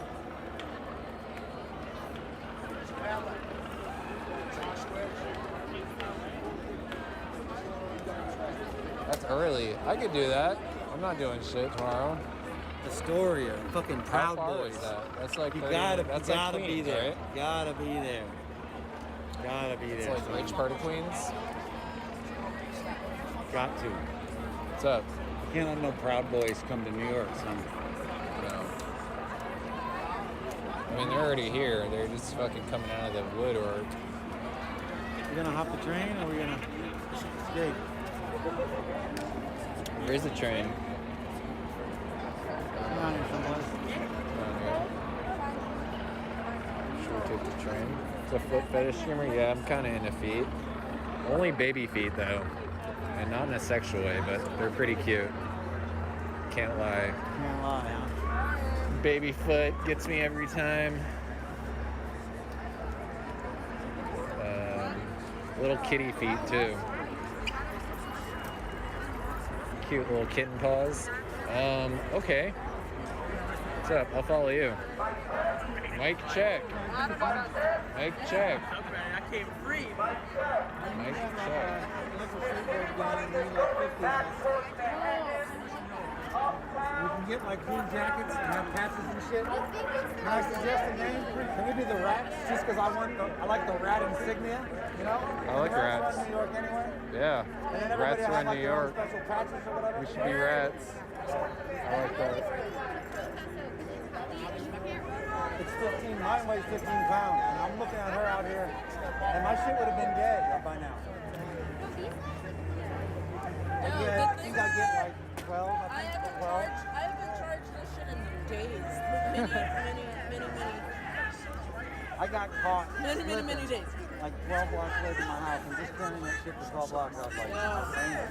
I'm not gonna lie. Listen, like, you see this red? I see that, man. My man has a charger right here in his bag right here. Yeah, you need a charge? Oh. Yeah, I need the What, like USB? It's the camera one. It's that weird camera one. Yeah. That Wait, old school one. is it this one? Because I brought one Yo, did you for fucking like have a it? homie, but like I don't know if it's gonna work. It's like a little It's cord. the one. though. It's This the one? I don't know. I wish. No, that's the micro. That's a weird one though. Yeah. Yo, that would've that's been the one that I got. That's the one I need. Too bad. Yo, what's up? Any rats forever. Rats forever. Rats. Pizza rats. I was, but then I had to run home. Maybe, I don't know. Mouses. Maybe like mice. Man. We could have like different varieties. The rodent I like gang. mice. Of the game. I had a hamster that cried when he died. I did get That was cool. So we could have like the rats, the Just hamsters, the mouses. All right. Yo, I'm Rats- here for it. Rats forever. Yeah, they do. And cool jackets, cool diaper, like cut off things. Yeah, leather jackets Yeah, and shit. yeah, leather vests. Out.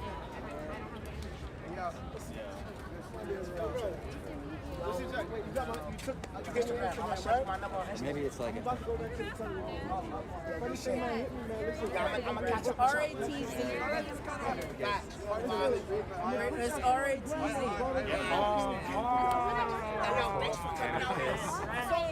Tactical. That's why it's like, you know. Revolutionary anarchist. Okay, I like it. Zone. Something zone. The rat zone. just fucking cool. I think it is. Should I be charging them? When we do things like what we just did, it is for a purpose. And we don't let anyone tell us what we can or can't do. So,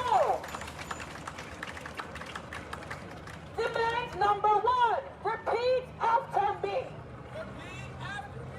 Repeat after me. Repeat after me. We demand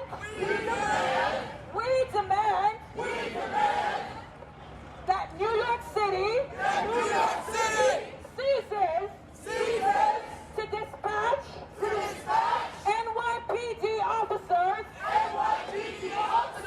for mental health emergencies. We demand that schools in New York City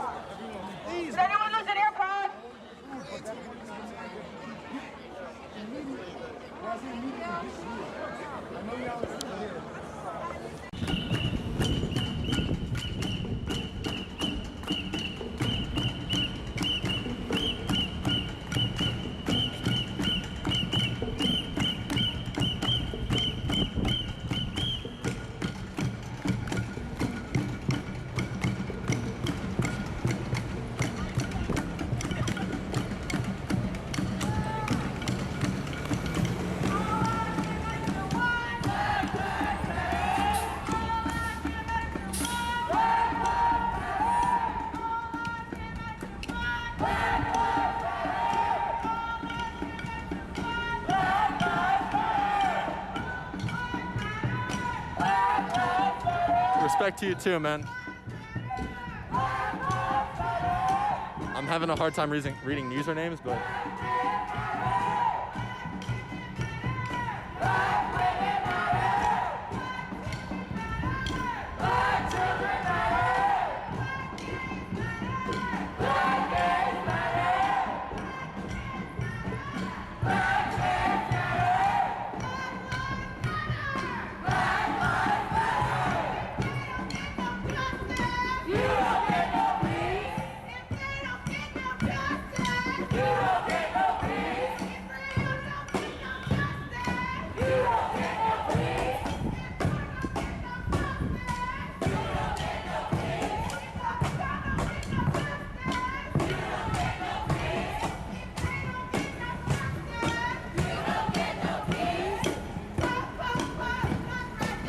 I don't know if you can see that, but it spells out Black Lives Matter and sticky notes in the windows there.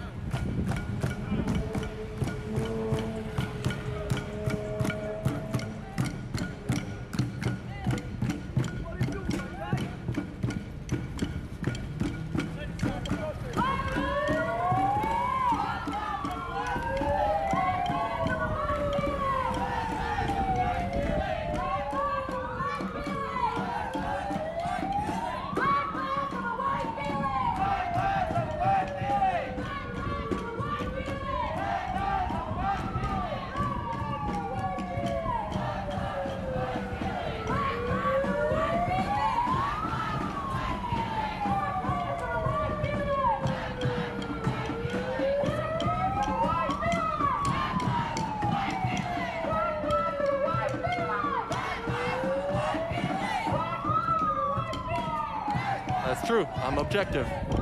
Unless you're breaking TOS or like actively promoting violence or anything like illegal, I'm not gonna ban you.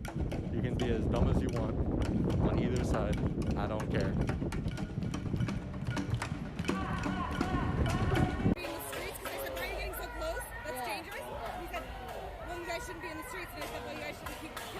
I guess maybe like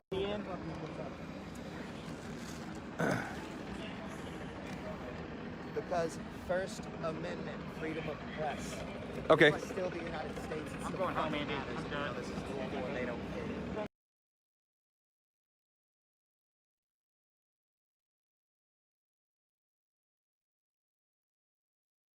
cross this line.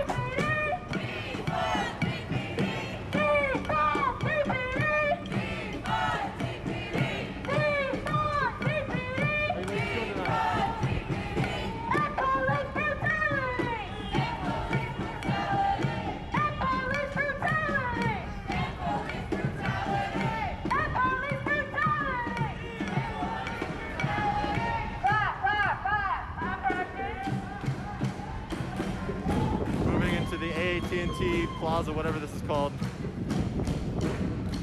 We usually have a verbal confrontation here, at least once.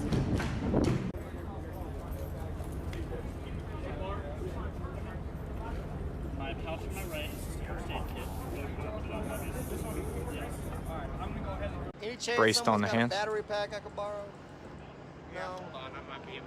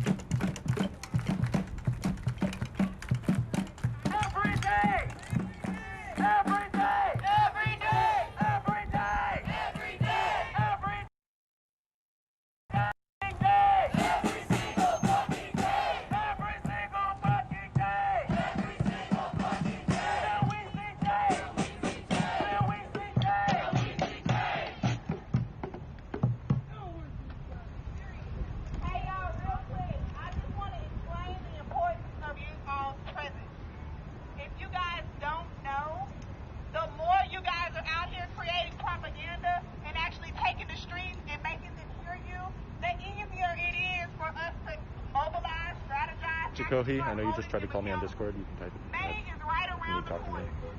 That is when we can sweep our boards. Everybody heard the budget meeting, right? If you didn't hear it, somebody tagged you in and you heard about it, you know what they did. Those are those same council members that reside in that building over there. You guys have to continue to fight when we don't want to fight. I know it's hard. And I'm a mom. I can't be out here every day. But I give up a day a week. Give up a day a week to come out here because it's strict in numbers. Raise your hand if you're coming tomorrow. Half of y'all are young. I can't check DMs, Jacob. Be out here tomorrow. If it's something important or like an emergency, type it in chat. If you have kids and you have pups, we are doing a kids and pups protest tomorrow at 11. So, if you can come to that, great. If not, at 7 you should be out here. Both of them are at City Hall. All right, cool, bro. 11 a.m. for those people not going to get drunk tonight. Yes, we do have a mod. He is to remain objective and apolitical as well, as long as no one's breaking TOS.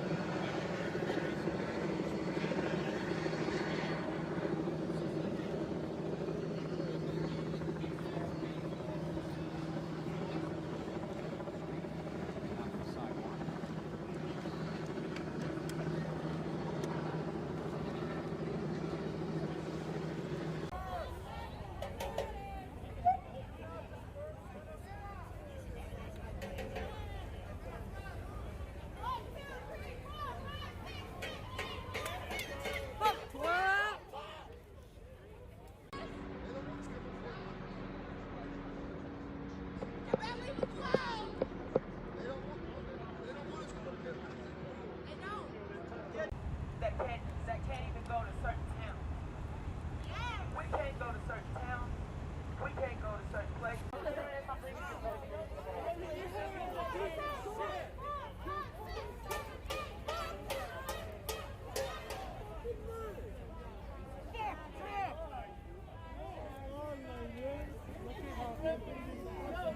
You ain't got enough diamonds to make you wear shit, boy. I'll give a Trump baseball shirt with a cocaine hat. Oh, dude. You do drugs. Oh, dude. You want law and order. How'd that make sense? What a coward, dude. What a scared little bitch, bro. It's not even my hat.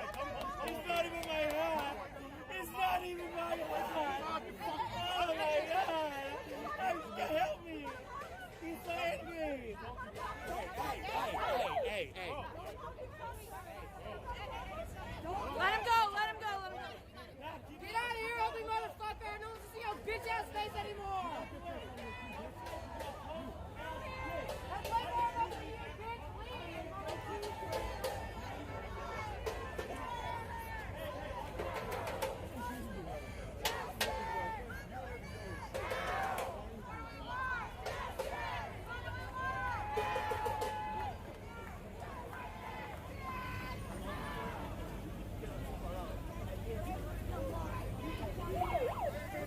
Get that picture, get that picture. That's a fucking picture, dude.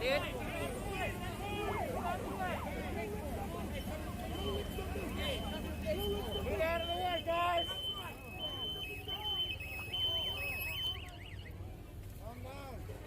Get out of these guys, out of the way.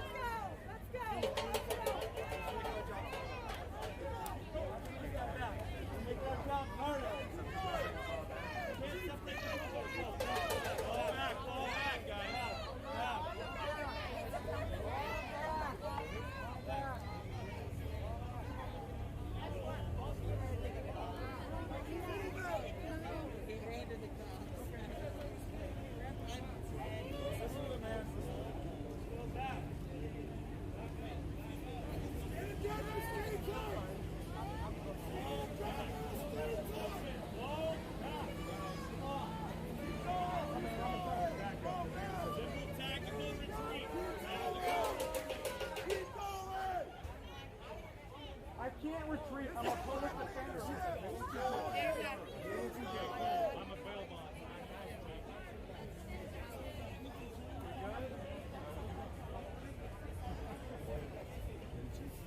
Marching, just to give everyone context.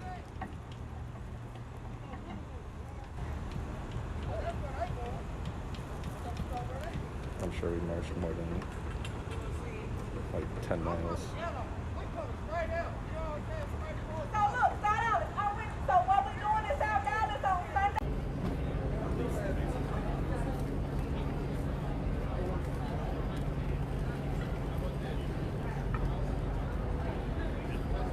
So don't try to tell me nothing. It was a 15-year-old girl. She lost her cousin tonight. I feel so fucking bad.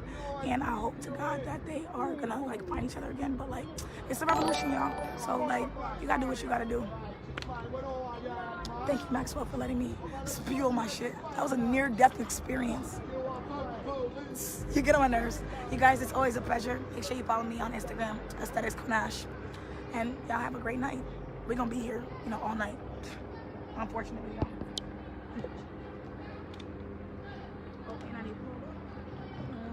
I don't see these pussy ass militias coming.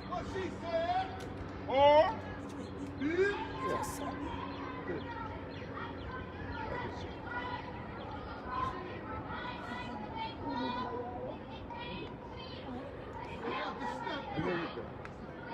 I know. Fuck. I can't post it. Hey, Facebook been acting crazy. Bro, I'm in Facebook jail because I called Daniel Cameron a coon. What up, what up? He was one right there. Oh no, they said there was a rumor, a threat that militia was gonna come down and start shooting. Oh, not down here. Hey, that motherfucker didn't. They're racist. They're racist. That was a rumor. That's why the cops came down here or something. If that was the reason, I'm not for sure. Was that the reason? That one. The cops that came down here. That's one of the things I was told. Yeah. That the militia was coming. Yeah, that's one of the they're things. Not actual coming. It was just a rumor. Oh, I have no idea. I don't know if I have no intel with the 3%ers, the militia. Should I go to my apartment and get my gun? My gun is at my apartment. They don't want me to go get mine. Mine's an AK-47. It's a black one. Huh? Yeah, the church stuff.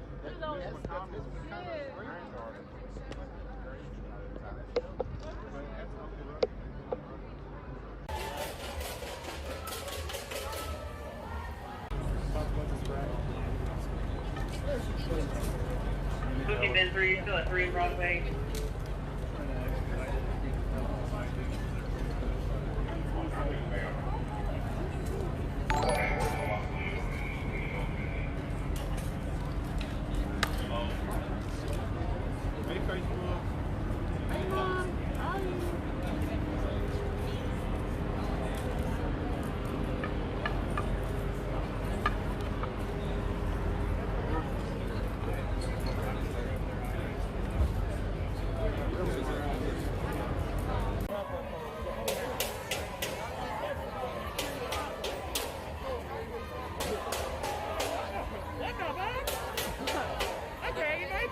The way they look at us. I mean, that's why they look at niggas in general, or black people in general. Especially my guy right here with the pink shirt on. That's how they look at. Oh my God! That's how they look at zoo animals. What's up, bro? I got her down up the truck. Yeah, you can see all these walking.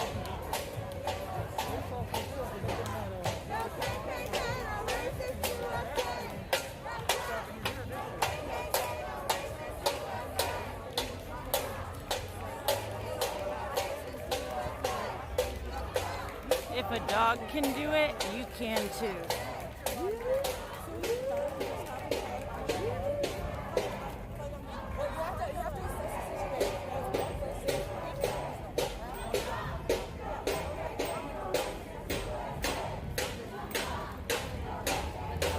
If a dog can do it, you can too.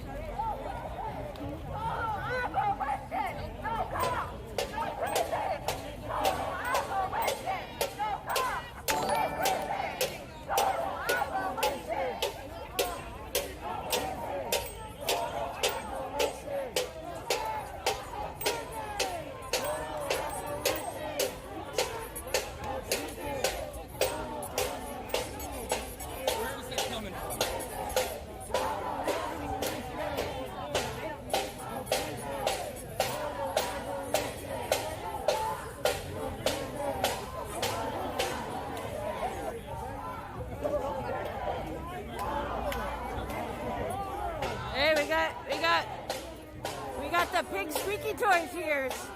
Hey, PDX, we got the pig squeaky toys here. We definitely know you guys started that.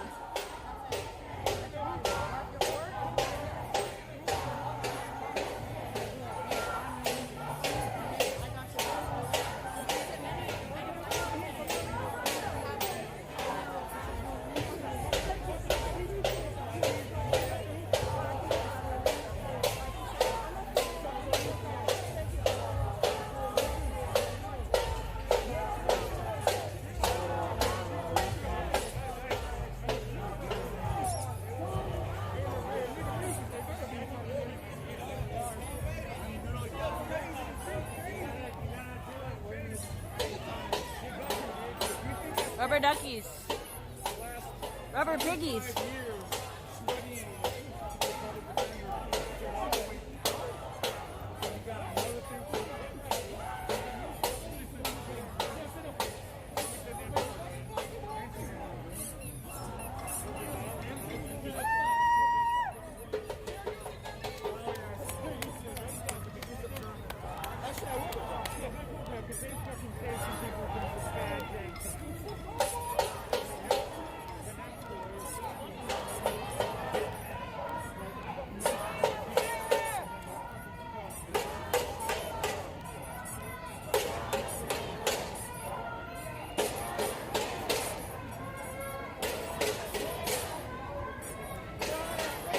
Making people come out of their houses.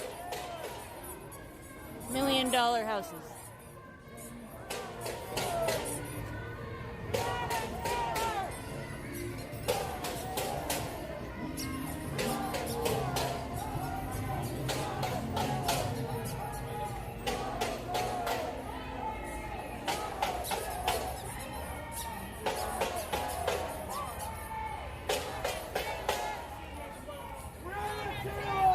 I don't know, they're spreading, the ducks are spreading somewhere, but I don't know where they're coming from.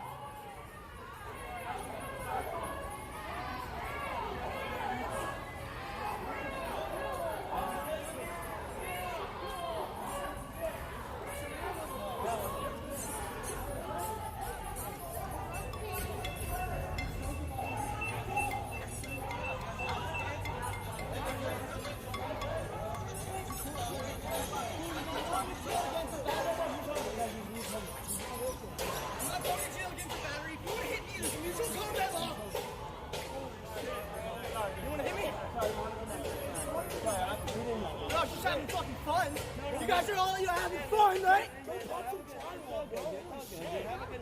Holy shit, dude. Holy shit. Don't beat anybody. Let's go, dude. I think he's on. He's on. Hey, just housing challenge. What the fuck they call it? Without housing? Whatever the fucking proper vernacular is. Whatever the PC is. I forget what the fuck's supposed to call it. Cops coming up. Cops, look at this. Cops coming up.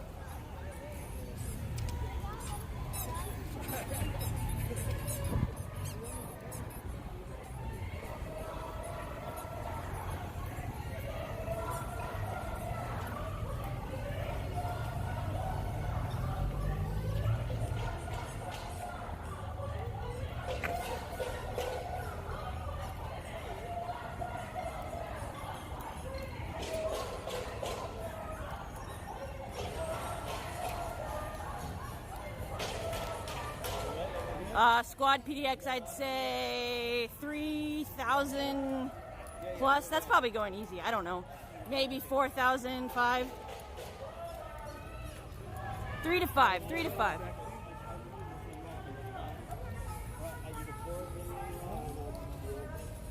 Look like you just hopped out of a closet full of 7 years before. You know I'm a roaster ass. I said you just hopped out. You got a full Venom swag on, bro.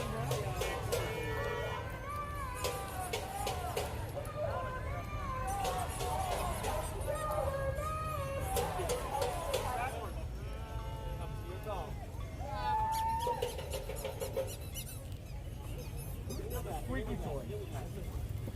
What do you want? What do you want? No! Where are the toys at?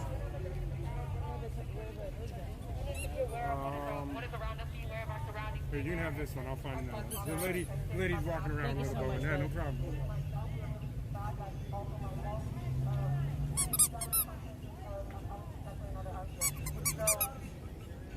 No.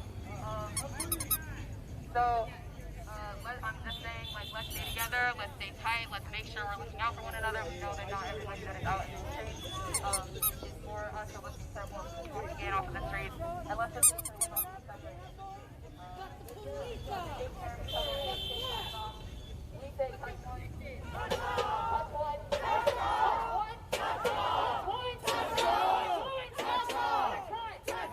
Okay, so let's make sure we mean that shit.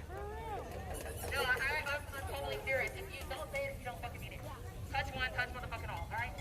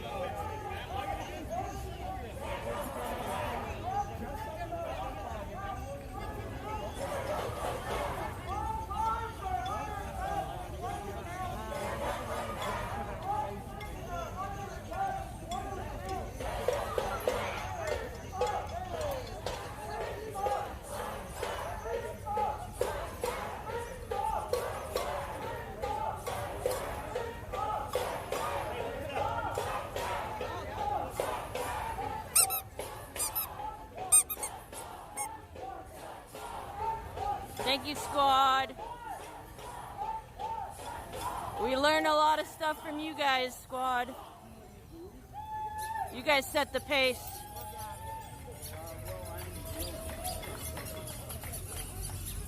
Cops are just directing traffic for us, actually. They're not stopping us anywhere. They're just... What is your role here? My role here is to amplify the voices and show people on the internet what's going on. Oh, who are you? Like, what's your... I'm me. I don't have Facebook or YouTube. I just stream on a platform called Twitch. And people share it, and then the word gets out, and then it's just so that people can have eyes on the movement. Do you consider yourself to be a good person, bad person? How do you feel about yourself? I feel great about myself, actually. My you feel like a good American? Yeah, I do. I think when I was younger, I was a little rebellious, but now that I'm older, I feel like I've come a long way. I've learned a lot. I feel like our country is going in a good direction. No, unfortunately not. Really? It's kind of scary. Just because there's a divide. What would you think would be a good result awarding an election? I have no idea. Honestly, I got a puppy. I have no idea. This doesn't make any sense. If you think we're not going in a good direction, but you can't figure out who you think should be president. I don't know if you were asking me that. You said, what do you think? Who I think should be president? But you know what? I don't see anyone fit running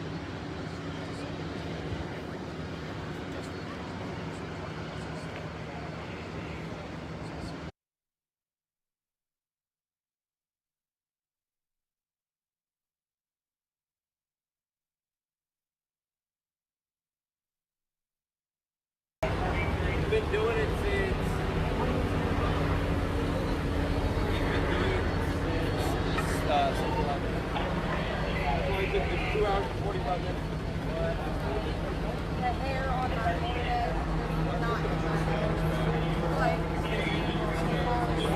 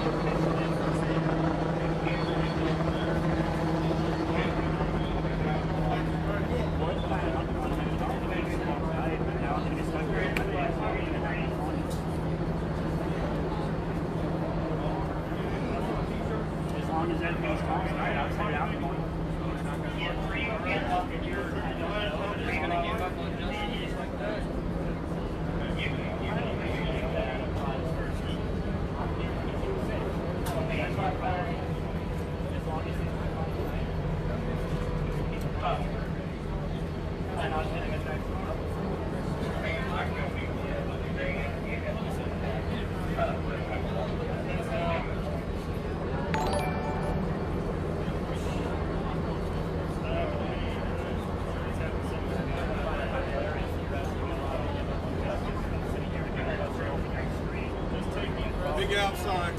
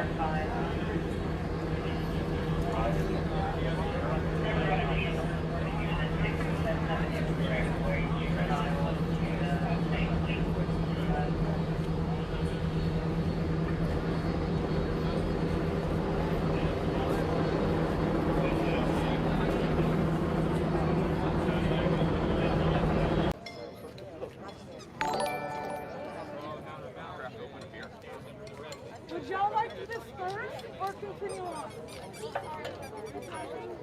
Would y'all like to disperse or continue on?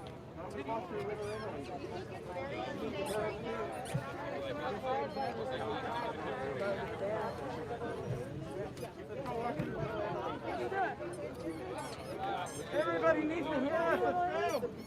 Hey! Let's post up in that plaza.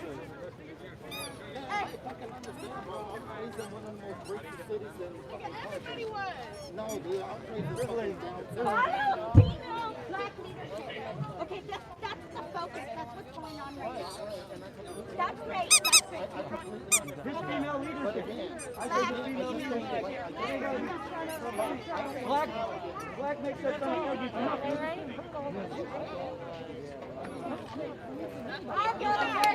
Are we moving or not? And where do we want to move? We're going down to Indian Street, make a right.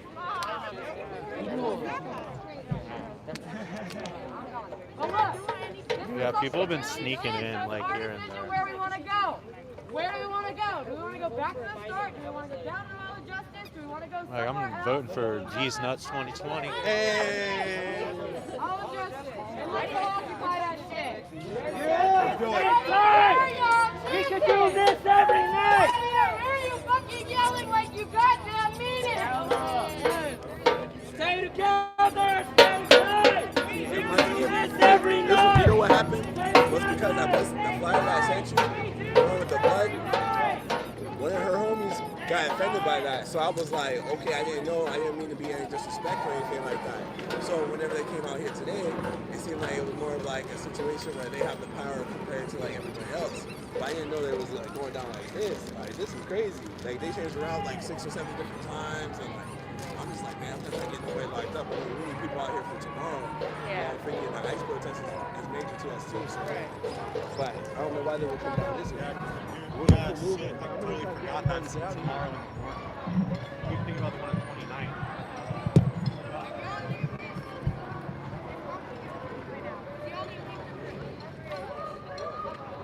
Okay, do you know anyone else here? I'm like, message me to get yes.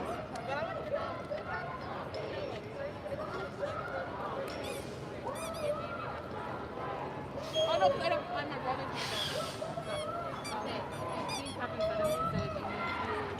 Yeah. Just for being there. A lot of you guys were there? Yep.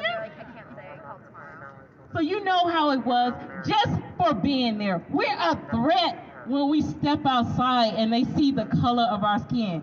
It's the stupidest shit, right? Yeah. A child can peep this out and say, what? I don't see a problem. But grown people are teaching their children not to like another person because of the color of their skin. We're still here having the same conversation from 1619.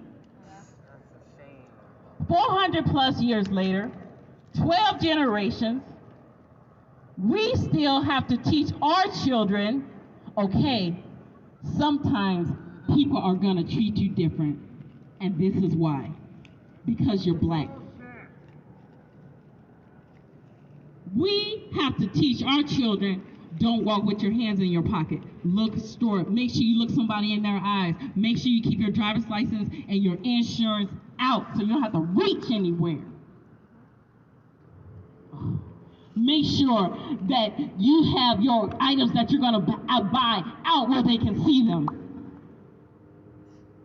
Don't go out after dark unless you're with someone you can trust. Be safe, be careful, keep your cell phone on you, check in. Our kids aren't even allowed to have a normal childhood. Our kids aren't allowed to have a regular education, to just live, to just be themselves. They don't get that. They have to grow up in a skewed view of who they are as a person because of the color of their skin. When is it gonna end? When is it gonna change? We've been asking for this forever. But like my brother Arthur said, there is something different about this time. Yes. You know what's different? Us. Right? Yes. Because we're not going anywhere. I'm not going anywhere. In my own city. When we were told that we or that the Albuquerque police were coming, I just whipped out my little sweatshirt, my goggles, and my earplugs. And I can still joke and talk because I know we're not doing anything wrong. Yes!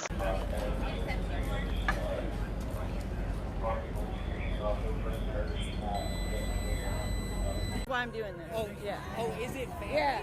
Is it like blood? Not blood. I want you all to do a better job. I know it. I know you can do a better job. Y'all can police yourselves better. That's why I'm protesting, damn it. Anyways, I know you're watching and that this is entertainment. That's fine.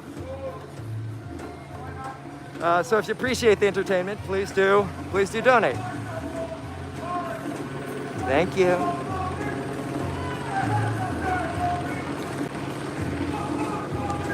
They are pricey. I got one in Beverly Hills too. Oh shit, it's back.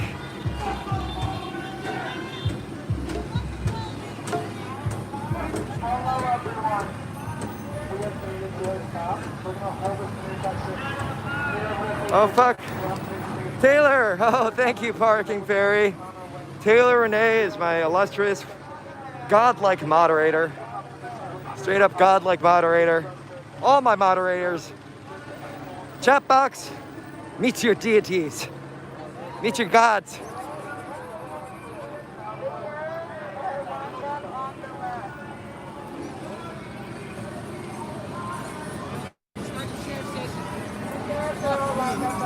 You okay? Oh, look at this. The sheriff's brought out their slinky.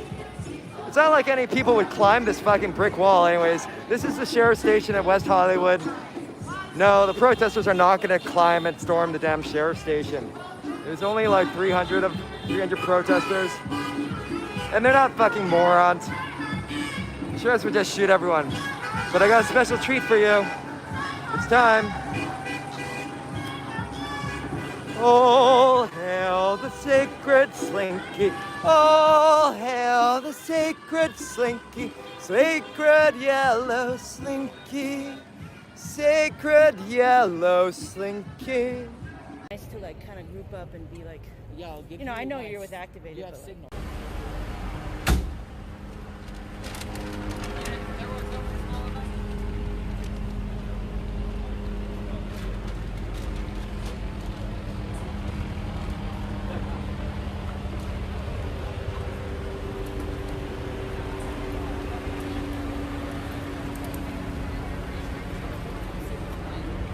I'm just trying to keep it rolling.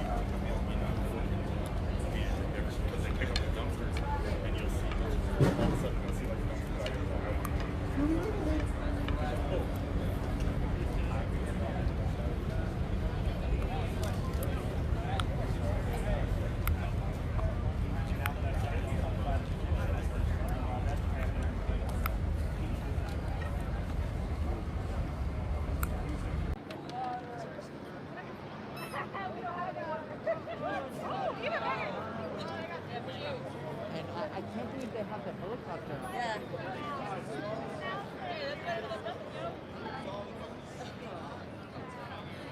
That's what happens. It's the media is. Have you seen Social Dilemma? Yeah. You know what? It's really bad on our YouTube channel. Like the comments are so. Yeah. So the mods are fine.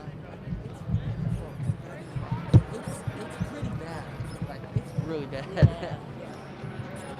And I mean, it's all trolls and bots. You know what I mean? Yep. Something like 50 cents. Well, you saw that they were even paying like Trump. They were paying like American teenagers to like post stuff. Yeah. That was new information. I have a puppy and it's really annoying. Anybody got a marker? That's probably. Hey, girl, you got a marker? A marker? Alright, 18712.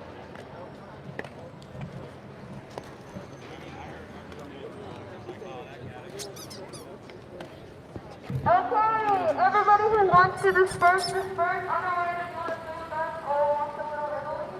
And now, each and every hope you can see your flag at this point.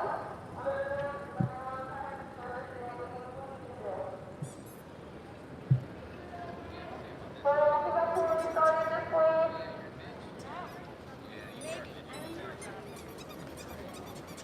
Oh, can you go back your head? Yeah, I'm trying not to. What kind of by the spot. Okay. We'll follow them for a little bit longer. I was gonna say, yeah.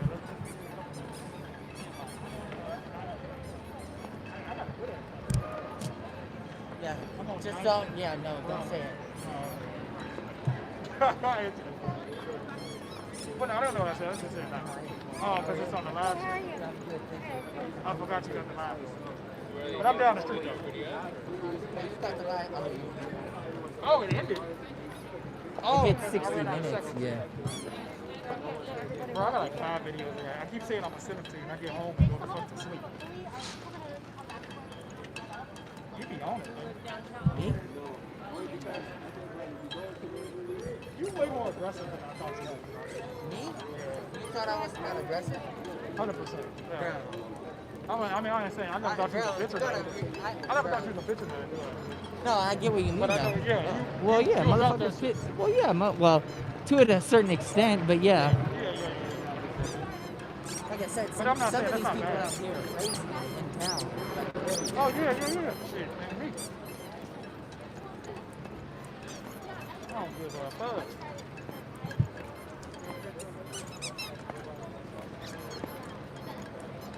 Man, I told you I worked that new job, bro. It was a player.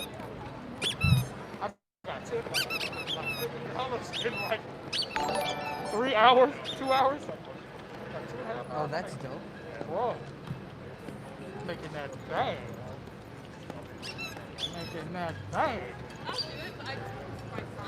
Okay, my bad. I ain't even narrating our shit. Okay, so we're going towards Little Italy. It's, you see this building right here? It's like around here, I'm pretty sure, right?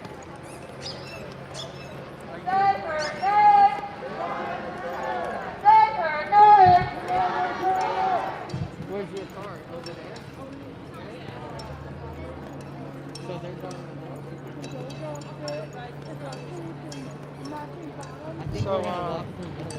what's the turnout? Has anybody seen a biracial woman pretty tall, has a yoga fit on, she has the same top and same bottoms, they're pink? Yeah. Well, has anyone seen her? Did anyone see where she went off, where she pulled off? Missy Celeste. Say it again, I didn't hear you.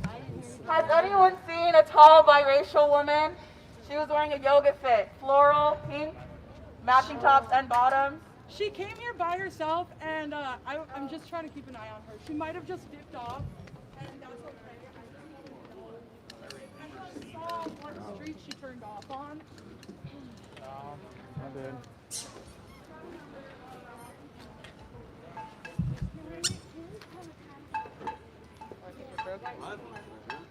Yes, please do. Everybody can walk back to their car. Yeah, so allies, if you're out here, make sure you keep an eye out for black people that are out here. That is your job, that is your duty to protect us. So make sure you are protecting us the way that you guys intend to. That is what allies should do. You are out here because you love black lives, because you appreciate black lives, because you think that black lives deserve safety, they deserve security. Therefore, use your privilege. Be their security. Be by them. Make sure you have the two-partner rule. Make sure you're not wandering off alone, or at least have somebody who's able to contact you.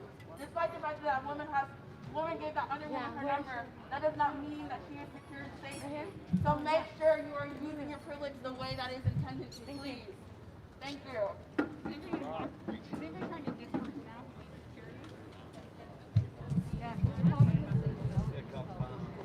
Anybody who needs to disperse now, like walk to their car, please come to me. Please come to me if you need help. Also, another note from one of our protesters, make sure you are alert of and aware of your surroundings. Make sure you're not looking at your phone. Those are who the cops prey on. Those are what the kidnappers prey on. Make sure you are always looking around, keeping everything in your bird's eye view. Because we want to make sure you guys are safe at the end of the day. Hey, Casey. Are you guys ready to keep walking? Yo, I'm like, look, I do want to ask, where is the point that we're going to walk to? Because we do not have numbers right now. Right. I would love to keep walking. I always want to keep walking. I always want to keep presenting shit. But we don't really have numbers right now. It may be up our next benefit to go back to the courthouse and explain how Sustain effective change. I will keep saying that. Sustain effective change. Paint all the roads you want. Change the signs you want.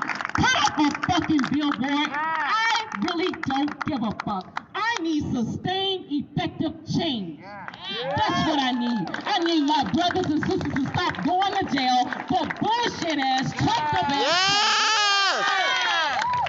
I need for my child in school to get a fair fucking education. Without being told he's a problem. I'm gonna back up so you guys can see the crowd. I need my child to be able to go to school and not be called a nigger. I need to be able to go to the hospital and say, I feel sick, and for somebody to fucking believe me.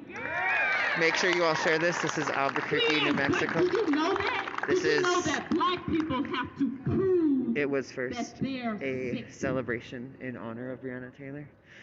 When we go And to the then hospital, we APD, have to prove we're in they pain have the roads closed off. before we can get help. But we did you get know run that? over by a car. I do have the video. I got the picture of the driver and the passenger, as well as the license plate.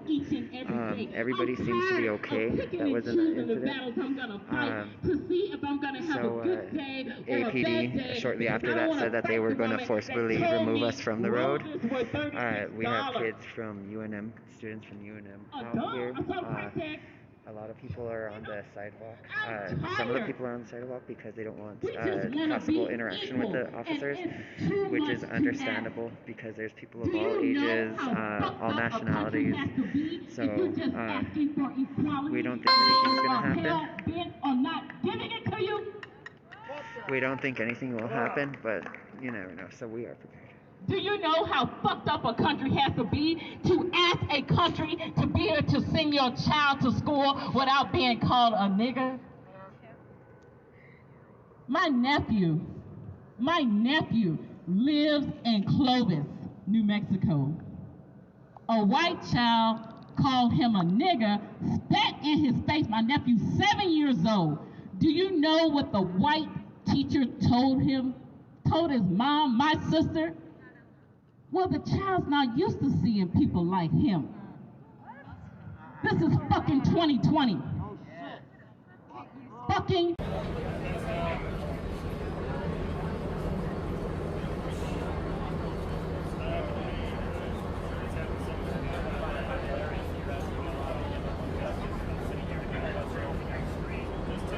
Big outside.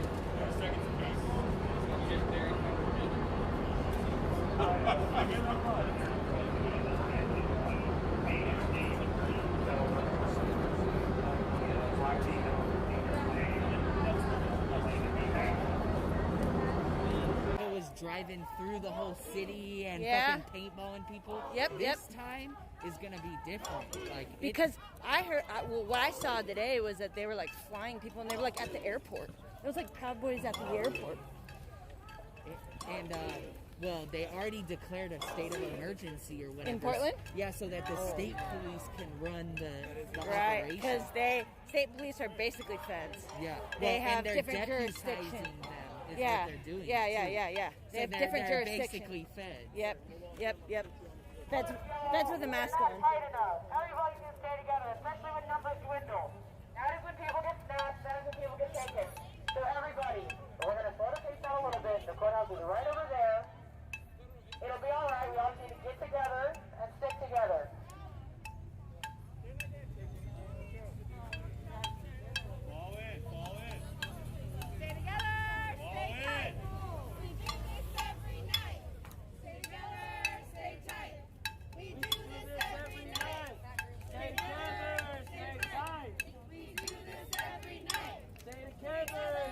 Okay, y'all, let's go.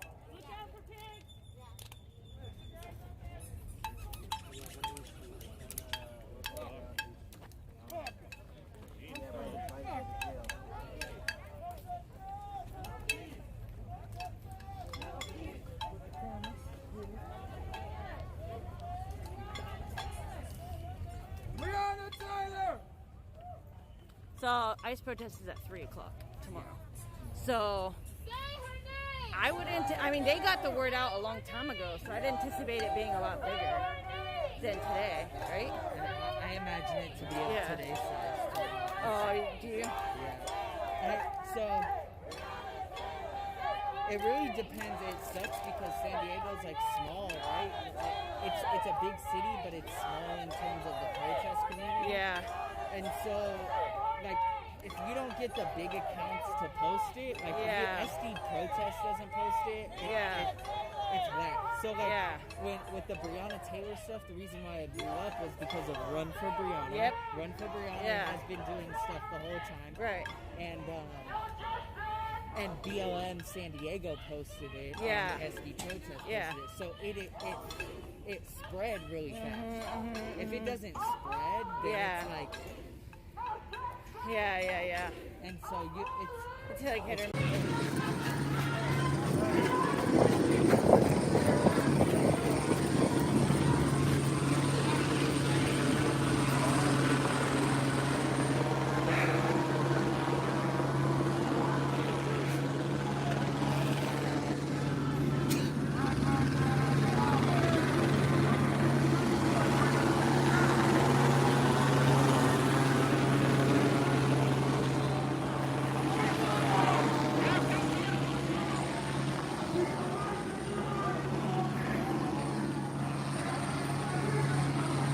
Sheriffs are coming.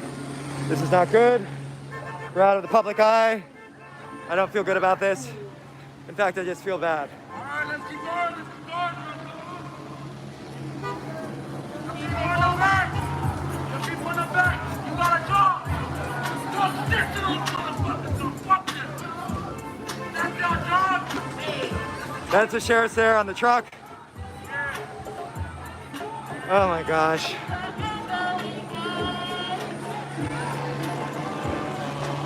They've got like this mobile fortress truck.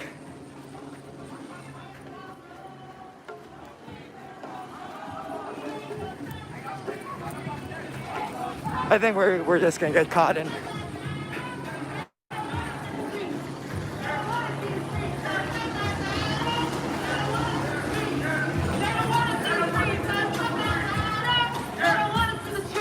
We're going back towards the sheriff's station.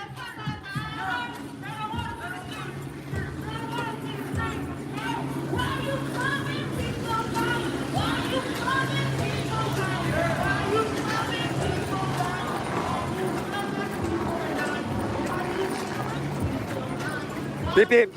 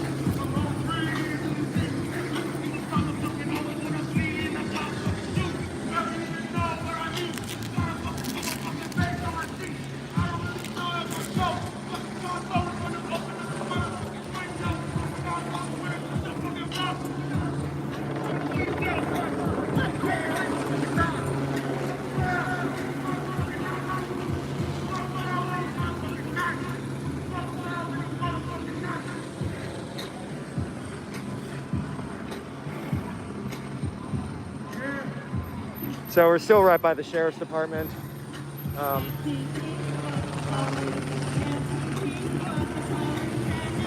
Why? Why?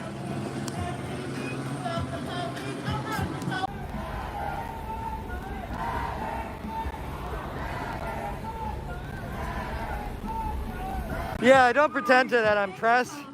At the same time, I'm fulfilling the duties of press, right? Where the hell is ABC? Where's NBC? Where's Fox News? Where's fucking the LA Times? They're not here. So I'm fulfilling the duties of press, even though I say I'm a protester. So I think I'm both press and a protester.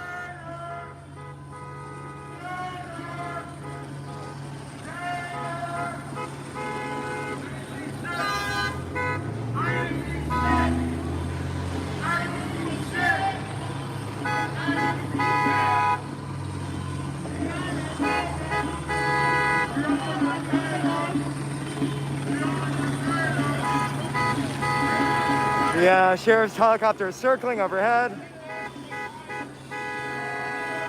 Right there.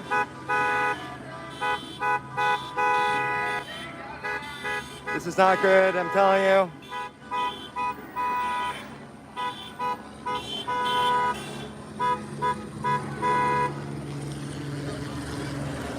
Like, honestly, this shit sucks.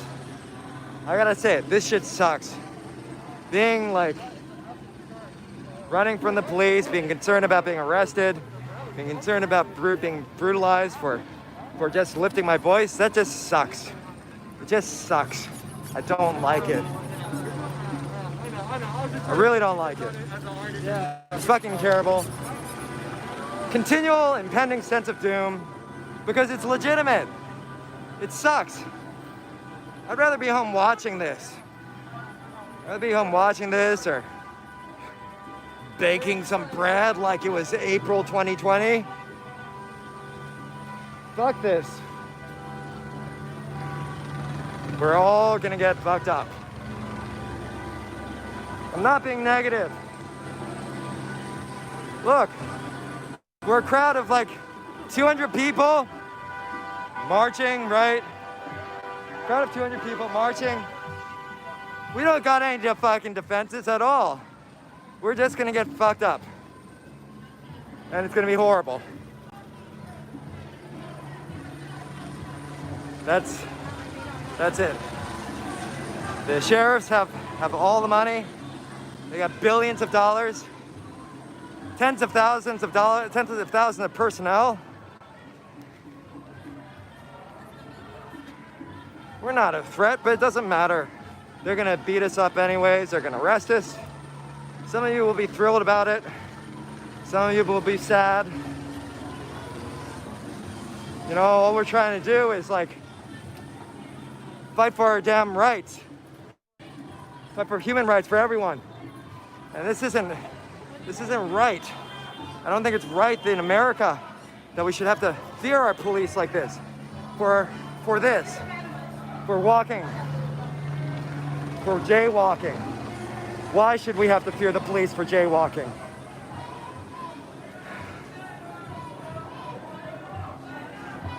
It sucks.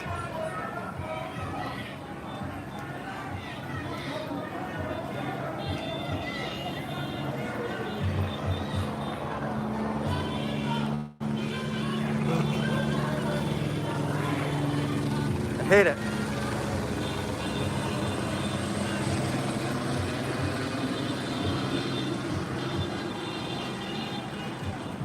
Eric says, LMAO, you're not a threat. They've been burning, looting, and killing innocent people.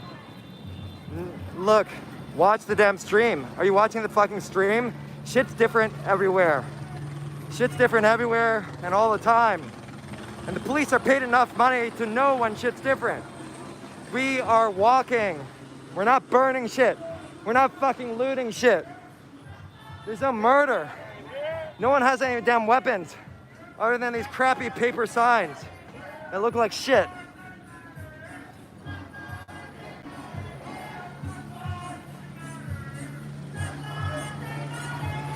Yes, she is wearing eyeshadow. Oh my goodness.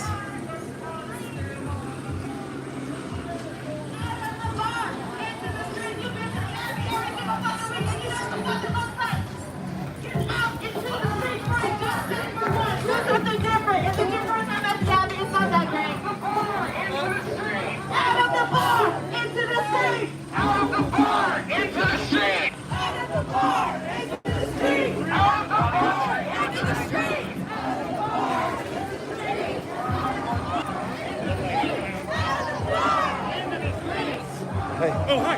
How you doing? Dave, watch out. I'm getting bad vibes, you know? You're what? Bad vibes. I know what you mean.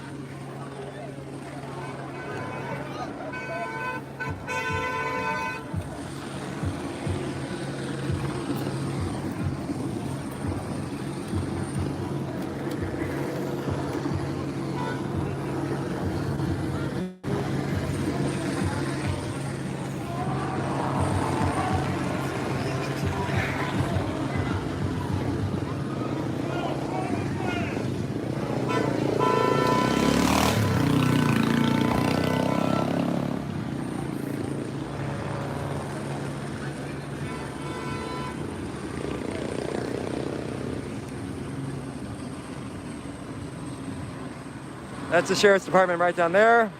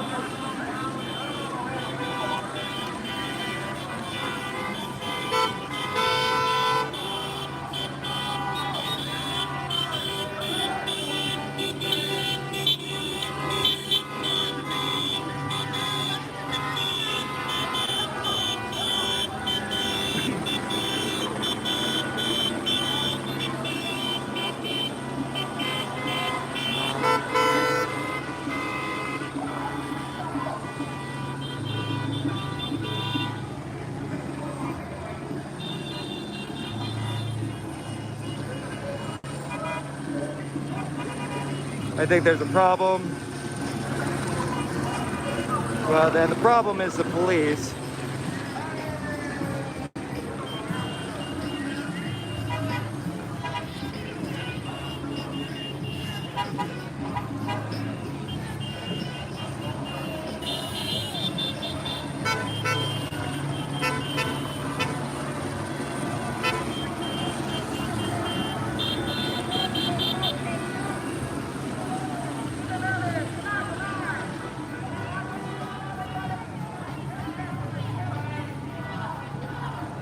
If you're enjoying and appreciating my stream, please donate. If you're loving this wonderful slice of America, our beautiful, beautiful country, please do donate. Hit the little $sign in the chat box. I am directly motivated. Oh, shoot. Thank you, Stephen Smith. Stephen says, sending a matching donation to LA Bail Action Fund. Thank you for helping carry this fight for the people who...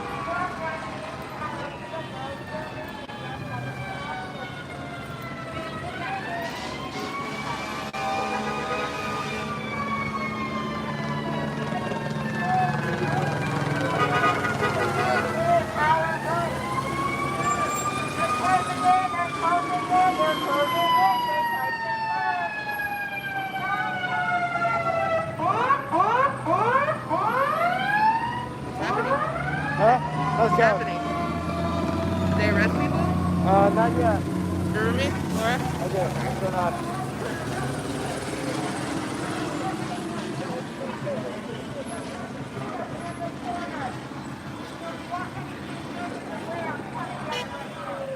I'm gonna split off from the protest and go around the block because I feel like it. Do you see what they're doing? Do you see what they're doing?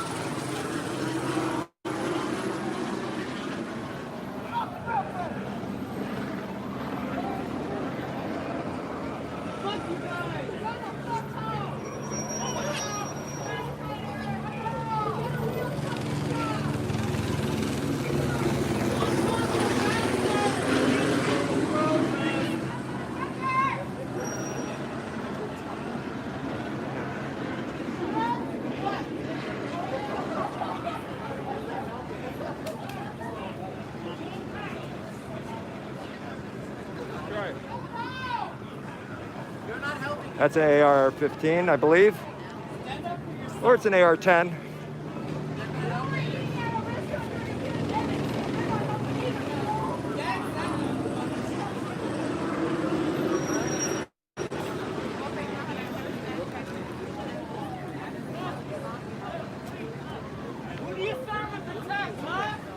This is why I haven't been shot as a black person.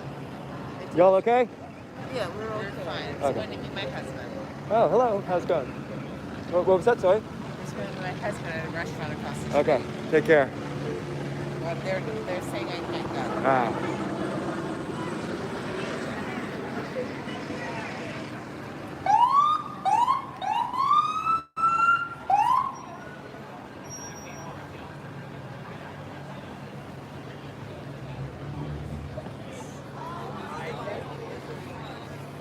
They brought the paddy wagon.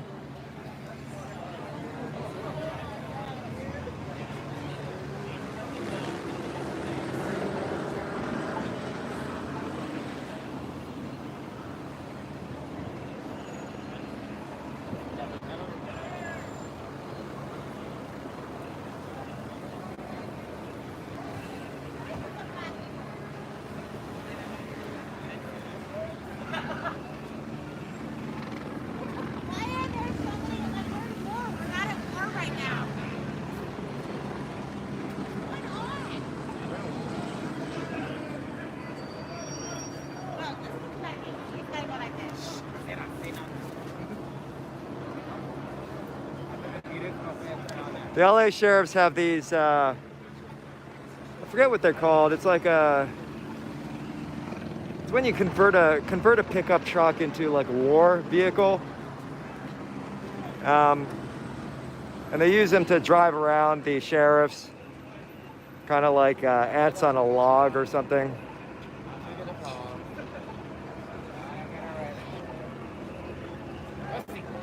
What's going on?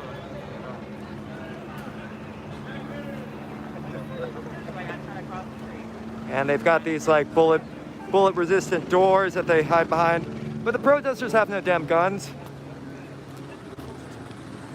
Hello.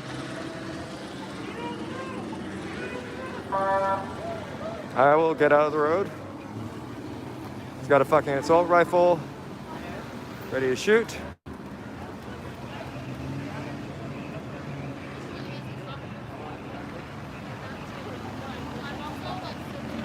So what's going on now is they're trying to box in the protesters. I separated off from the group because I don't want to get boxed in and beaten up again. So I'm going to film from out here. Protesters are going around the block, and I'm going to follow the police there.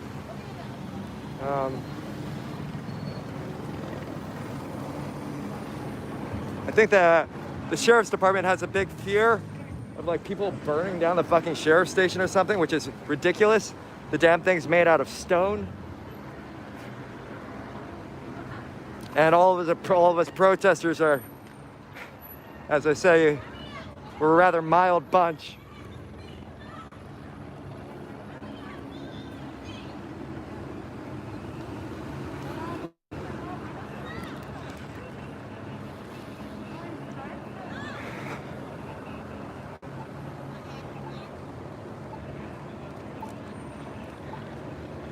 So, that's me.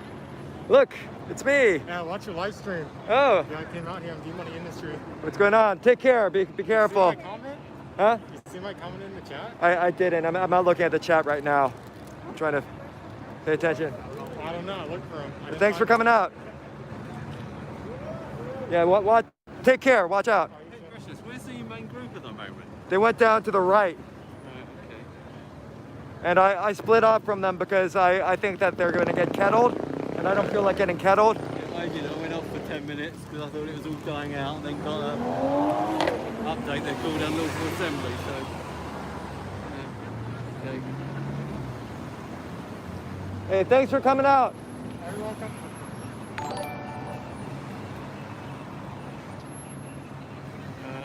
Let's see what he's streaming.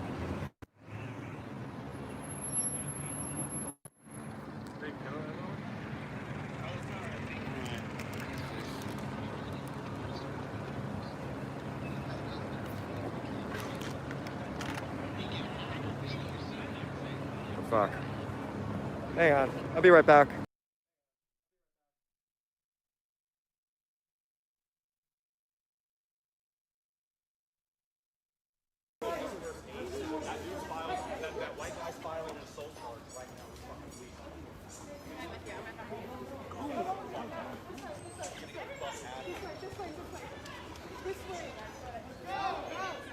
This way.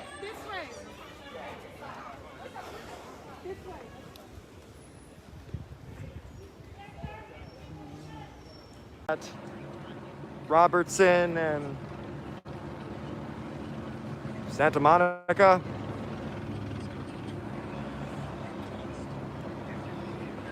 See where they are.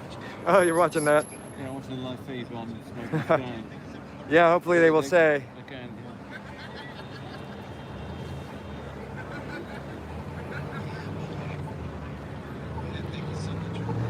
These guys are moving, are they? Yep.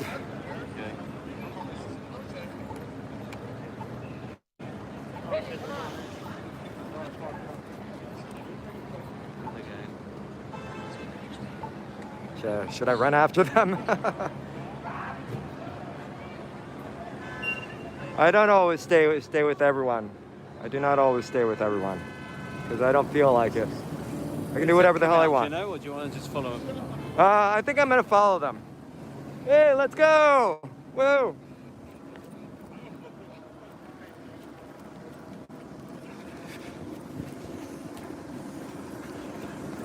I feel like paparazzi or something.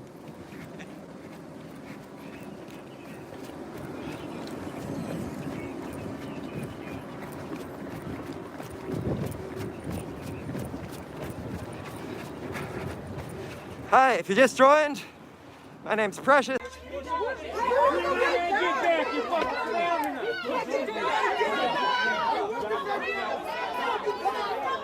They're about to spray. They're about to spray.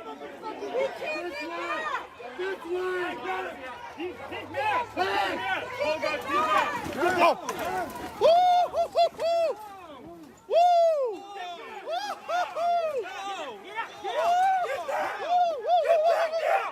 Get back! Get back! Go! Get out of here now! Leave me the fuck alone! Don't touch me, asshole! No, you guys are in trouble. You're in trouble. You're in trouble. Hey, you shouldn't have grabbed me like that, man. What the fuck is wrong with you? Hey, city person. You're in trouble. Shouldn't have grabbed me like that, man. Yeah, you fucking grabbed me. This guy grabbed me. What the fuck you grabbed me for, man? I got your... No, you didn't. How could I? There's fucking millions of people behind me, guys.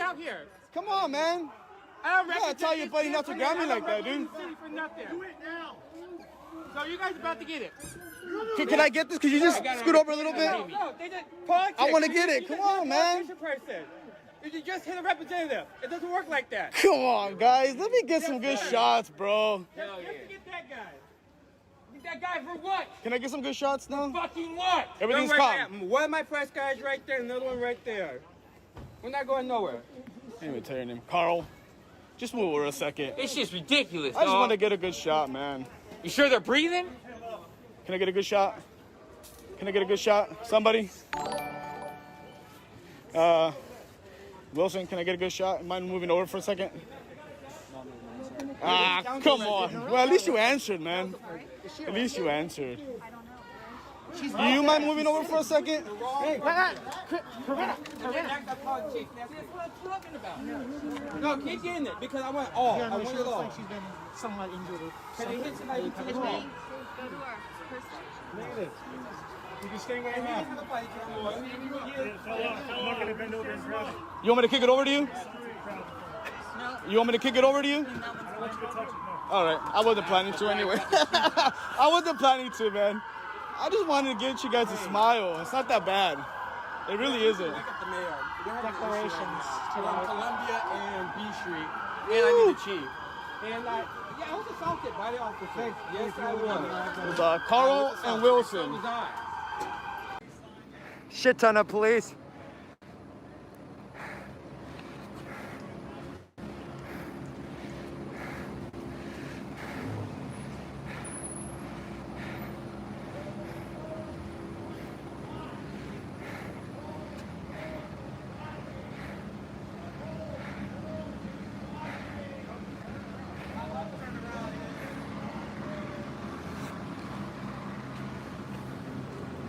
Hey there.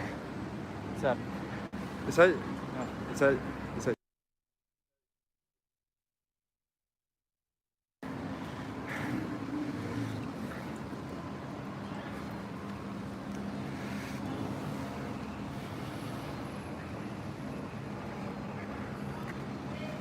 I'm okay?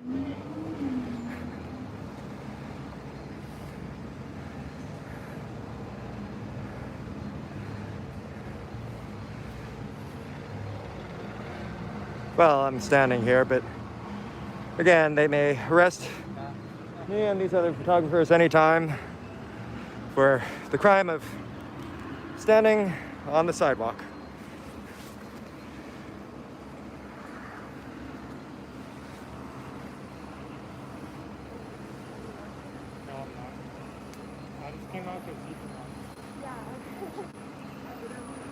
I don't know what's going on. I assume the protest went down that way, and they don't want him to go that way. I don't know any more than that.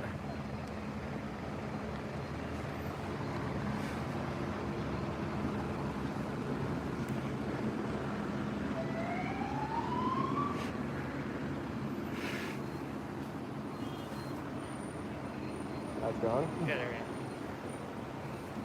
Are you with the sheriff's department? No. Well, if you were, then it's fine. Sorry? If you were, it's fine by me. No. I don't want to get in the way of something that's going to happen. Yeah, I think it's already happening.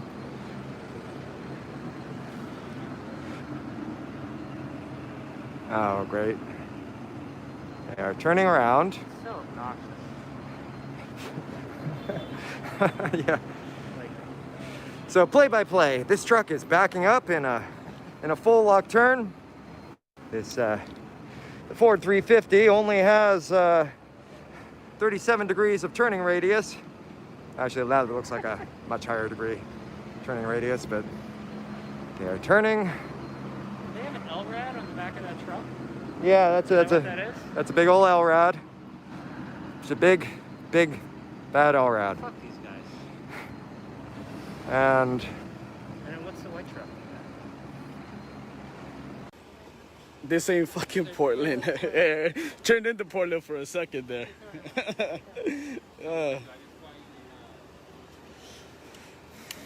Catch you later on YouTube. This shit got crazy, guys.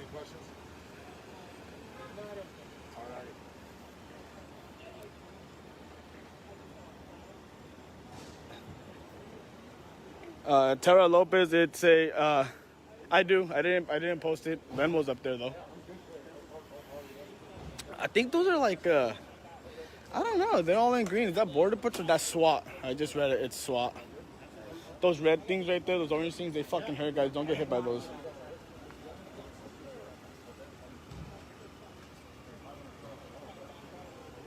So this is a little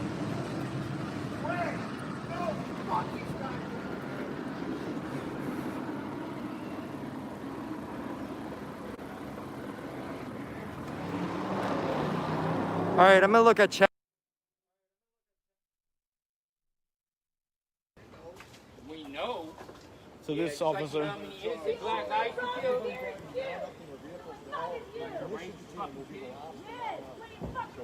he said, stop robbing people. Like you don't realize you're gonna get in big fucking trouble when you don't de-escalate. Don't steal. Who did they steal from, officer? The guy in front of the courthouse. Oh. Hey, I wasn't there, but hey. Is it? Damn. I'm walking slowly, guys. Don't attack me, okay?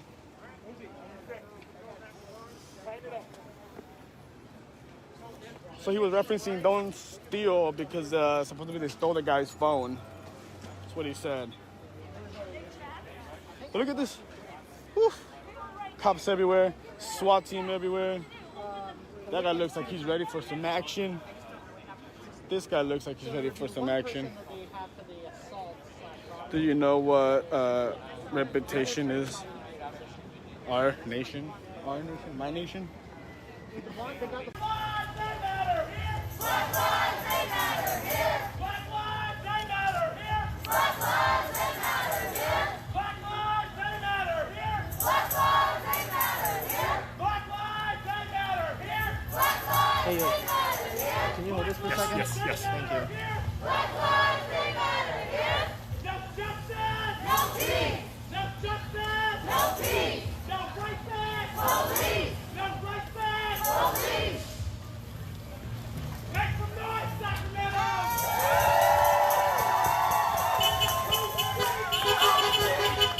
You good? You good?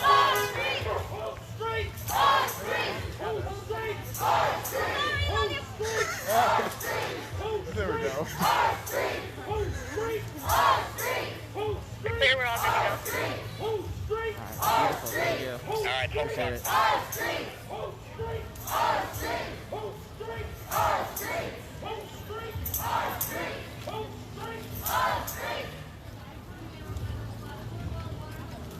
Amen. Sacramento, make some motherfucking noise in this joint.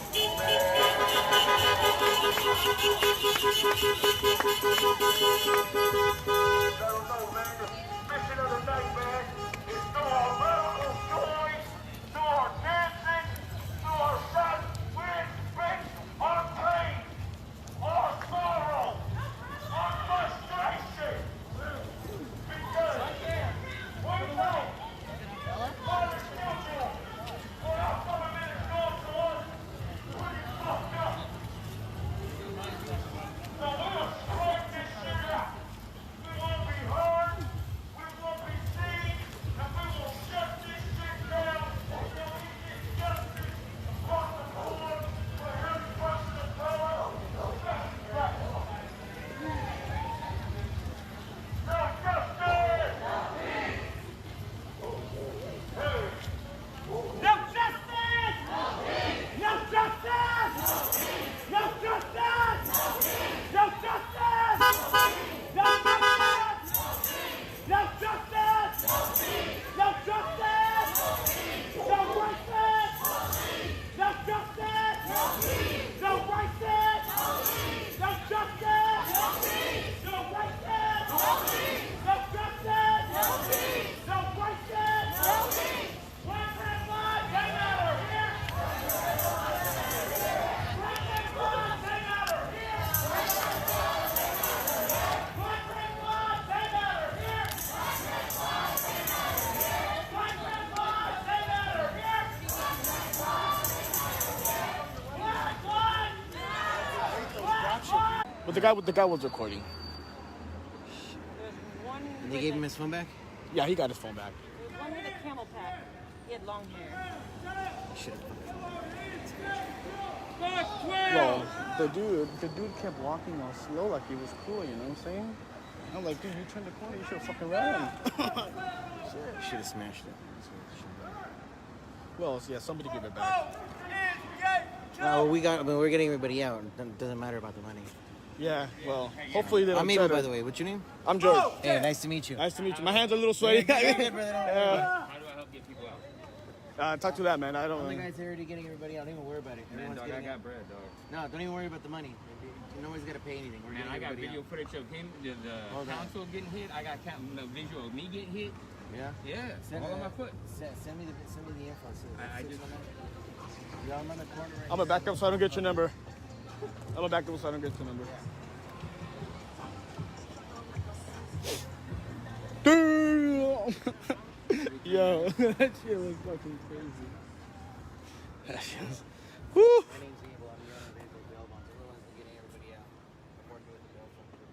You can subscribe to my YouTube.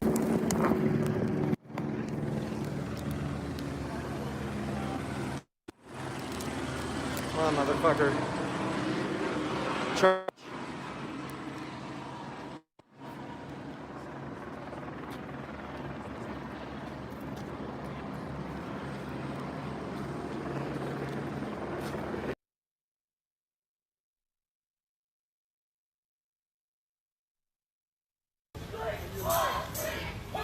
Hello, everybody.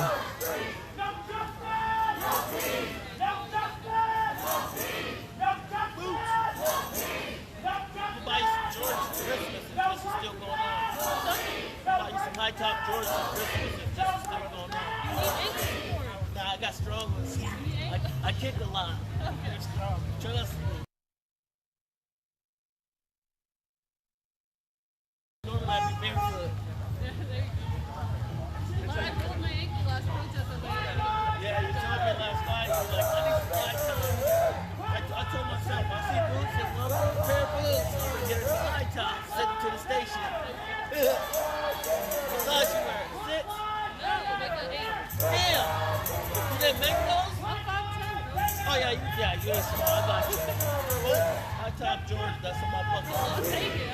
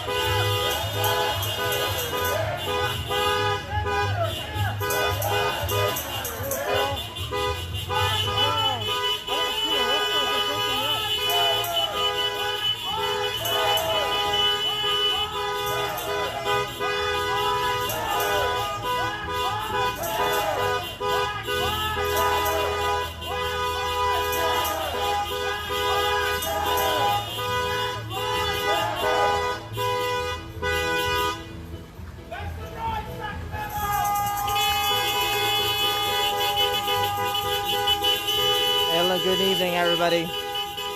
Letting you know we have local media station here KCR A3. We have CBS over here.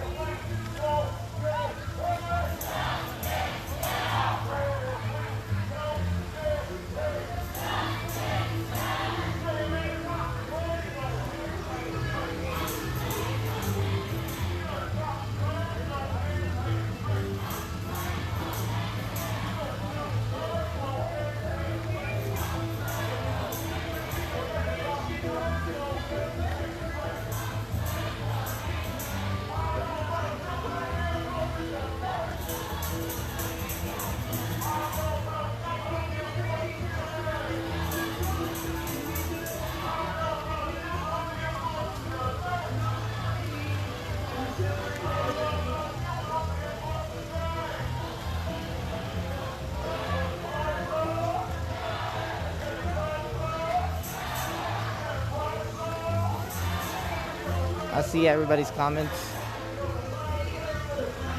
I see who the trollers are. I see you guys.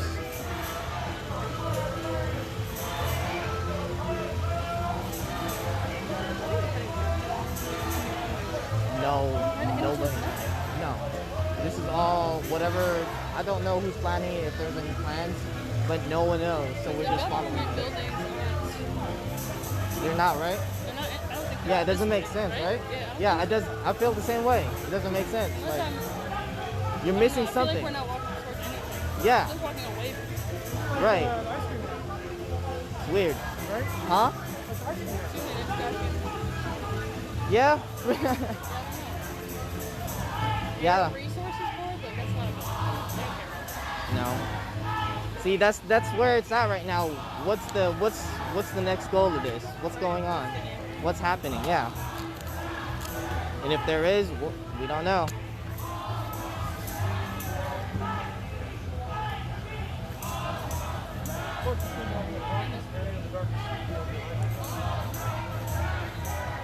Alright, I'm gonna go a little bit faster. Catch up with the crowd.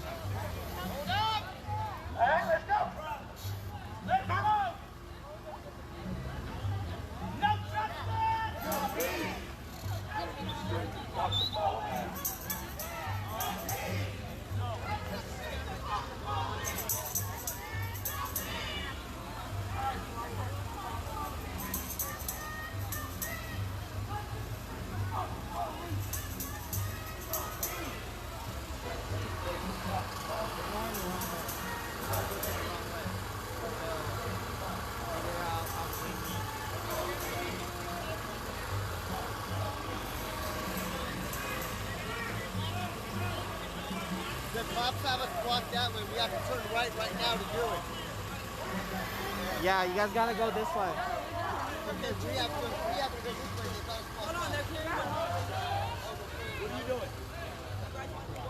Here.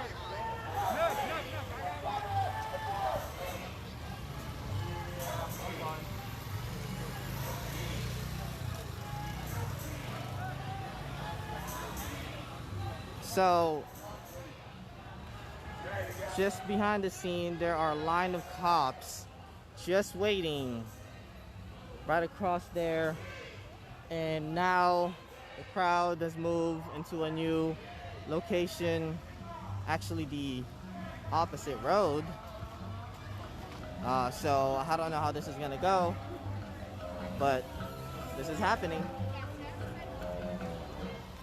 This is happening.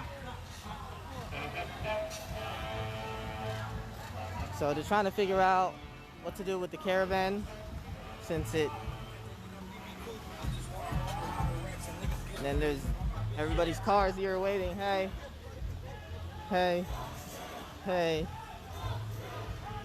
Everybody's cars are just here. I think they're trying to go home.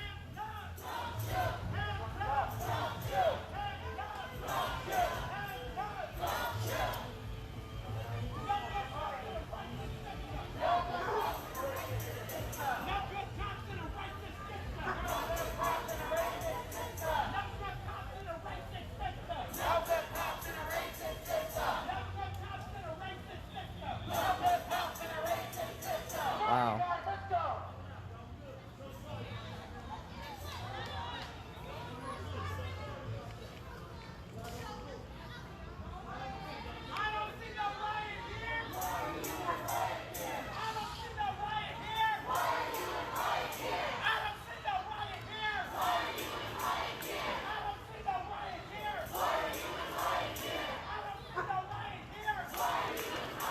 Okay, so just behind us, road is clear. There were a couple of cars here that were stopped and now they're not here. So they're all gone away. That's situated. Oh!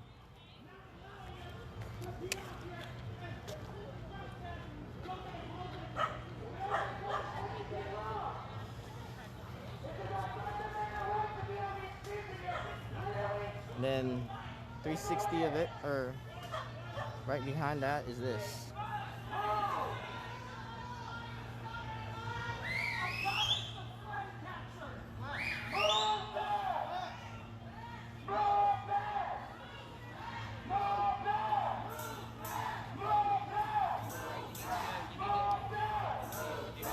I'm gonna get closer.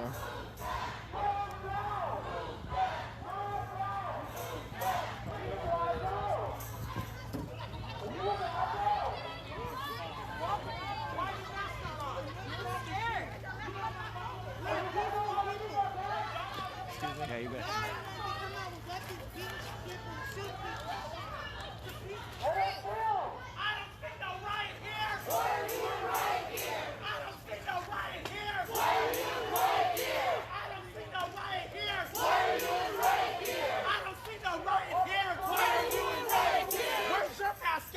Mandated fucking law for you guys. What about your fucking friend over there? She doesn't got a mask. I hope you feel the fucking pain of the 200,000 pounds of I don't see no fucking riot here.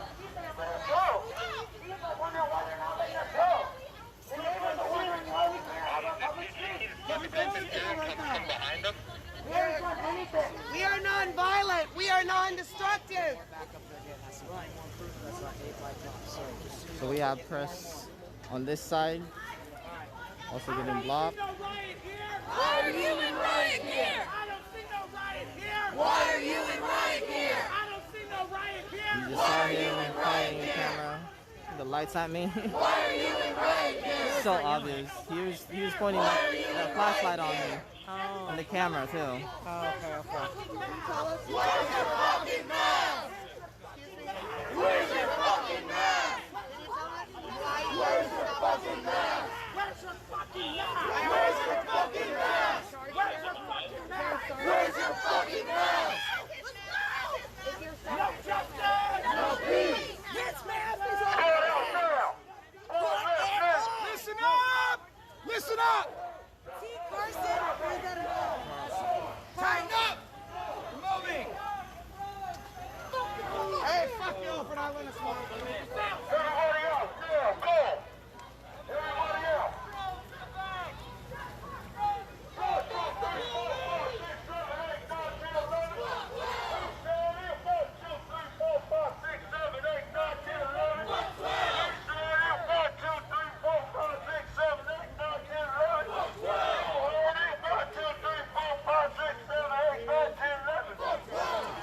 So as right now, cops are still here. They didn't move. More cops are coming. As you can see, there's a line of them in the very back. And they're deploying more, as you can see.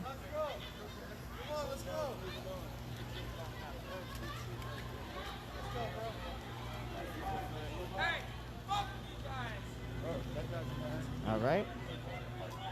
I'm gonna make sure that they're here and capture it if they make a move.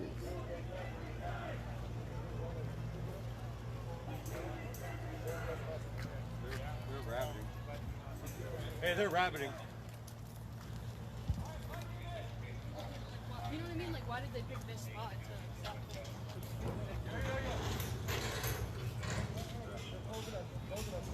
Police are currently Get off the X. Get off the X. Get off the X.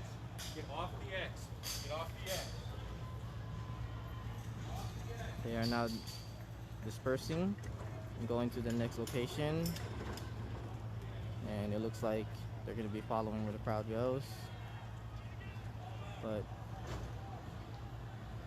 these are the guys out here.